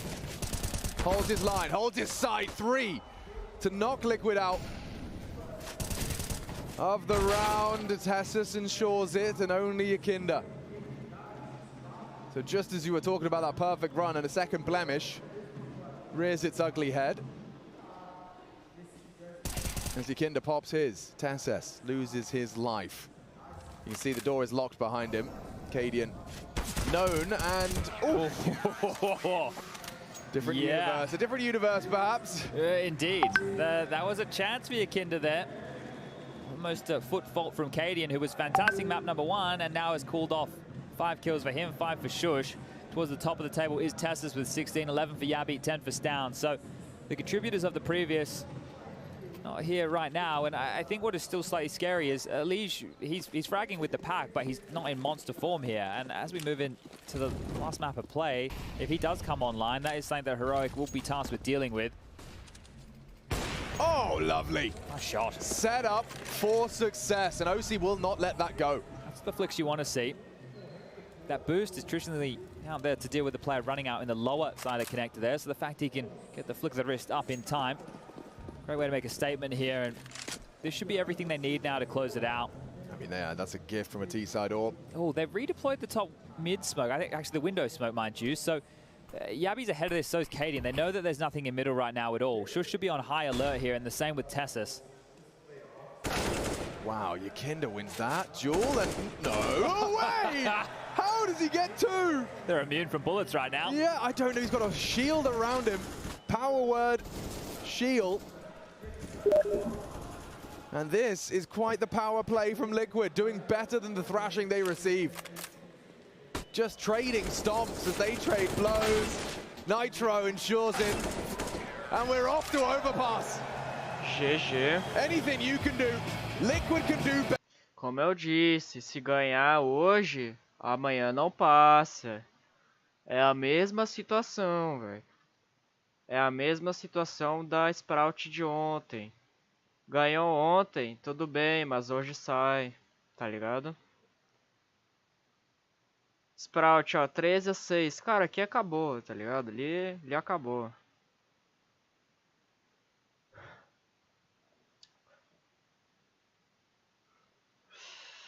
Vai se confirmando o placar aí, ó. Se por acaso a Liquid ganhar, Heroic e Spirit. Daí contra Mouse e Nave. Calma lá, existe um mundo, hein? Existe um mundo. Se tu tem que torcer pra Liquid ganhar, velho. Aqui, ó. É Mouse contra Nave e Ence contra Big, cara. Ah, ainda tem um mundo, velho. Ainda existe essa possibilidade, cara. Daí você passa com quem? Deixa eu ver. Eu acho que tem. Calma aí, vamos ver. E aqui acho que tu colocou Nave, né? Deixa eu ver. 1, 2, 3, 4. Acho que não passa igual, né? Se pá, nem passa igual.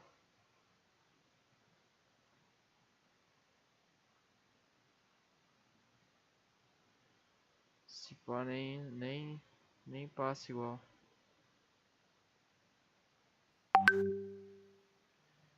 Abalo total. Vamos ver aqui, ó. 13-6 tava. Vamos ver. Continua, aparentemente pediram pausa lá, alguma coisa assim.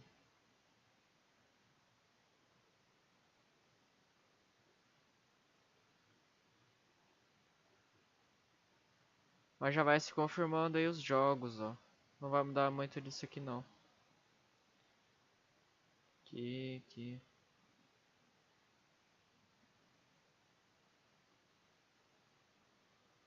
Må lige se vent. Det er noget. Jeg bare smukke et. Har en mulighed? Ja. Smuk døren, jeg må høj. Jeg smukker et. Ja, Hører så. Ja. One way. Fælder bare til gate. Fælder til gate. Peter. Sidder under her. Ja. Gate høj sidste 2. Kom med her under mig. Ja, kommer. Jeg skulle godt forestille mig ham, der han gik gratis eller gate. Ja, sådan der. Er mig spille den så måske? Ja. Men hvad skal bare holde højt for dig? Ja, jeg holder ikke højt, jeg holder ikke. Kasper holder højt så. Sådan der. Det er fint, boys. I står godt.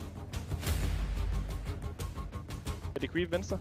They found me on the skies. They know that This Heaven retake's been a consistency. Brokey, this is going to be hard-pressed to find much. Swinging out, twist! Oh, it's actually Brokey to steal it. Now they know that Tess has all alone back at the site. Time's ticking away, Twist can't find him, and to time... Sindssygt. God mid-round af dig. Sindssygt rundedreng. Lund, vi får dig hurtigt vendt dive. Byt mig, René. Ja. Det virker også godt, når de ikke starter så meget gate, Lund. Ligesom at starte vendt dive.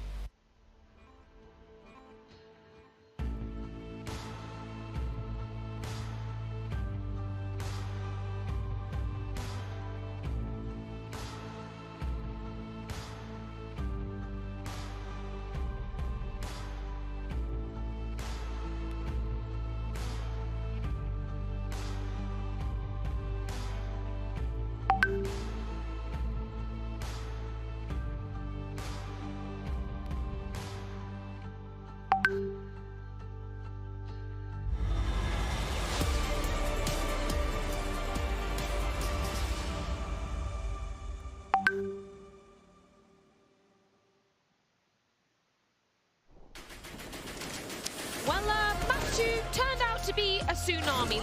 Liquid entirely turned the tides in this one and completely drowned out Heroic on our second map of the series. And a complete 180, gentlemen.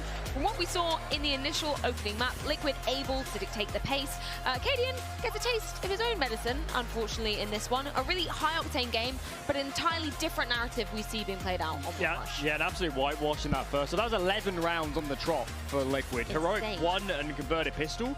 And from there, it was just a disaster. Liquid throwing so many different looks. Late rounds all went their way. Every 50-50 situation, every retake was going the way of Liquid. There weren't that many 50-50 situations. Yeah. I mean, a lot of openings for Team Liquid. And you see Elige, like it's just round 5 or whatever it was. There's no need to get killed. There's no need to be frustrated, right? There's still a lot of Counter-Strike to be played. Hopefully this puts a smile on his face. Yeah, take your frustrations out on your opponents on the other side of the server. He did do that, paying off in dividends coming into this second map of the series. But I feel like it's Yakinda and Naf that we've really got to put under the spotlight, particularly on that CT side. So much impact from both of them. They were absolutely monsters. Naf is the B anchor, and then Yakinda plays over towards Catwalk. And whether it was shutting down B hits, which they did on every single occasion, or these A retakes, they were phenomenal. Naf was brilliant at playing that B-house position. He got off a good couple flanks as well, pushing through and getting in behind. And these two were just sensational on the CD side. Yeah, absolutely. I think also you could see the Heroic. We were talking about their pace, right? And early on, it's just fake default, pop B, fake default, pop A, rush A, right? Like 3 of the 4 gun rounds were that, and in between they had a bit of a slower default, and that was when the Naf flank came in. So I think their game was pretty easy. Like if you ask Liquid right now, I think they will tell you it was very easy to read when they would slow down, what they were doing. And with that fast pace, it's really important that your anchors are on point, right? They don't just die instantly, concede the side, put a defensive smoke, buy some time, and that's what Liquid was able to do. Yeah, I was going to spin that question to you guys. Was it a surprise for you to see, you know, kind of maybe predictable play coming out for Heroic, considering, you know, what's their map choice coming into this? It has to be said that you need to, Liquid have to find the gaps to get that information, to pull off the flanks and to always get the good reads off. I do think for Heroic, I don't think they called it horribly. I would have gone for more 4-1s, trying to get out onto a bomb site with numbers rather than testing mid on so many occasions and losing out. So that's probably where I would have changed if I was Liquid, if I was Heroic. There were a lot of all-ins from Heroic, even when it comes to mid, right? But the plays from Liquid were on point, right? A couple of times, Elige from that connector area, right?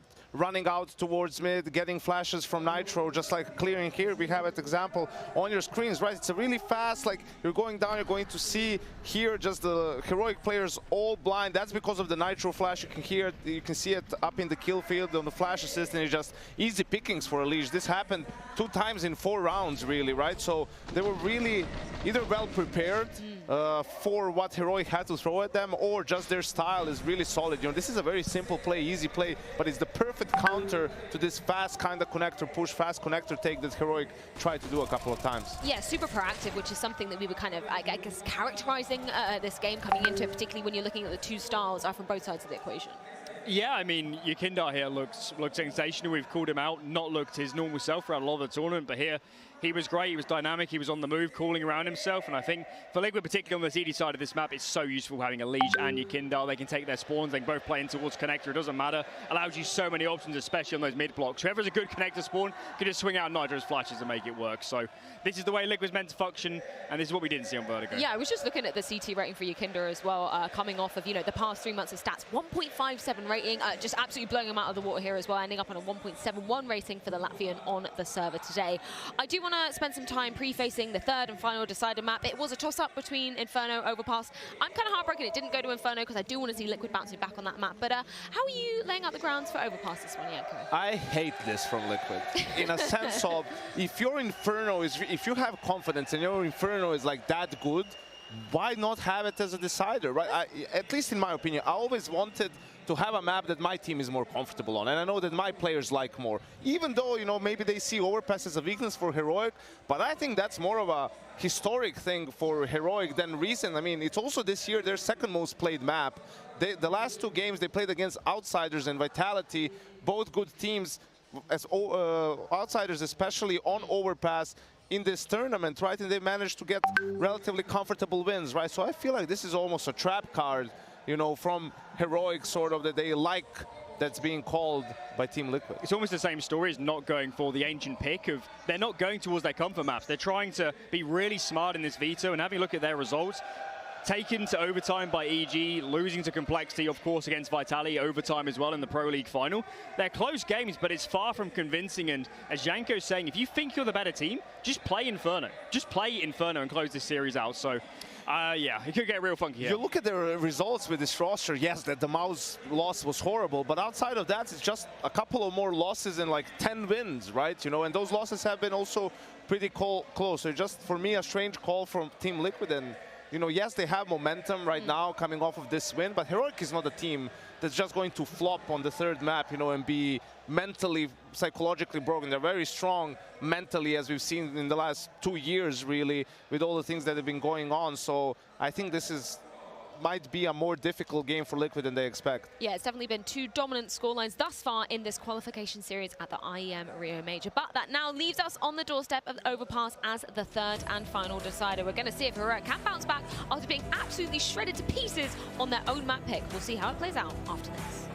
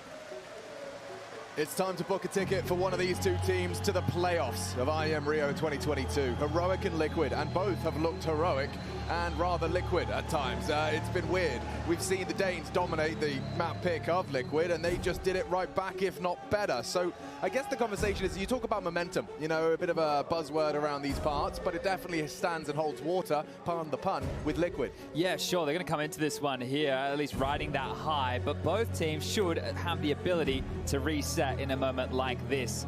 Opponents that have faced each other in recent history, ready to lock horns into the third. An overpass pistol round with Heroic starting on the CT side.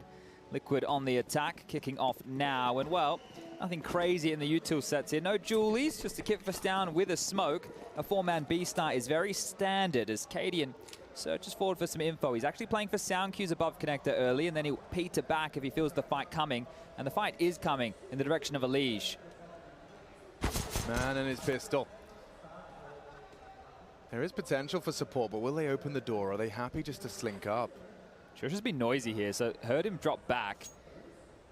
And they will start to crawl up connector. Cadian has been joined on A by Stown now, so they've warded off the fact it's not a B rush. Now you can play a bit more of a standard defense. Cadian will be calling long somewhat clear, but Yakinda might want to change that dialogue as Elige, well, whether on board into the boost, and what a shot from Elige! That is gorgeous. Any more of those where that came from? Not quite going to hit the mark on the second, but stunning on the first.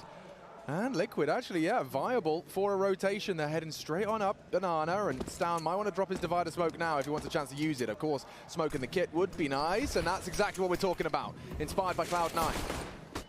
Forces them, channels them into a bit of an even duel. That's two back from Heroic. Oh, and another flattened. Tessers with a nice click, long-range Glock getting you nowhere. Heroic revive the hopes of the Danes. Convincing pistol at the end of things. Certainly not at the start. Well, with how that kicked off, Yakinda took down Cadian, who's on the info play towards long as well. So this shot here from Elige, got to watch this one again. Splat, Shush's blood paints the back wall. Yakinda takes him down, but then Tessus, Yabi, and, well, the two of them, they close it out. They just absolutely shut Liquid's chances of that pistol. And actually, it won't be the force buy. So we have been seeing traditionally these second round purchases coming through from both of these teams in the series thus far. Without that bomb going down, they're going to keep things pretty conservative. Yakinda with the Deagle, the headhunter himself. Want to let him off, well, I guess he can let himself off the leash. It feels like this is the dog that carries that in his mouth. The owner's the one who follows. We've seen remarkable things out of this kid, even though he's only, I think, at his third major. Yeah, that confirmed. Yakinda's only third major. It feels like he's been a mainstay. Cadian. Only the one before I think he probably thinks better of staying. He might want to call for Tessus, who's dispatched OC of his life. And that headhunter Deeg, as we discussed, not quite going to hit the mark.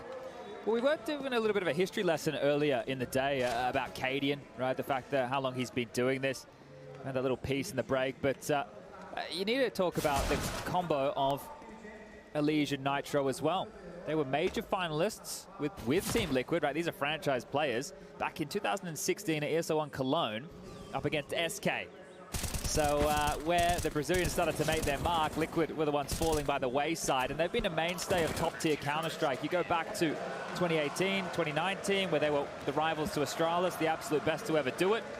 And that was the last time we saw Team Liquid make their way into a top 8 at a major. 2019. Style out at Berlin. Good times. And that's where they got eliminated in the quarterfinals by Astralis. We all wanted to see that as the final send-off for the year. But here we go, the guns are coming out. 4 AK-47s and a Galil walk into round number 3 up against the bonus round of the Danes here. What do they have in store? Again, another four-man B lean. We've already covered why this is an essential little maneuver, and no extinguish immediately. Actually just going to wait things out. You can see Nitro considering it. Does get tickled, but I don't believe that was audible. On his way. Reactionary utility from Shush. Right on the money. Trey down, swung through. Keep cleaning up his Tessus on the M4. 2 swept under the rug on that spray.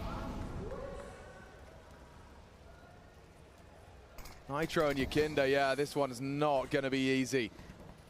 Just locking out that monster tunnel commit. And that's a prime example of why you want the multiple bodies, supporting utility, trades. This boost, though, it looks like Tessus probably could catch wind of it if you've up the jump. Yeah, this is the thing. B defenders have to be very, very aware of all of these type of boosts. There are a lot available here to try and make things awkward, almost across the entire map, as it were. But this is a way to get a kill back. Tessus is forward now and wants to remove Yakinda. He will. Just Nitro, yet to frag. With 40 seconds left, this would be a captain's 1-on-3.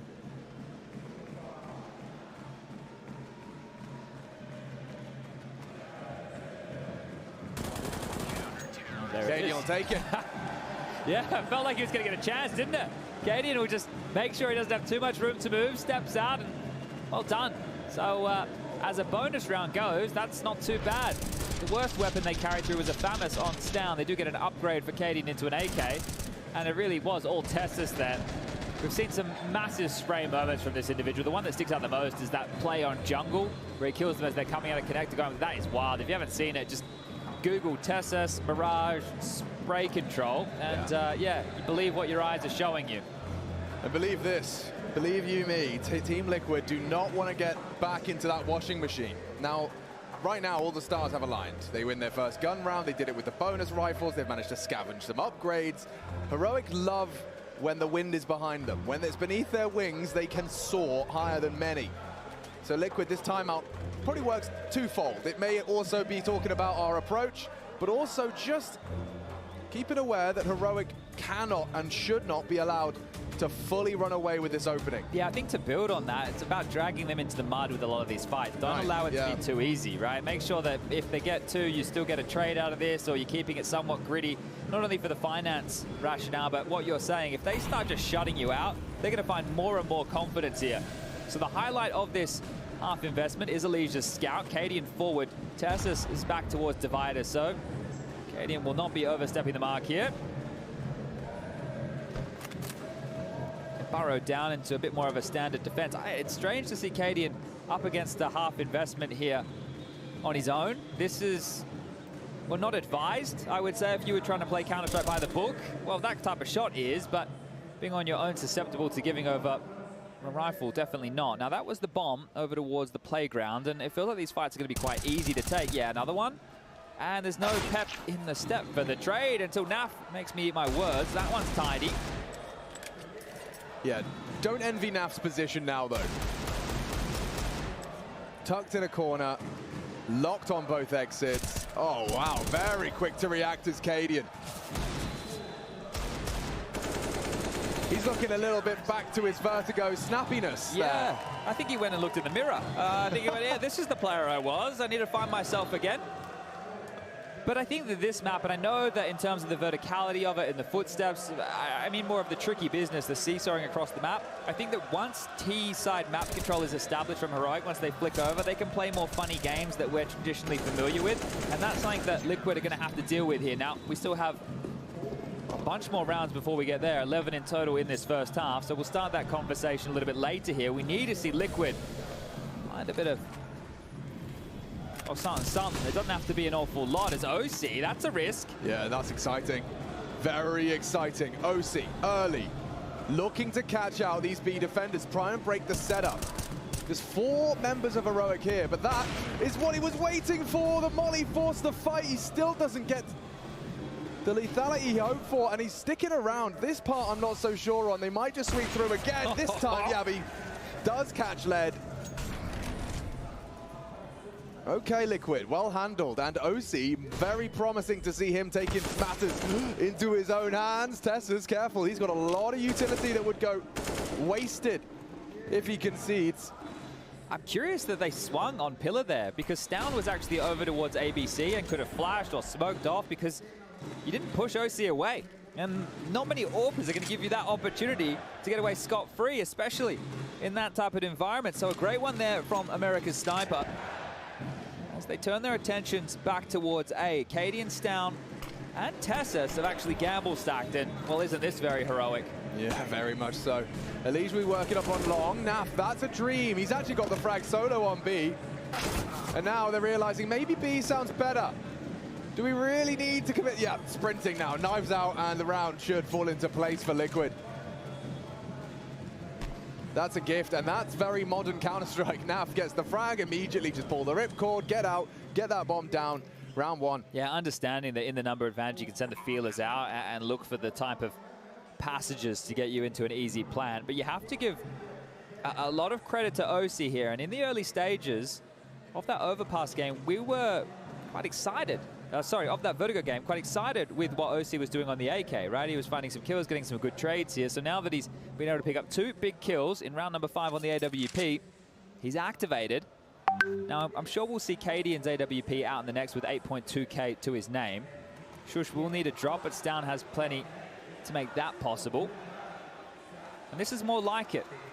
Liquid able to pick their first up. And on a map like Overpass, you have to take a look and really go, okay, you're not expecting a massive haul. So we'll set the precedent early that if Liquid are able to get anything more than 5 rounds on this T-half, they should be considering that a great success. There was the first miss, but you give him a second chance and OC, he will deliver. Naf with the self-flash through. And look at that, Shush, no hope, no chance. Nothing whatsoever available there. Cadian AWP is out, the full buy for Heroic in. And they're starting the AWP over towards B, so I don't think he's going to find OC over there this time. Yeah, quick extinguish and pushing. Missed Molly on short.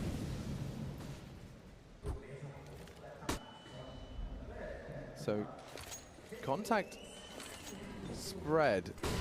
Naf given a lot of responsibility on this side of the map again. He has Yakinda watching his monster push. And just residing over short side. Firing off a couple of speculative shots. You can see Yakinda caught some flak from the CT rifle. Curious that they've already hedged a third member over towards A here. They have 2 players in the upper bathroom, Stown and Tessus. Yabi has joined the pack, so it is the right call. You can see the bomb, Yakinda, Elige, Nitro, they're all starting to make their way in that general direction. And that flash will be telling to the Heroic defenders that something is coming.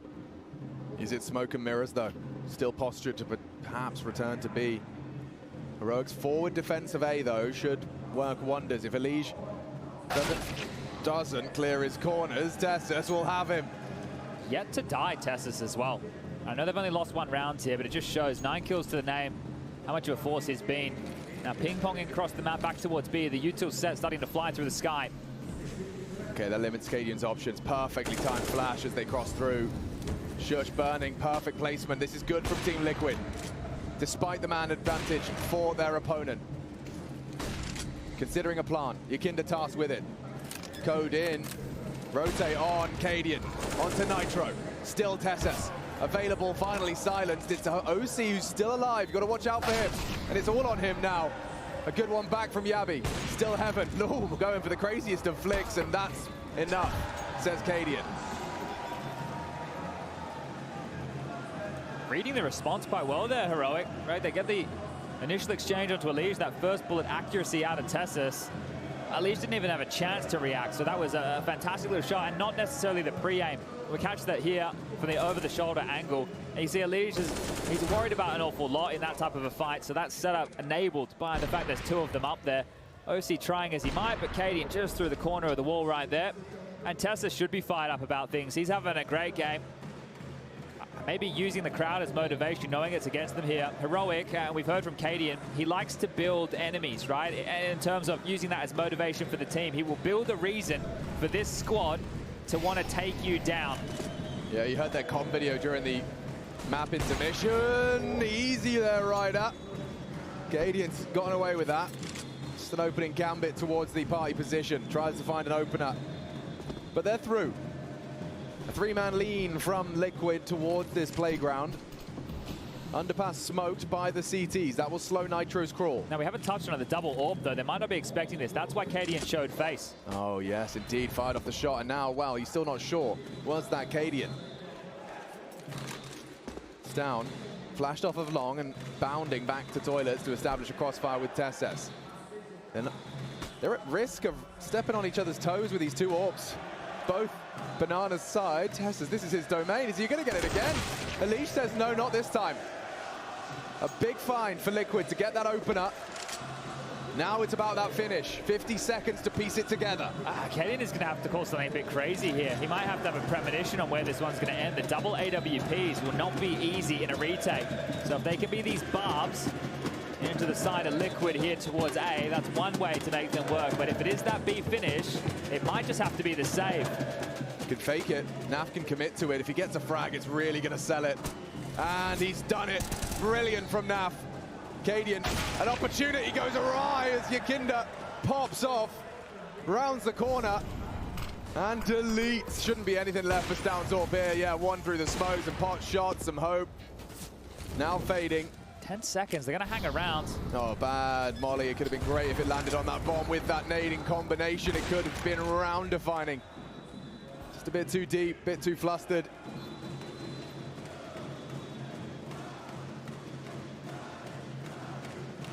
And as we expected, in comes the save. So Liquid, you have to look at how they handled this round. It was a similar formula to what worked previously, but this time round, Elige gets this opener. So you see the sidestep out, ready for that, and this is fantastic from Yakinda. So having those two be able to open up towards A is great, but Naf is the reason the rotation started to head back towards that B site. So great work from him again to find success through the monster tunnel. Bomb will go off. Liquid keep it to just a 3-round game in the favor of Heroic here by notching up their second, 5-2. And a timeout called, the first for the Danes. Moment to take this all in. Remember, on the line in this final map of play, the champion stage, the playoffs, the arena, where this atmosphere will be amplified. And I don't know by how much. This is uncharted waters, and I think if you've been here in awe as these teams to see exactly the type of celebration Furia gets, you want to experience this for yourself on the stage to, even if you're the enemy, just bask in all these humans here to enjoy the game that you at home love as well. Hey, I heard some absurd numbers, Chad, in terms of ticket sales for the we got the fan zone as well, don't we? Sunday, yeah. Fan zone, arena sold out. Sweden versus bloody Brazil as the show match. Oh yes, that's going to be fun. A stacked show match for sure. Let's see if Liquid can build upon that team round they've just posted. A different look at the strat book. Nitro's made his intentions clear. He wants his boys into B. Tessus will be a forward position, and Stout, you can see he gets a lot of info off that, as well as some nade damage. Very quick out of Tessus, but they're coming in. We need a defensive frag. Yabi's got no vision, but it doesn't matter. Somehow gets around the pillar and gets 2 away. Stout still holds on as well. The AWP set for success if OC could have just hit the first, but now the flank is here. OC on a timer, and from behind, Tessus strikes, running out of chances. Is Nitro. One back, but he knows there was a flank. The bomb is already lost on B. Yabi, full blind, double kill. I just can't believe Tessus. He understands the situation so well. He's come in through Monster, and now he's playing on the jail position on that fence. So there's no way that Nitro can get back into this. He's still worried that somebody's accounting for his position. And maybe, just maybe, we'll see a 50-second save as we get the replay of that. You bang on, Yabi completely blind there. It's a Hail Mary spam. Naf, the nemesis of Shush so far, over towards Monster Shore, but Yabi course corrects for the second down to save the day, and the flank from Tessus, the cherry on top. Yeah, and that's the contrast. You know, when we last saw Team Liquid go for that B take, we saw how Stown was so flustered. He had a smoker on the barrels, he had a Molotov on the ramp, he had no options. And the fights were much more segregated, and it was more individual for Heroic to try and handle. That didn't work so well. This did. You throw pace into Heroic, you better be able to play at their own game. Yabi, despite losing vision, still manages to pull off a nice defensive frag. 11 for Tessus. Yabi and Cadian rocking and a rolling as well. You're right, Shush has been having a bit of a mare. Naf has got his number. It's a difficult job, especially being that monster anchor or the B anchor. You're the last player to leave that site. You can see how Naf's been able to isolate those fights. It comes down to timing, right? You have to play anti-flash. You could do like the nose flash from Monster. There's a whole bunch of variations. It's a susceptible position. So for Shush, he is going to be feeling a little bit hard done by here, but we've seen him do his absolute best work in retakes towards that A site. So if they start to come into play, maybe he can find his footing. On the other side, Elige again, off to a bit of a slow start. Actually, a slow start for almost everybody. It's a little bit misleading, the scoreboard there. 5 for Naf, 3 apiece for Yakinda and OC, 2 apiece for Nitro and Elige. And an 8 forward from Cadian. Oh, right down the gullet. Yakinda eats it.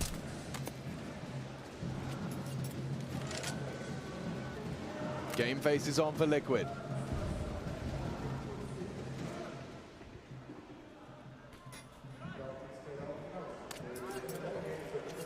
This time around, they've been given a whole lot more room. Tessus is not aggressive and pushing down for that quick flank. You can see him here just jumping towards long. This is defensive smoke in his hand here. Not sure how he would want to deploy it, but he has the info he needs and can relay that.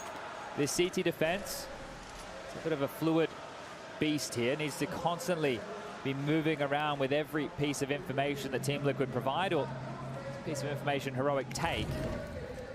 As Connector needs to be flushed through by Nitro. That Molotov will help out here. One less corner to clear, but shush, one less angle to watch. The door open, and there you go, an opening. That's his second kill and an impactful one here. Nice re-smoke all the way to the monster pipe. There's a stack here, though. The util from Cadian, well placed, well timed. Look at the time, 35. He's got another molly here that he can throw out as well. Oh. Yeah, not as well placed, was it? Not quite ideal. There is still that flash in play. He's really trying to keep him off long. Oh, they swing ahead of the curve. Nice back from Yakinda. And a bigger one out of OC. They might go for this, but 15 seconds, you lose all your resources if this goes wrong. Cadian, got a lot to contend with. Yakinda will swing through long. Burning in the flash. No info. Recovery if they plant. Yabi one back, but that bomb is going down, and they're set up for the round. They were hanging on. Fingertips in this round now. Liquid, look at their health, 35 between the two of them, but OC just has to hit one bullet. Yakinda down and out. Really awkward for the AWPer now. Smoke on the bomb. Heroic should have the protocols in place to get that defuse. He'd have to hit the first one out. Oh! Just shy of that visor. Could have been the shot needed, but 7 secure. Great attempt here from Liquid. That's around where the chips fell down. All the little maneuvers that were made from Heroic, they were fantastic. But you get offered the chance, the flash forward, then the trade comes out. Yakinda steps in, avenges a liege. The same thing over towards the mid area. OC's AWP. And then Nap clears the site. That was a perfectly placed Molotov considering the time. This is great from Liquid to make a recovery, to get that bomb down. That plant, it could mean an awful lot in the state of the remainder of this game. Okay, otherwise, I don't think we would have seen a buy coming through here. So getting that down will facilitate... getting loud out there now. Wasn't expecting that, but yeah, facilitating another buy here. Liquid is still in a good position to somewhat break Heroic, and I think in that timeout, maybe that conversation was had. If they're going to give us chances like that late, it's not a problem. We come from the school of James, taught by Yakinda. The clock is not an enemy of North American Counter-Strike anymore. Yeah, it's a real ally. And that was really threatening. Recovered all the same. Nose flash, smoke, heaven. Shush, Yabi to receive. Shush has been having trouble. It's Yabi's turn though. Meets Alicia's AK. Counter flash in. Shush to do a lot and he can't. A double entry out of Alicia and he may not be done. Another one for North America's star rifler. Straight into the sight. Gets Heroic out of his sight. Nade, bang on the money. And he sinks it with Tessus. Still handled by Yakinda. But Cadian, this now looks a little bit more appetizing, a bit more appealing. Elige sitting duck, lets it go, and Elige will take 4. A quad kill when Liquid needed him most. Still yet to see him do it consecutively. That's a big one indeed. Elige coming through, brute force on the jump. Yabi goes down completely blind. The second is brilliant, the third inspired, and the fourth necessary as things start to get tight here. Cadian had his chance from the heavens, but God's good graces are on Alicia's side, and they are going to force into this. But as I was talking about, that's all they needed to put Heroic on the ropes. You can break them right here, right now. This is it. This will determine how competitive a first half we'll have on our third. Naf heard that extinguish. He doesn't want anything to do with that.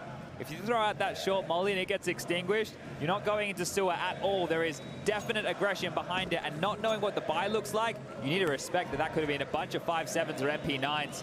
Tessus, it's going to be his chance here, Alex. They're here so quick. Super quick. I don't know if Tessus has got this one accounted for. Back is turned. Super lovely pace on this. Sitting. Eliminated now. Bent over the knee of Liege. Molly Bank arrives as Stown does. A single pot shot before he has to respect the flame. Liquid on their A game. And you see the break in the flow here. We were talking about the momentum. Heroic being able to run with a call ahead of Liquid here. Well, that little contact play up long in response to the information over towards B. That was picture perfect play. And Liege now really starting to feel himself. He's the man you've got going in first here, finding these openings. It's going to really free up your Kinder to potentially do the same. Looks easy, just that one kill onto Tessus, sure, but you can understand why Heroic are opting for this decision out of the two. An AWP can change the discussion in a round on its own, and especially on a map like Overpass. But it is going to come down to Cadian making sure he can either force those plays or read those plays. As the bomb goes off, the fourth will be chalked up. Has a chance for them to even still win the half here. 8 is still on the table if Liquid want to grab 4 more. It will not be easy, but it has to be a hard discussion for Heroic now. Traditionally, you would expect a team with the loss bonus where it's at just to hold on to what they have, take an eco across the board, try and save these guns again if you gamble incorrectly with your positioning, and then buy into the next. And that seems to be the course of action here. The 2 rifles, or one of them, Cadian starting over towards A, Tessus over towards B this time round. It's Yabi who has He's that sticking M4. around, Chad. He wants this. And that's a difference maker. Oh, rattles off a shot. Across the server, and Liege now down. Gonna have to try and pin that down now, but he's freed up. He can just keep moving. This is where Cadian across the map just needs to keep that pep in the step and hope that these pistols can just find you information. And remember, Yabi, that second rifle that I mentioned over towards B, he's still a booby trap to worry about as well. So here's Cadian. They just spotted him. Dowie is already about to swing open this door. Another fight. Yeah, it gets awkward if the AWP peeks you. And he's just saved himself. He's pinned. He can't leave. If he does peek, oh, well, don't need the AWP if the D does that. Stown's the one to flatten that underpass presence. Now it is all on these 3. Kinder ahead of the pack. That's promising signs. You can't afford to lose OC, but he's investigating down lower. Tessus, only a USP, mind you. Cadian trying to do it all. Does arrive just in time with the smoke, and Tessus has his exit. Naf behind him. And straight into, wow, double dink! On just a USP, Tessus takes down a fully equipped terrorist. It's about to be flawless here. It's just Naf alive. Holy moly. There's an M4, a couple of Deagles, and the AWP, and everybody finding a little something here. Naf will draw one back, but look at that, 22 points of health, 15 seconds, and he is going to go down. That one is going to feel good for Heroic. I really have admiration for the way Tessus played that. With only a USP, he was doing so much in the information retrieval. You saw what they profited from it. And never mind the USP double dink. This is how Cadian started off. This I love, though. The fact that they then go and isolate the connector player on the default, that's a banger of a shot in itself. And the double dink, you bang on there. Tessus has looked laser sharp here. And that is the type of round that will hurt Liquid. Shoe back on the other foot here. Liquid are the ones who are suffering a potential break. Get out of there, Yabi. Far too hot, far too rich for his blood. OC looking to draw blood. Yeah, it worked for him once. Not this time. Cancelled by the responsive incendiary. What is this full rotation right now? Cadian and Yabi have just completely evacuated the A site, are silently now descending towards B. And again, this is just another Heroic classic here. Come over, they double nade, using the internal timer here that they know that they can rotate back in towards the A site before this crawl comes through. But Nitro and Yakinder, I think they're ahead of the play. Cadian might second guess this. He's got a lot on his plate. He has to be able to respond. Liquid are getting set up, but so are Heroic. Perfectly timed. Yabi to sweep through the close angle. Cadian going looking. They heard the scope. Kinder relays the information. Maybe OC fancies his chances wide. But now they've got 3 in the right place. And Cadian puts his bullet Square between the eyes, 2 to the good for Heroic. Acadian now meets the AK, but it's quickly responded to. Elige needs more. Dancing with him. How does Yabi win that duel? He never let go of the trigger. Elige still can't find him. And Naf's been here one too many times, just holding on to his gun. Behind enemy lines, down is crawling.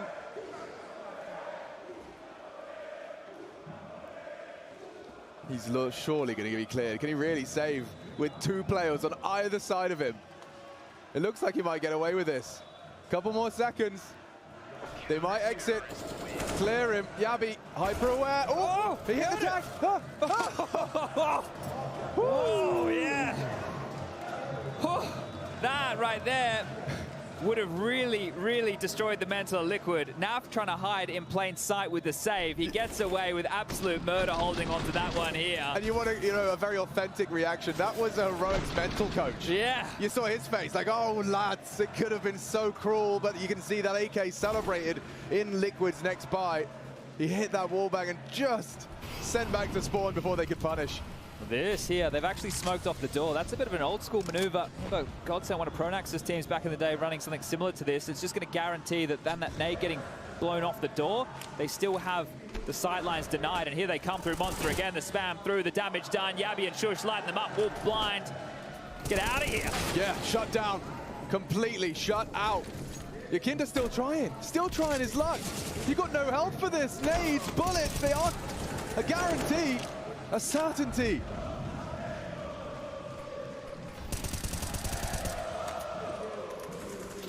Denied at the door here. And they only have one more round to play in this first half after this. It'll be another round similar to how the purchaser lied right there as Nitro trying to hoover something up. Might get his life sucked away if he's not careful. OC might just want to save again. It's not an enticing option here.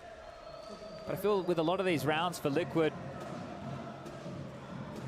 it's just been rough to get out the gates. You know, there's been a few where they've been given the good graces of some map control, but this is the thing with a map like Overpass that needs to be highlighted in the discussion. If you don't have AKs and AWPs and all the util, it's so much harder for you to get full map control because you need to smoke off front bathrooms, you need a molly divider, you probably need a molly and connector to make sure they can't have that space. You need flashes to get yourself out long, at least an orb to post up so they can't have all the free information. The AKs for the longer duels. Oh, and they're going to push them, they're going to fight them. Nitro, you might lose everything here. And OC starting to scamper elsewhere now, so aware that they were on pursuit. He will get over towards the playground, and well, he's not going to be doing a whole lot of that. Yeah, but that spray down on Monster. 2 kills from the 2 CTs, and Shush has been having a bit of a tough time at times on that responsibility. Not easy to play. But every time Yabi's arrived on that site, there's been a couple of instances, of course. We saw the flash and the frag and the double previously. This time he's there for the 1. So Heroic have covered their bases. They are not allowing Liquid to have any sort of leeway onto that B site.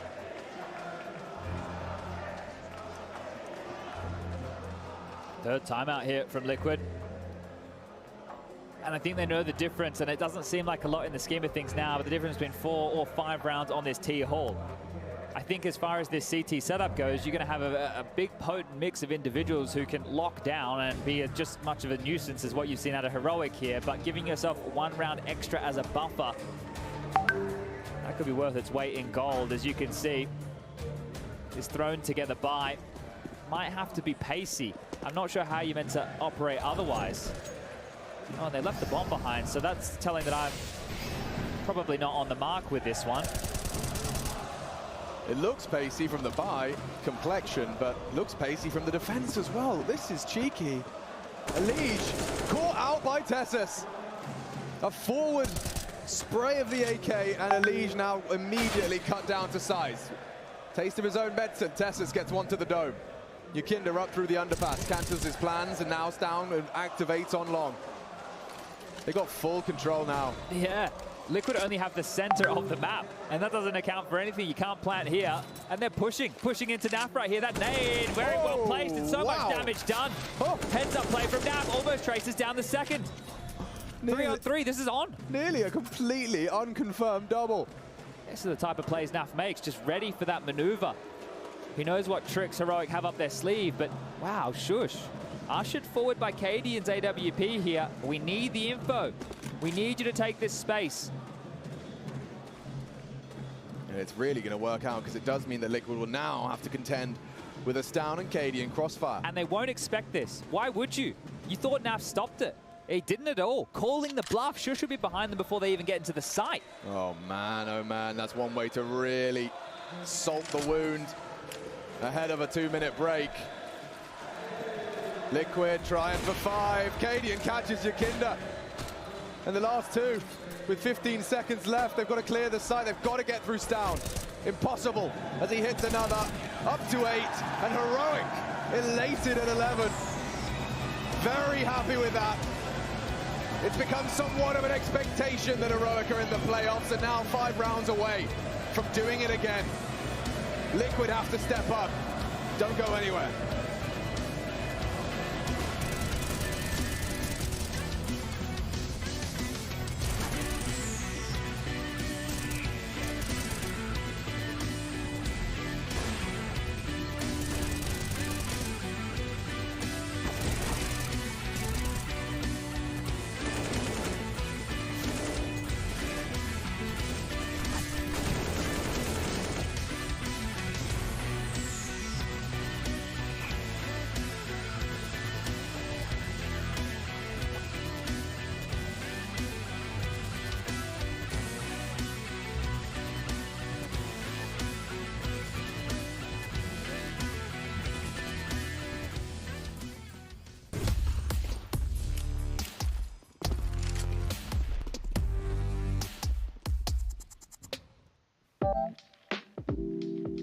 Hey Future Pros, let's take a look at a nice little A exec you can throw on the A side of Overpass. For this exec you will need 2 Future Pros, 2 smokes, 2 mollies and a couple of flashes. Future Pro number 1, you'll be throwing the bank smoke along with a molly for the truck. To throw your smoke, get into this back corner. Aim into the bricks and just to the right of this little brick. Then jump throw the smoke.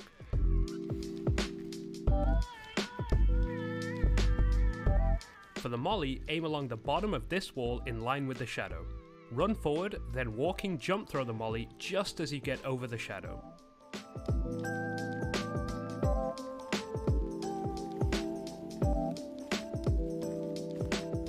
Then throw a basic flash behind your team to help them out. Future Pro number 2. You'll be throwing the stairs smoke along with a molly that lands next to the dice box. To throw the smoke, get in line with the right side of this beam and crouch down. Find the gap in the white spot and aim at this point and crouching jump throw the smoke. For your molly, aim just to the right of this brick and crouching jump throw also. Lastly, you'll throw the initial flash, which will help your team take space into the site. This is a nice execute and will make it hard for the CTs to play behind cover, also leading you to get the most out of your flashes.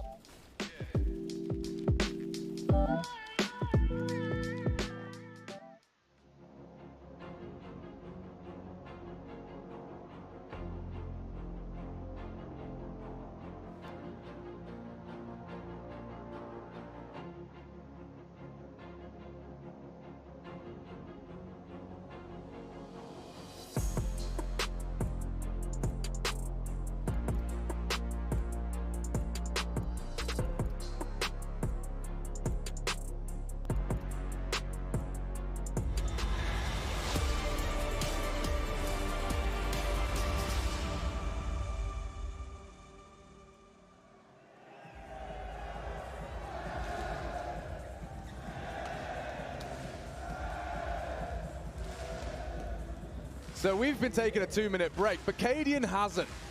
He's been working his crowd work strat, and it seems to be working. Well, Carrigan's not here anymore, so someone's going to take that mantle. No doubt about it, the best Danish team in the world right now, just 5 rounds away from finding themselves back in another playoffs. 3 consecutive majors for Heroic to find themselves on that stage, the top 8. Liquid, however, I'm sure they have something to say about it. Pistol round underway with some Julies in the hands of Elige. 2 players down the connector as OC already spots out one. Heaven Smoke at the ready. Flashes to follow in the boost up. OC found Shush and Yakinda takes down Cadian. A 2-for-1 special, or a 2 for none. Yeah, that's lovely. Still not a single casualty, and it keeps one-way traffic every click between the two of them. Yakinda, OC to finish it all. Just the two of them. They can make it if they try. Liquid have got to go from here. Launchpad given. Clean CT pistol. Actually got a pretty split crowd here today. I think the first time we may have had down the middle, 50-50, some Liquid fans in the house, heroic individuals being converted as well right in front of our very eyes. This is a threatening second round though. I can see a world where that scout hits some tags. The Deagles to zip up the body bags. We do see the nade not implemented onto that door position, so no info on the jump or spray. It's just plumed on the radar now, but there is actually a smoke that's been thrown over towards Sewer, and that's to be telling of one of these pistol crawls. You can see Naf there on the jump. He just spotted that, so you need to be careful that Tech9's playing in it, ready to explode, but they're doing a bit of this classic walk. And this all comes down to the timing and subverting the expectation that Team Liquid have of that mental timer of when we need to rotate support back. Now, they are starting to piece this one together silently, but the explosion will be quick and in their face. Elige, flustered. Wants to drop that divider smoke upon the commitment. Does manage to get it out of his hands before the commitment comes through, and he gets the bomb on the floor. Yakinda and Elige now. It's their turn. Another double kill out of Yakinda. A tag on the scout. Not much to be celebrated for Cadian as this one. A full investment of their limited resources. He's fallen flat as a pancake. Nothing for Shush. Pre-aiming the jump for info, but far too well drilled for that. Now, here's the situation. I know that we have 30 seconds left on the clock, and you might go, okay, well, hold on to the scout, hold on to the Deagle. But this is going to hurt you come the first gun round as far as the loss bonus goes. So if it ain't making dollars, it didn't make sense. They are going to have to throw their body on the line here. And Shush with a nice one. Cadian, he's going to want to go down here. They're giving him the space. They're allowing him to stroll forward, sure, and they will have to finish him off. He's saying, hey, please kill me, and Yakinda will oblige. And there it is. Liquid with back-to-back rounds now. Second time they've been able to put anything consecutive together here, but we did sow the seeds early within that first half. 4 or 5 rounds. Would that be enough on the T-Hall for Liquid to get this one done? You can talk to the testament of both of these teams having fantastic individuals to lock down on the CT side, but check this one out. Keeping it a bit funky. It's a Tessus Hero AK, and with the shots he's been hitting, 17 kills. Why the hell not? See if he can rock the boat. I guess it's Shush. Just putting faith in his teammate. Not been having a great time on overpass yet. Tess is quite the contrary. And that's exactly Yakinda's signature play. Tessus does reveal the AK. Yakinda trapped on one side. He'll smoke for the escape, and down goes Tessus. No longer such a threatening round, really. Elige just to try and mop it up. Yabi, that AK does post a frag. Shush confirms there's more. Yakinda's reposition, Naf on site. At least 2B, they say. And oh my God, there was a chance. A very real one for a moment there. Yabi gave it a good shake of the stick. But it will be Liquid, 3-0 in our second half. Well, they made it somewhat costly there.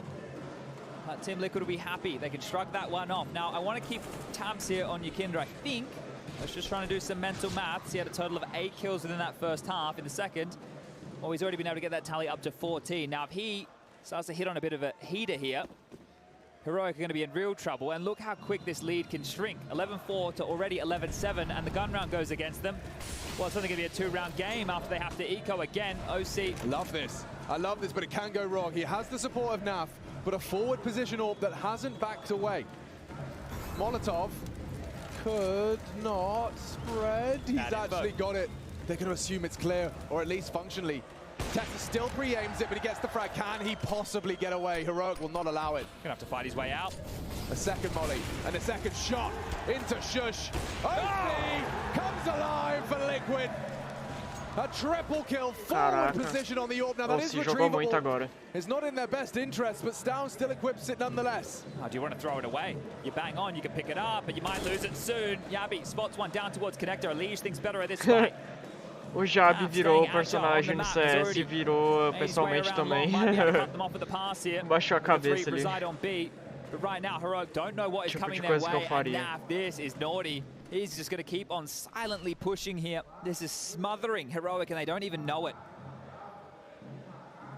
Heroic definitely know OC's in the server now, though. A real announcement. And Naf maybe misses his window, at least around the corner here. Oh, just around the river bend. Ali era pelo menos uma kill de graça. Plant here would be great. There is a chance to do this. Yukinda coming on the flank now, but this smoke is dividing the fight. Yeah, it's a nicely placed one. Yukinda, oh, he should have the trade. Doesn't immediately engage, doesn't want to give it away. One long, Yukinda now, perfectly timed, in unison with the squad. Spotless. Cara, esse aqui tava 11-4, velho. Tem jogo, cara. The hero of that round right there gets back his AWP. Thank you for your hard work. You can give it another crack. That right there is the gap closing, as we mentioned. And this is great. Combat ball picking the thick of things here. Fear in his eyes. That one's fast, and this one's beautiful. Just ready to take all of these fights. A second bottle of flame required here to deal with OC. And let's see what Heroic have up their sleeve with this partial investment. Enough utility to get them early map control, or at least feign doing so. It's a 4-man B lean, ready for a pop like this. Acadians called it off. What looked poised and ready is now them dropping back, and Yukinda the one flexing forward for a little bit of info. É eco deles, 11-9 aqui, bem provável. Oh, ouch. Just one into the eardrum for Shush. On his crawl, just straight through the wall.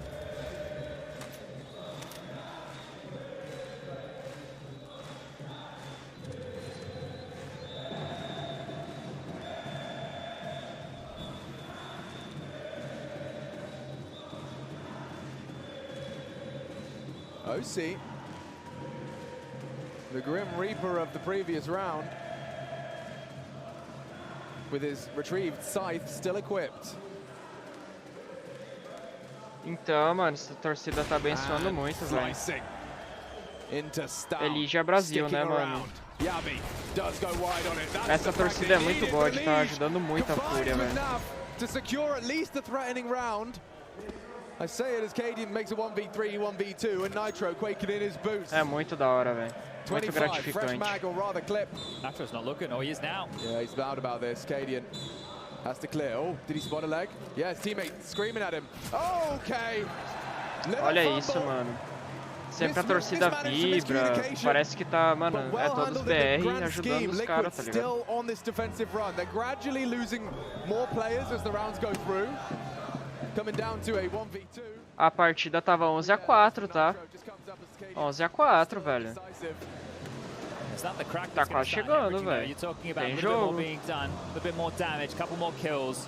Right, Liquid are definitely coming out on top of the jabs, but Heroic, they're setting them up for something. You can see here that run right now on the CT side is 5 consecutive, not a single bomb plant. Exatamente. A gente também consegue sentir, né? A gente também consegue sentir um gostinho.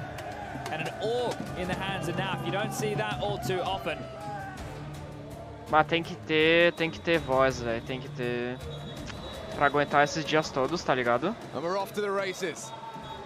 As Team Liquid's Dark Horse gallops into action. Look how passive this is from Heroic early. They're not testing the waters with anything at all. Yabi is passive as well. He is somewhat ready for what could be an aggressive maneuver out of Nitro and Yukinda. They're already flirting close towards that monster smoke. Se a Liquid ganhar aqui, véi. Caraca. Amanhã é Heroic contra Team Spirit, velho. E se Heroic ganhar, é Team Liquid contra Spirit. É linda demais, concordo, mano. Muito da hora. Do Elige é da hora. Fósforo azul. Só que sem os adesivos, achei meio broke. Now you can see Cadian was posted up on that. The flash might cause panic. Tessus will move on that as well. Out of the connector. Big nade. Into the toilets. Chip damage. Essa da Kindar não gostei tanto. Back. Great util usage. Can Heroic convert off of this timeout? Post their first T round. If they're going to get fakey with it, the way back, Elige can have this covered off. Tessus, however, up towards Divider.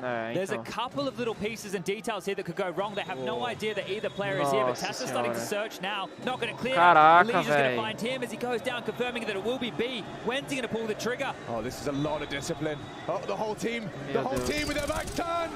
Joga demais, cara. In quick succession. Meu Deus, jogou demais, velho. Tá maluco. Aqui eles sentiram, velho. Aqui eles sentiram, mano. Eu acho que aqui vai ser... Vai ter uma Galil, talvez o resto a Cal. Pouca granada e... Mas aqui sentiram, velho. Olha, mano, frio calculista 2 e o terceiro... O terceiro também tava despreparado, cara.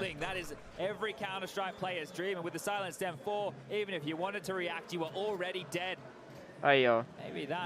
É melhor mesmo fazer um pistolete, guardar até 2000 pra ter full depois. Experiência é outro nível, se fosse outro, teria matado apenas... É, então. Eu acho que eu teria matado já primeiro, tá ligado? It's a lot of responsibility on his shoulders, but he's just proven it's valid. Maybe it's just the confidence in the fact that they know they're going to continue to try and knock on the door of this. Cara, esse pá garantiu o jogo aqui, tá? Great off angle for Yakinda. Yavi slaughtered. Cadian quick on the orb. Ó, ele já levou dele ali também. From Heroic, still in the hole. As Tessus descends. Well, Stown getting an upgrade into an AK now can be somewhat threatening.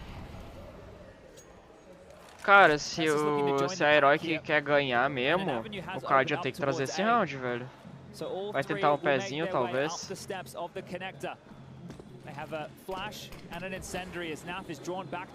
Vão rodar pra A, cara. Muito inteligente, ó. O Elige tá um passo à frente de todo mundo, cara.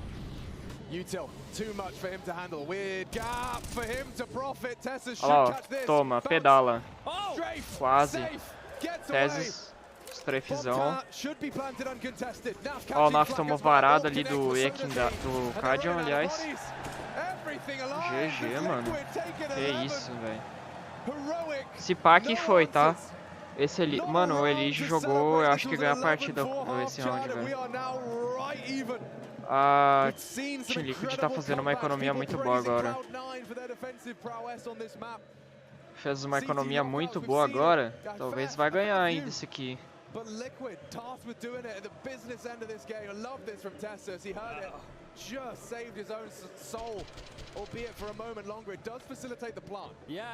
Só não entendi porque veio uma Smoke e uma Molotov ali, deixou brecha ali na lixeira. Foram jogadores todos da Heroic que fizeram essas granadas. Mas ó, a galera aqui da Liquid tem bastante dinheiro, cara. Aquele round ali foi abençoado, mano. Vai ter dinheiro assim pra quase toda a partida, dependendo da... Se a Heroic não pontuar assim, ganha e perde, pô, tem dinheiro, velho.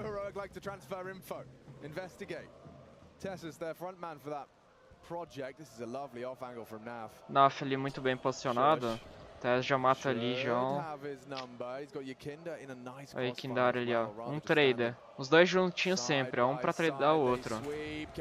É, o Cad já tá ligeiro, daí... Se o cara de AK tivesse me matado, o Naf teria dado a cara ali também. Aí, ó, já foi. Guardou aqui, calmou. Nem tudo tá na Disney.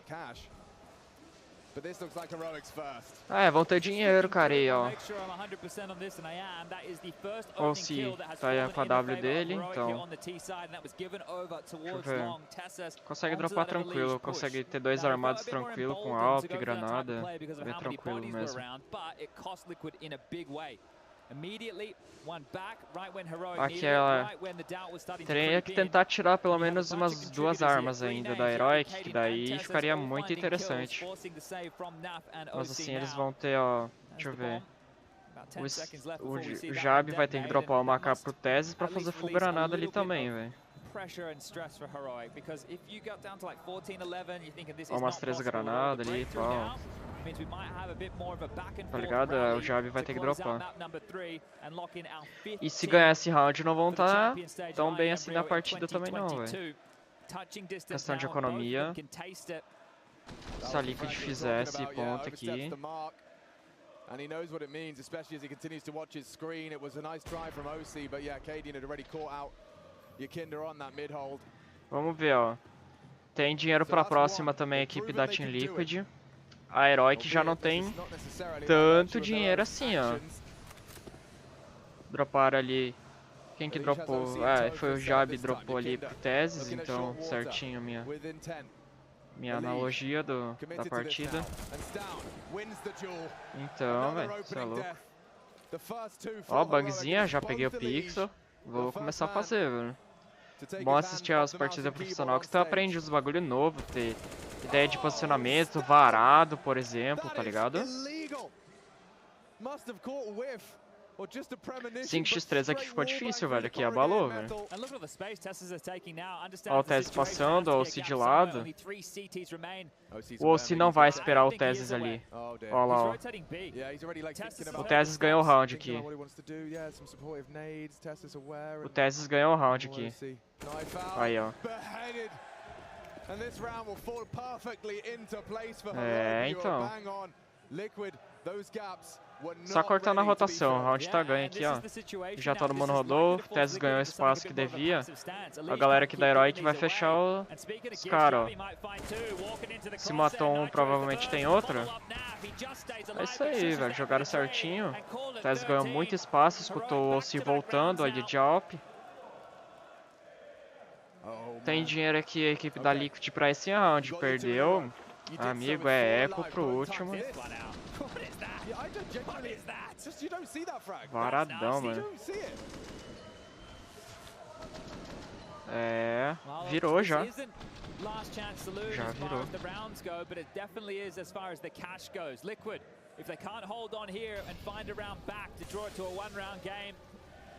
Agora ficou, ó, famas ali no Nitro, tá ligado? Pro OC fazer a W, velho.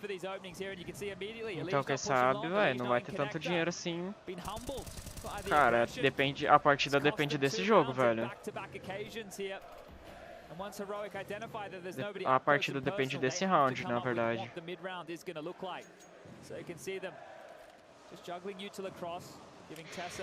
Vamos ver como é que vai ser a execução aqui do time da Heroic. Mas não tem granada, não tem muita granada aqui a equipe da Team Liquid. Isso pode ser um grande problema. Já prepara smoke, ó. Caralho, calculada, né, velho? Pro cara ali do bomb não ter a visão, ó. Principalmente por tirar a mira da W. Porém, deu essa espécie de one-way ali pra Elige, né? Galera aqui da Heroic vai tentar vir forçar aqui pra B.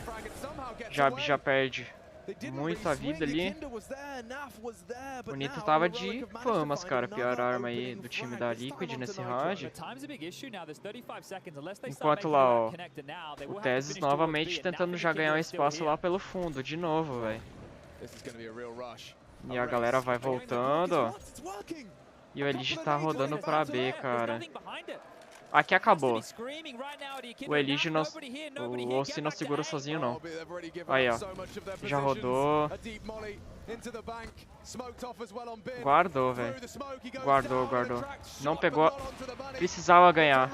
Precisava pegar essa aqui pra ganhar. Que acabou, velho. Guardou. Everyone on this squad just listening to Cadian's every whim and demand. O Naf tá ali paradão, ó. Stave novamente fazendo... meio que prendendo a equipe da Liquid, ó. Porém o Naf é mais ligeiro nesse round agora. Se você pega o cara passando ali pro bomb, acabou, velho, o round. Ó, esse aí também é inteligente já prestar atenção pra fazer no competitivo, tá ligado? Já é uma evolução aí, ó, que a gente vai aprendendo. O Naf explodiu, sem dinheiro. Cara, vamos ver se vai ser eco pra tentar levar pro OT ou se acabou, velho.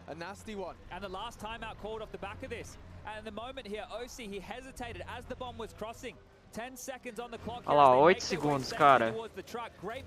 Olha lá, ó. Era essa kill. Era o cara ter acertado e o cara passando.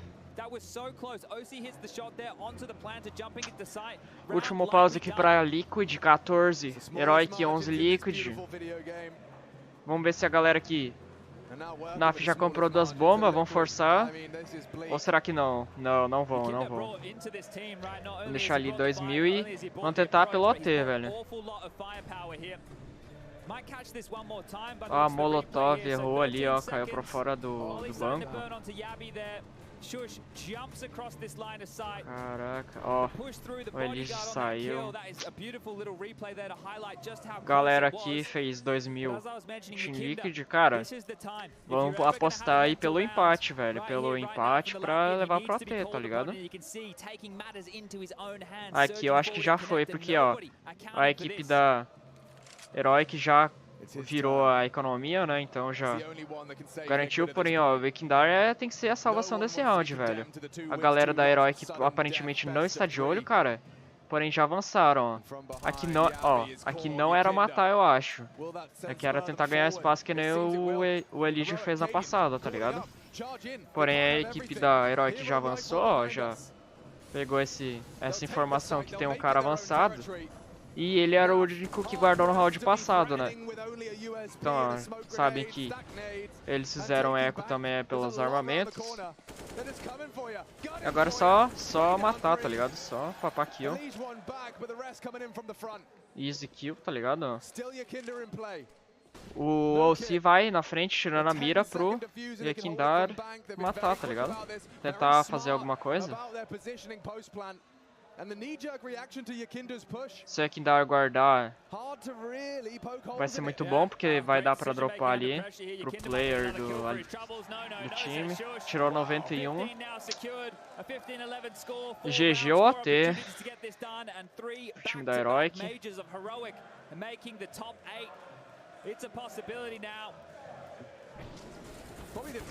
Gustavo Maia, seja bem-vindo, meu querido. De boa contigo? You put overpass together with that vertigo and look what it means to them. Ó o Sushi ali, ó. Galera da Heroic agora embrasou, né? Antes era da Liquid, agora é da Heroic. É GG ou AT, velho. A galera da Heroic tem dinheiro até pelo menos até o 15 a 14. Vai ter dinheiro. Até o 15 a 14 vai ter dinheiro, cara.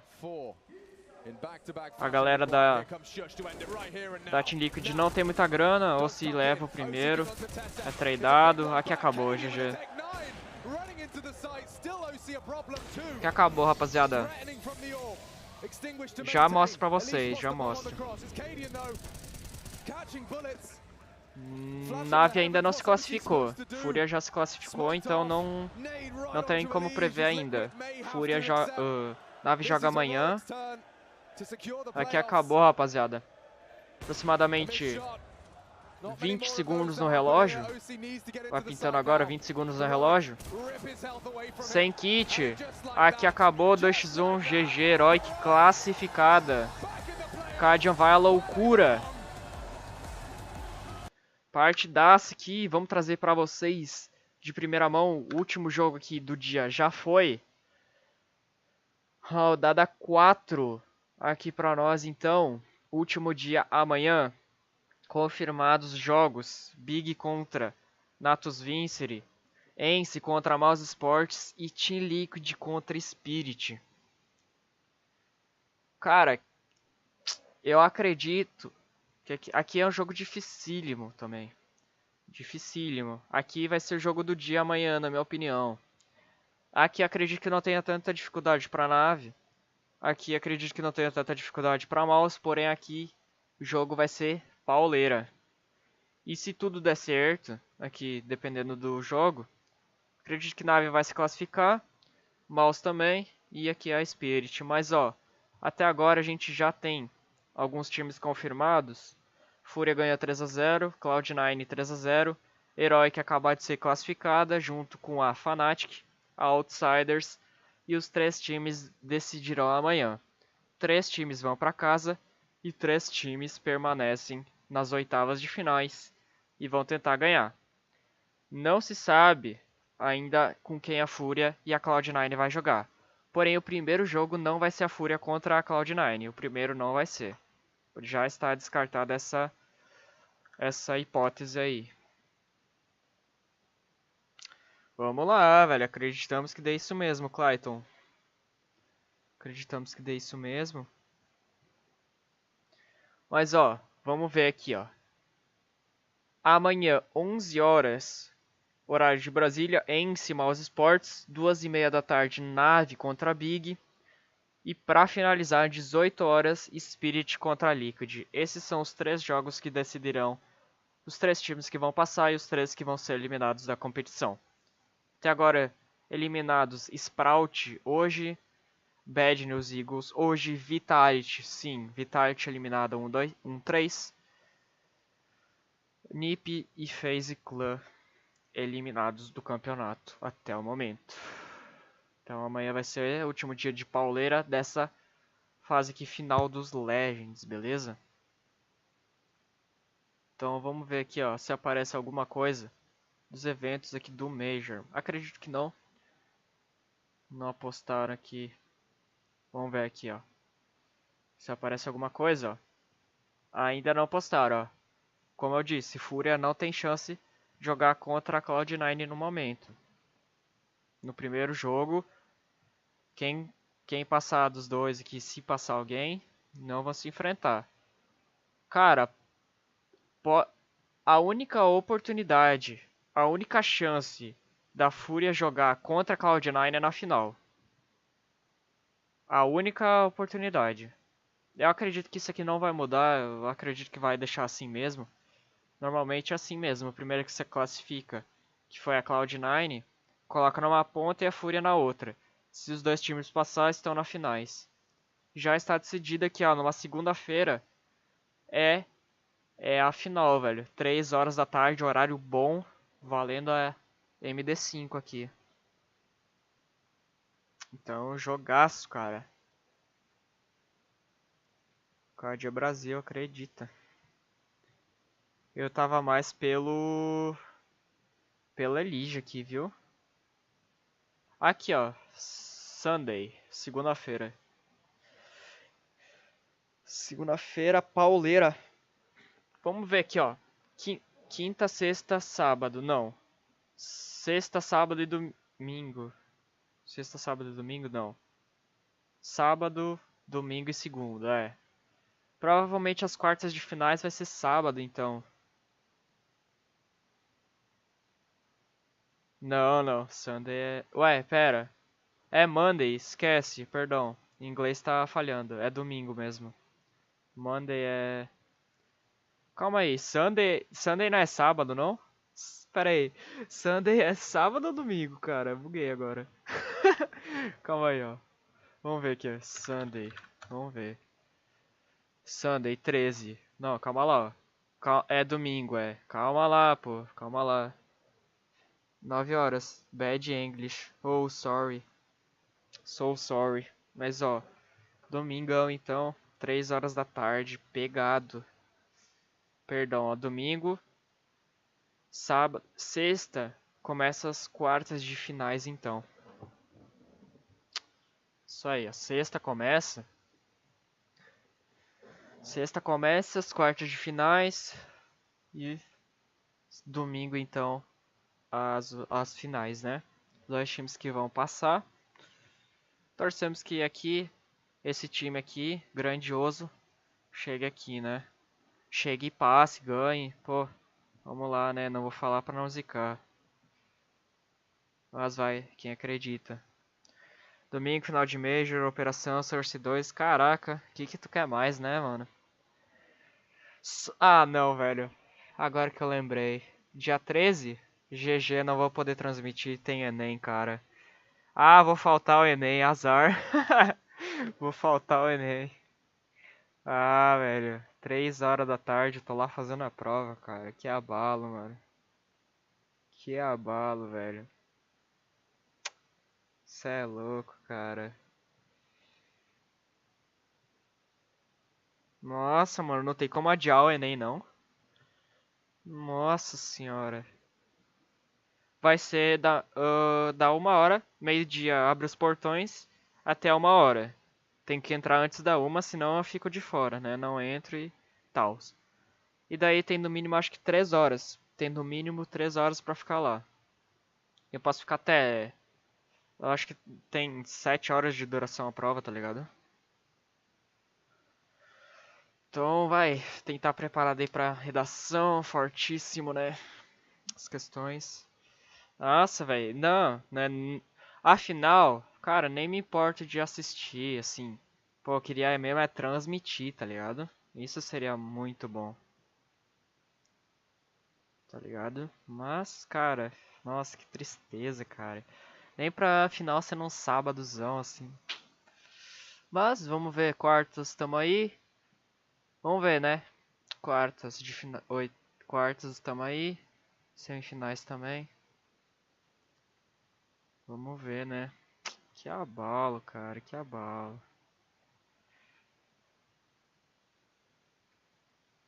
Dia 13.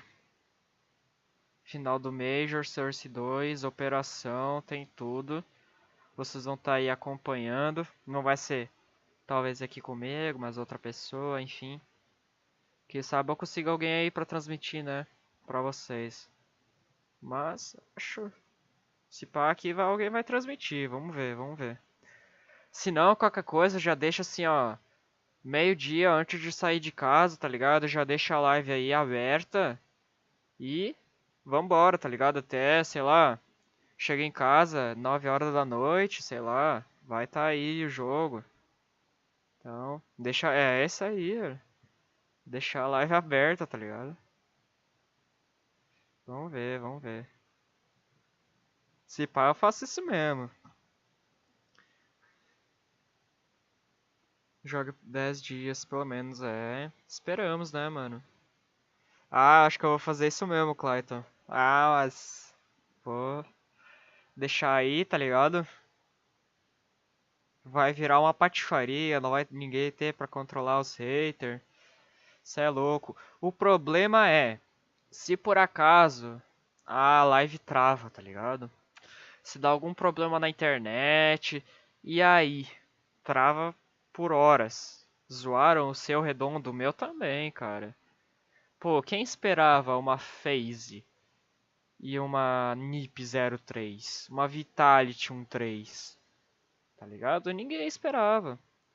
Chat off, cara, a melhor coisa que eu já fiz nesse canal de live, assim, ao vivo, foi ver na partida da Fúria, acho que foi ontem, né? Fúria ontem, acho que foi. Isso, ontem contra a Sprout, cara. Ver aquele chat flodando GG, cara, foi muito gratificante, velho. Muito, tá ligado? Eu não vou estar aqui pra ver, mas vocês vão estar, velho. Vocês vão torcer aí. Domingo, vai pro Enem e deixa o chat off. É. Vou deixar até o celular em casa, porque se tocar o bagulho lá, cê é louco. Imagina até alguém mandando no zap lá. Tá no escaninho, tá ligado? Daí toca, sei lá. Por acaso vibra, alguma coisa assim, né? Então, vou deixar NiP eu esperava, hein? NiP Sprout. Sprout, cara. Sprout foi um pecado. Eu coloquei Bad News Eagles. Bad News Eagles perde contra a Ence. Perde contra a Spirit. Mas ganha da FaZe Clan. É inacreditável. FaZe Clan abalou tudo. Tá? Mano, meu redondo tava em jogo aqui, ó. Vamos ver, ó. Vamos ver se eu permaneceria, ó. Deixa eu ver. Eu faria 1, 2, 3. Ah, estaria ripado de qualquer forma. Se fez e jogasse contra o Imperial era capaz de perder. Com certeza, mano. Com certeza. Mas eu tô falando, velho. Esse Major tá conspirando pra esse time aqui. Ganhar de 3-0. Imperial não passa nem pros playoffs. 0-0 não passa nem pros playoffs. Vitality eliminada. FaZe eliminada. Amanhã a nave jogando pelo 2-2, cara. 2-2. Isso aqui, mano, acho que nunca aconteceu. Tá ligado? Major passado chegou na final. Tranquilaço. Fez 3-0, passou ali da... Passou nas Legends 3-0. Mas, se eu não me engano, né? Mas não chegou no 2-2. E daí vai e perde pra Big amanhã. Meu redondo já foi pros ares. O que eu gostaria é que acontecesse uma Big, a Ence passasse e aqui é pauleira também. Mas eu gostaria que a Spirit passasse para que fosse uma Fúria contra Spirit aqui na semi, velho. Imagina comigo. Deixa eu ver, Spirit jogou contra quem? Sprout, Spirit contra a Outsiders. Spirit Outsiders aqui, a Fúria e a Fnatic aqui. Fúria passa, Spirit ganha da Outsiders de revanche. Fúria e Spirit aqui na semi. Revanche, tá ligado? Aqui, vamos ver, Natus Vincere e aqui embaixo quem? Quem mais? E Heroic. Natus Vincere e Heroic. Nave passa. O último que sobra... Bom, tem que decidir amanhã, né? Os outros que sobra. Deixa eu ver. Bom, ou é Ence ou é Mouse, né? Mouse Sports. Mouse Sports contra Cloud9. Cloud9 leva. Heroic contra Nave. Nave leva. Nave contra Cloud9 na revanche também. Semifinal. 2 semifinais contra a revanche. É uma teoria das conspiração que eu gostaria muito que acontecesse, tá ligado? Pode acontecer, velho. Pode acontecer tudo isso aqui que eu tô falando.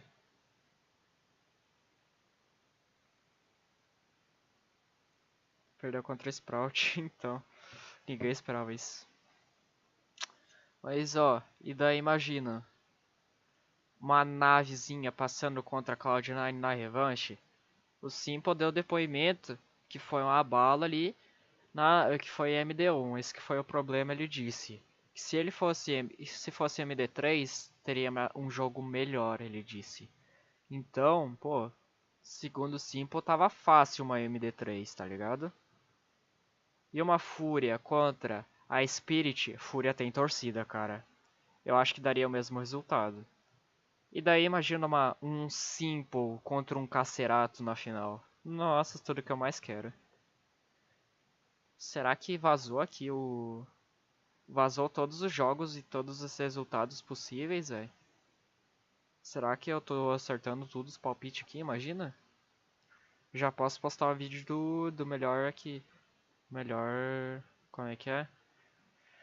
Melhor redondo possível. Melhor Picking Challenger, tá ligado? Já posso postar. Vamos ver amanhã. Amanhã novos jogos aí. 3 times vão pra casa, 3 times ficam. É isso, amanhã a gente... Provavelmente amanhã a gente vai... amanhã com certeza a gente vai ter essa tabela aqui atualizada, porque até o momento só tem Fury e Cloud9, os 2 primeiros que passaram aí no terceiro dia de campeonato, né? Não, segundo dia, aliás. Acho que foi segundo, né? Vamos ver. Deixa eu ver aqui. Foi o primeiro... Isso aqui foi tudo no mesmo dia. Essas duas MD1 foi no primeiro dia mesmo. No segundo dia, exatamente. Segundo dia, já tava classificada a Fúria. Ô, mano, é sério. É tudo que eu mais quero. Mas eu acho difícil. A MD3... MD3 vai pegar preço, tá ligado? Mas ó, eu venho falando isso há um tempo aqui também, ó. Primeiro jogo, Big contra Sprout, Big ganhou. Segundo jogo, Big contra Mouse, Big ganhou. Big 2-0, certo? Big 2-1, Big 2-2, Big 3-2, Big 2-3, tá ligado? Ou seja, Big ganhou 2, pra depois perder os 3 direto. Tá ligado? Isso que eu já tô falando há um tempo. Ganhou os 2 primeiro, mas vai perder os 3 depois. Tá ligado? Então, acho que aqui tá tranquilo pra nave. Esse jogo aqui eu tô bem curioso pra saber também, na verdade, né? Enzo contra a Mouse. Tô bem curioso pra saber. Vamos ver, a Mouse aqui perdeu pra Fnatic, velho. Duríssimo. Ganhou aqui da Vitality, ó. Ganhou da Vitality. Perdeu pra Big. E deixa eu ver, cadê o outro? E ganhou da Team Liquid. Cara, ganha de time bom, mas perde contra time ruim. Então, sei lá, acho que dá esse, pô. E daí aqui também, jogaço. 18 horas aí. Então, tudo time, assim, ó. Tudo partida zoada, eu diria, né? Partidinhas zoadas aí. Mas vamos ver o que que rola. Até agora, 5 times já estão classificados, né? E amanhã outros 3 decidirão quem passa e quem volta pra casa. Junto com a FaZe, Vitality, NiP, Bad News Eagles e Sprout. Né? Então, duríssimo aqui também.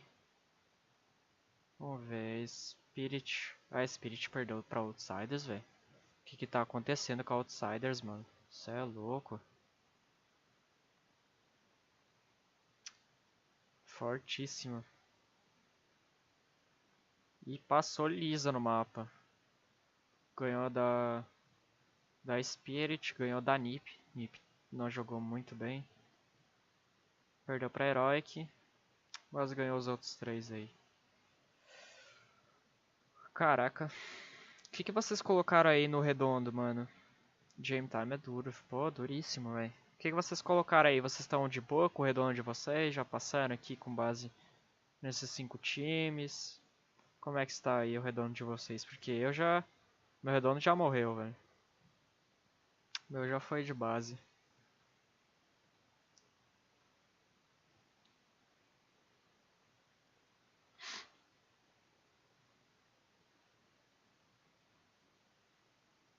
Ninguém diamanta. É... Duríssimo, cara. Duríssimo. Por isso, mais uma vantagem, né? Mais uma vantagem pra esse time, cara. Tá acontecendo... Mano, tá muito abençoado. Tá muito abençoado. Tem torcida. É no Brasil. Deu esse resultado aqui pra esse time, que eu não vou falar pra não zicar. Cara, mano, tá muito bom isso aqui. Tá muito bom.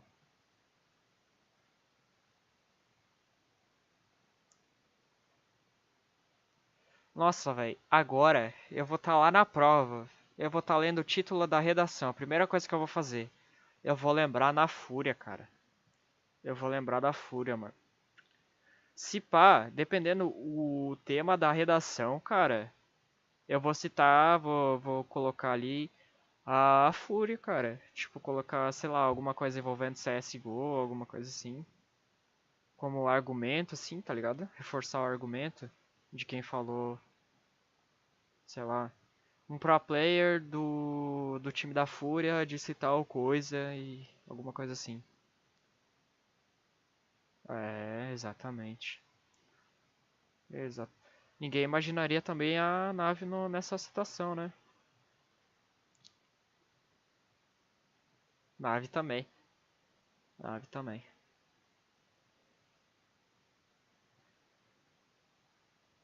Vamos ver quem é o time mais difícil pra Fúria daqui.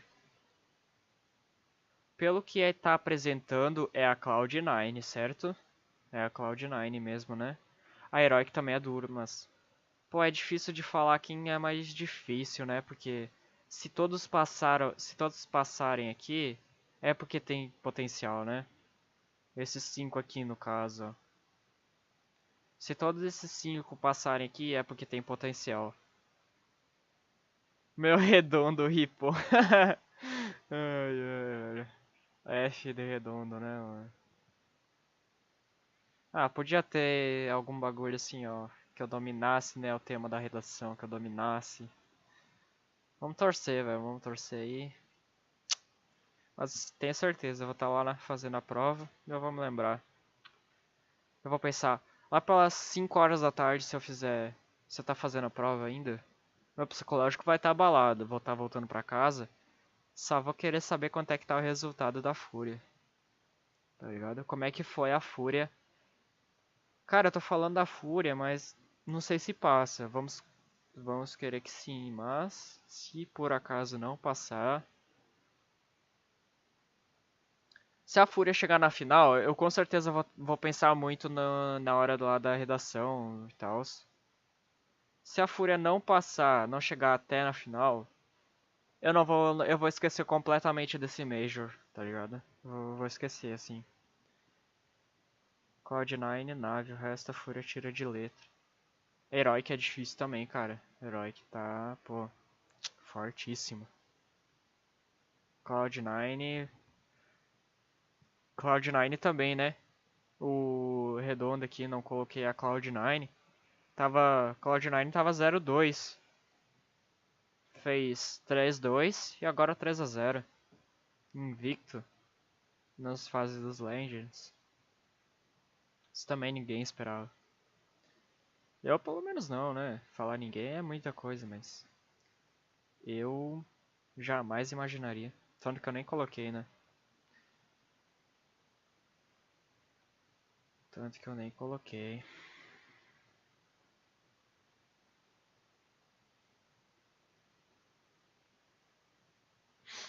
Mas acho que eu vou finalizando aqui, já tem aí os times, ó.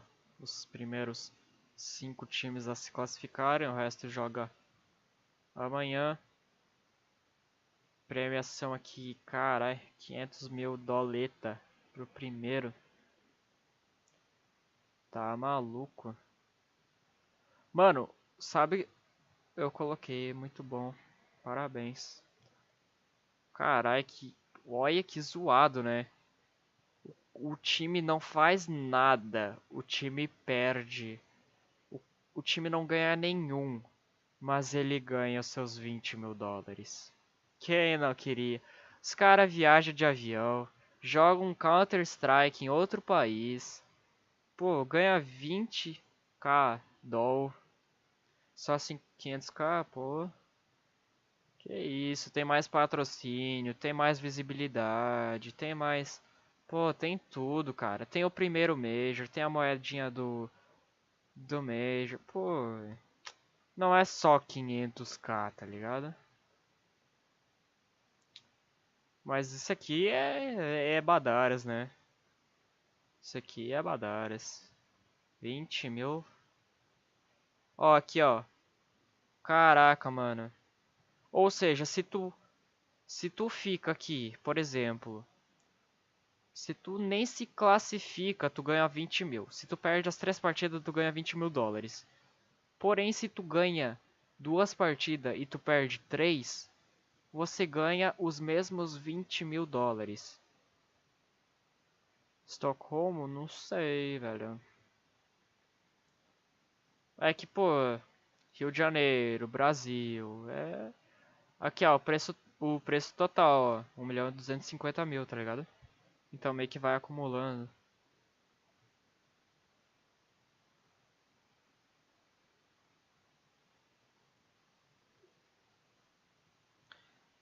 Top 1 Mundial 03. Carai.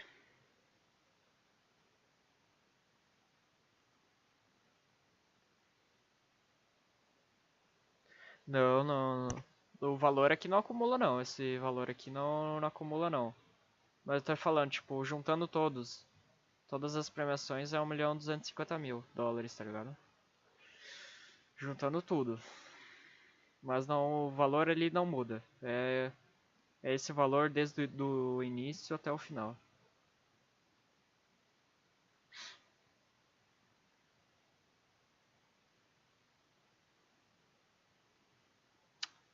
Mas é isso, né? Aqui alguns highlightzinhos, aqui os detalhes do dia, ó.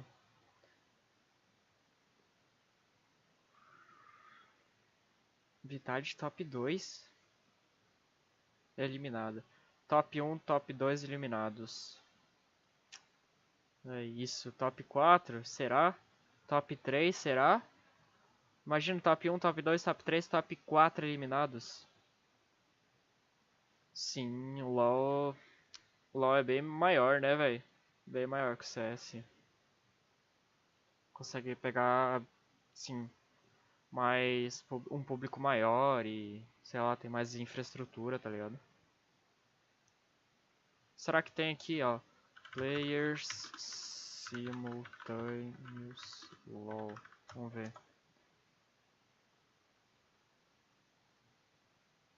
Player Count and Statistics. Live Counter.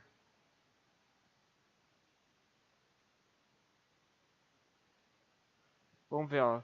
Nos últimos 30 dias, 149 mil pessoas, 1000 players. É com certeza bem mais que o CS. O CS faz o que? 700 mil por dia? Vamos ver. 700k por dia vezes 30 no caso. 21 milhões não chega nem perto. Com certeza. Só em live pega 1 milhão, pô.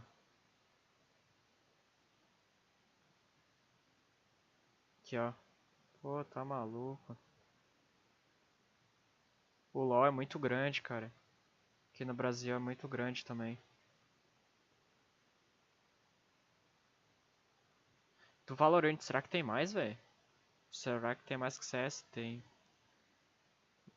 Valorant é o primeiro jogo de FPS tão bom quanto o CSGO, porém mais efeitos e players. Use aqui alguns dados a mais. Alguma coisa assim, né? Vamos ver. 22 milhões, aqui deu 21. Aqui é 700 mil, arredondei, né? Mas, cara, CS tem mais, vai. CS tem mais. Ainda mais agora em Major, né, pô? Dá uma alavancada no CS também.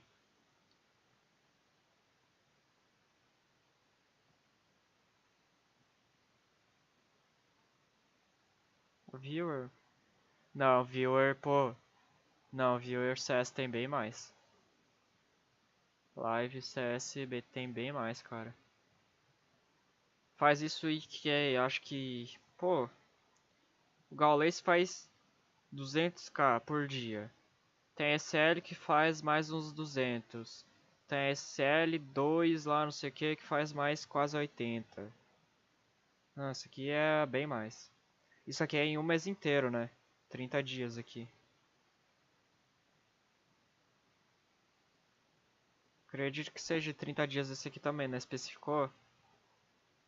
Mas acho que sim, 30 dias também. Sim, sim. Mas, sim. Dá uma grande alavancada o Major, né? Uma grande alavancada.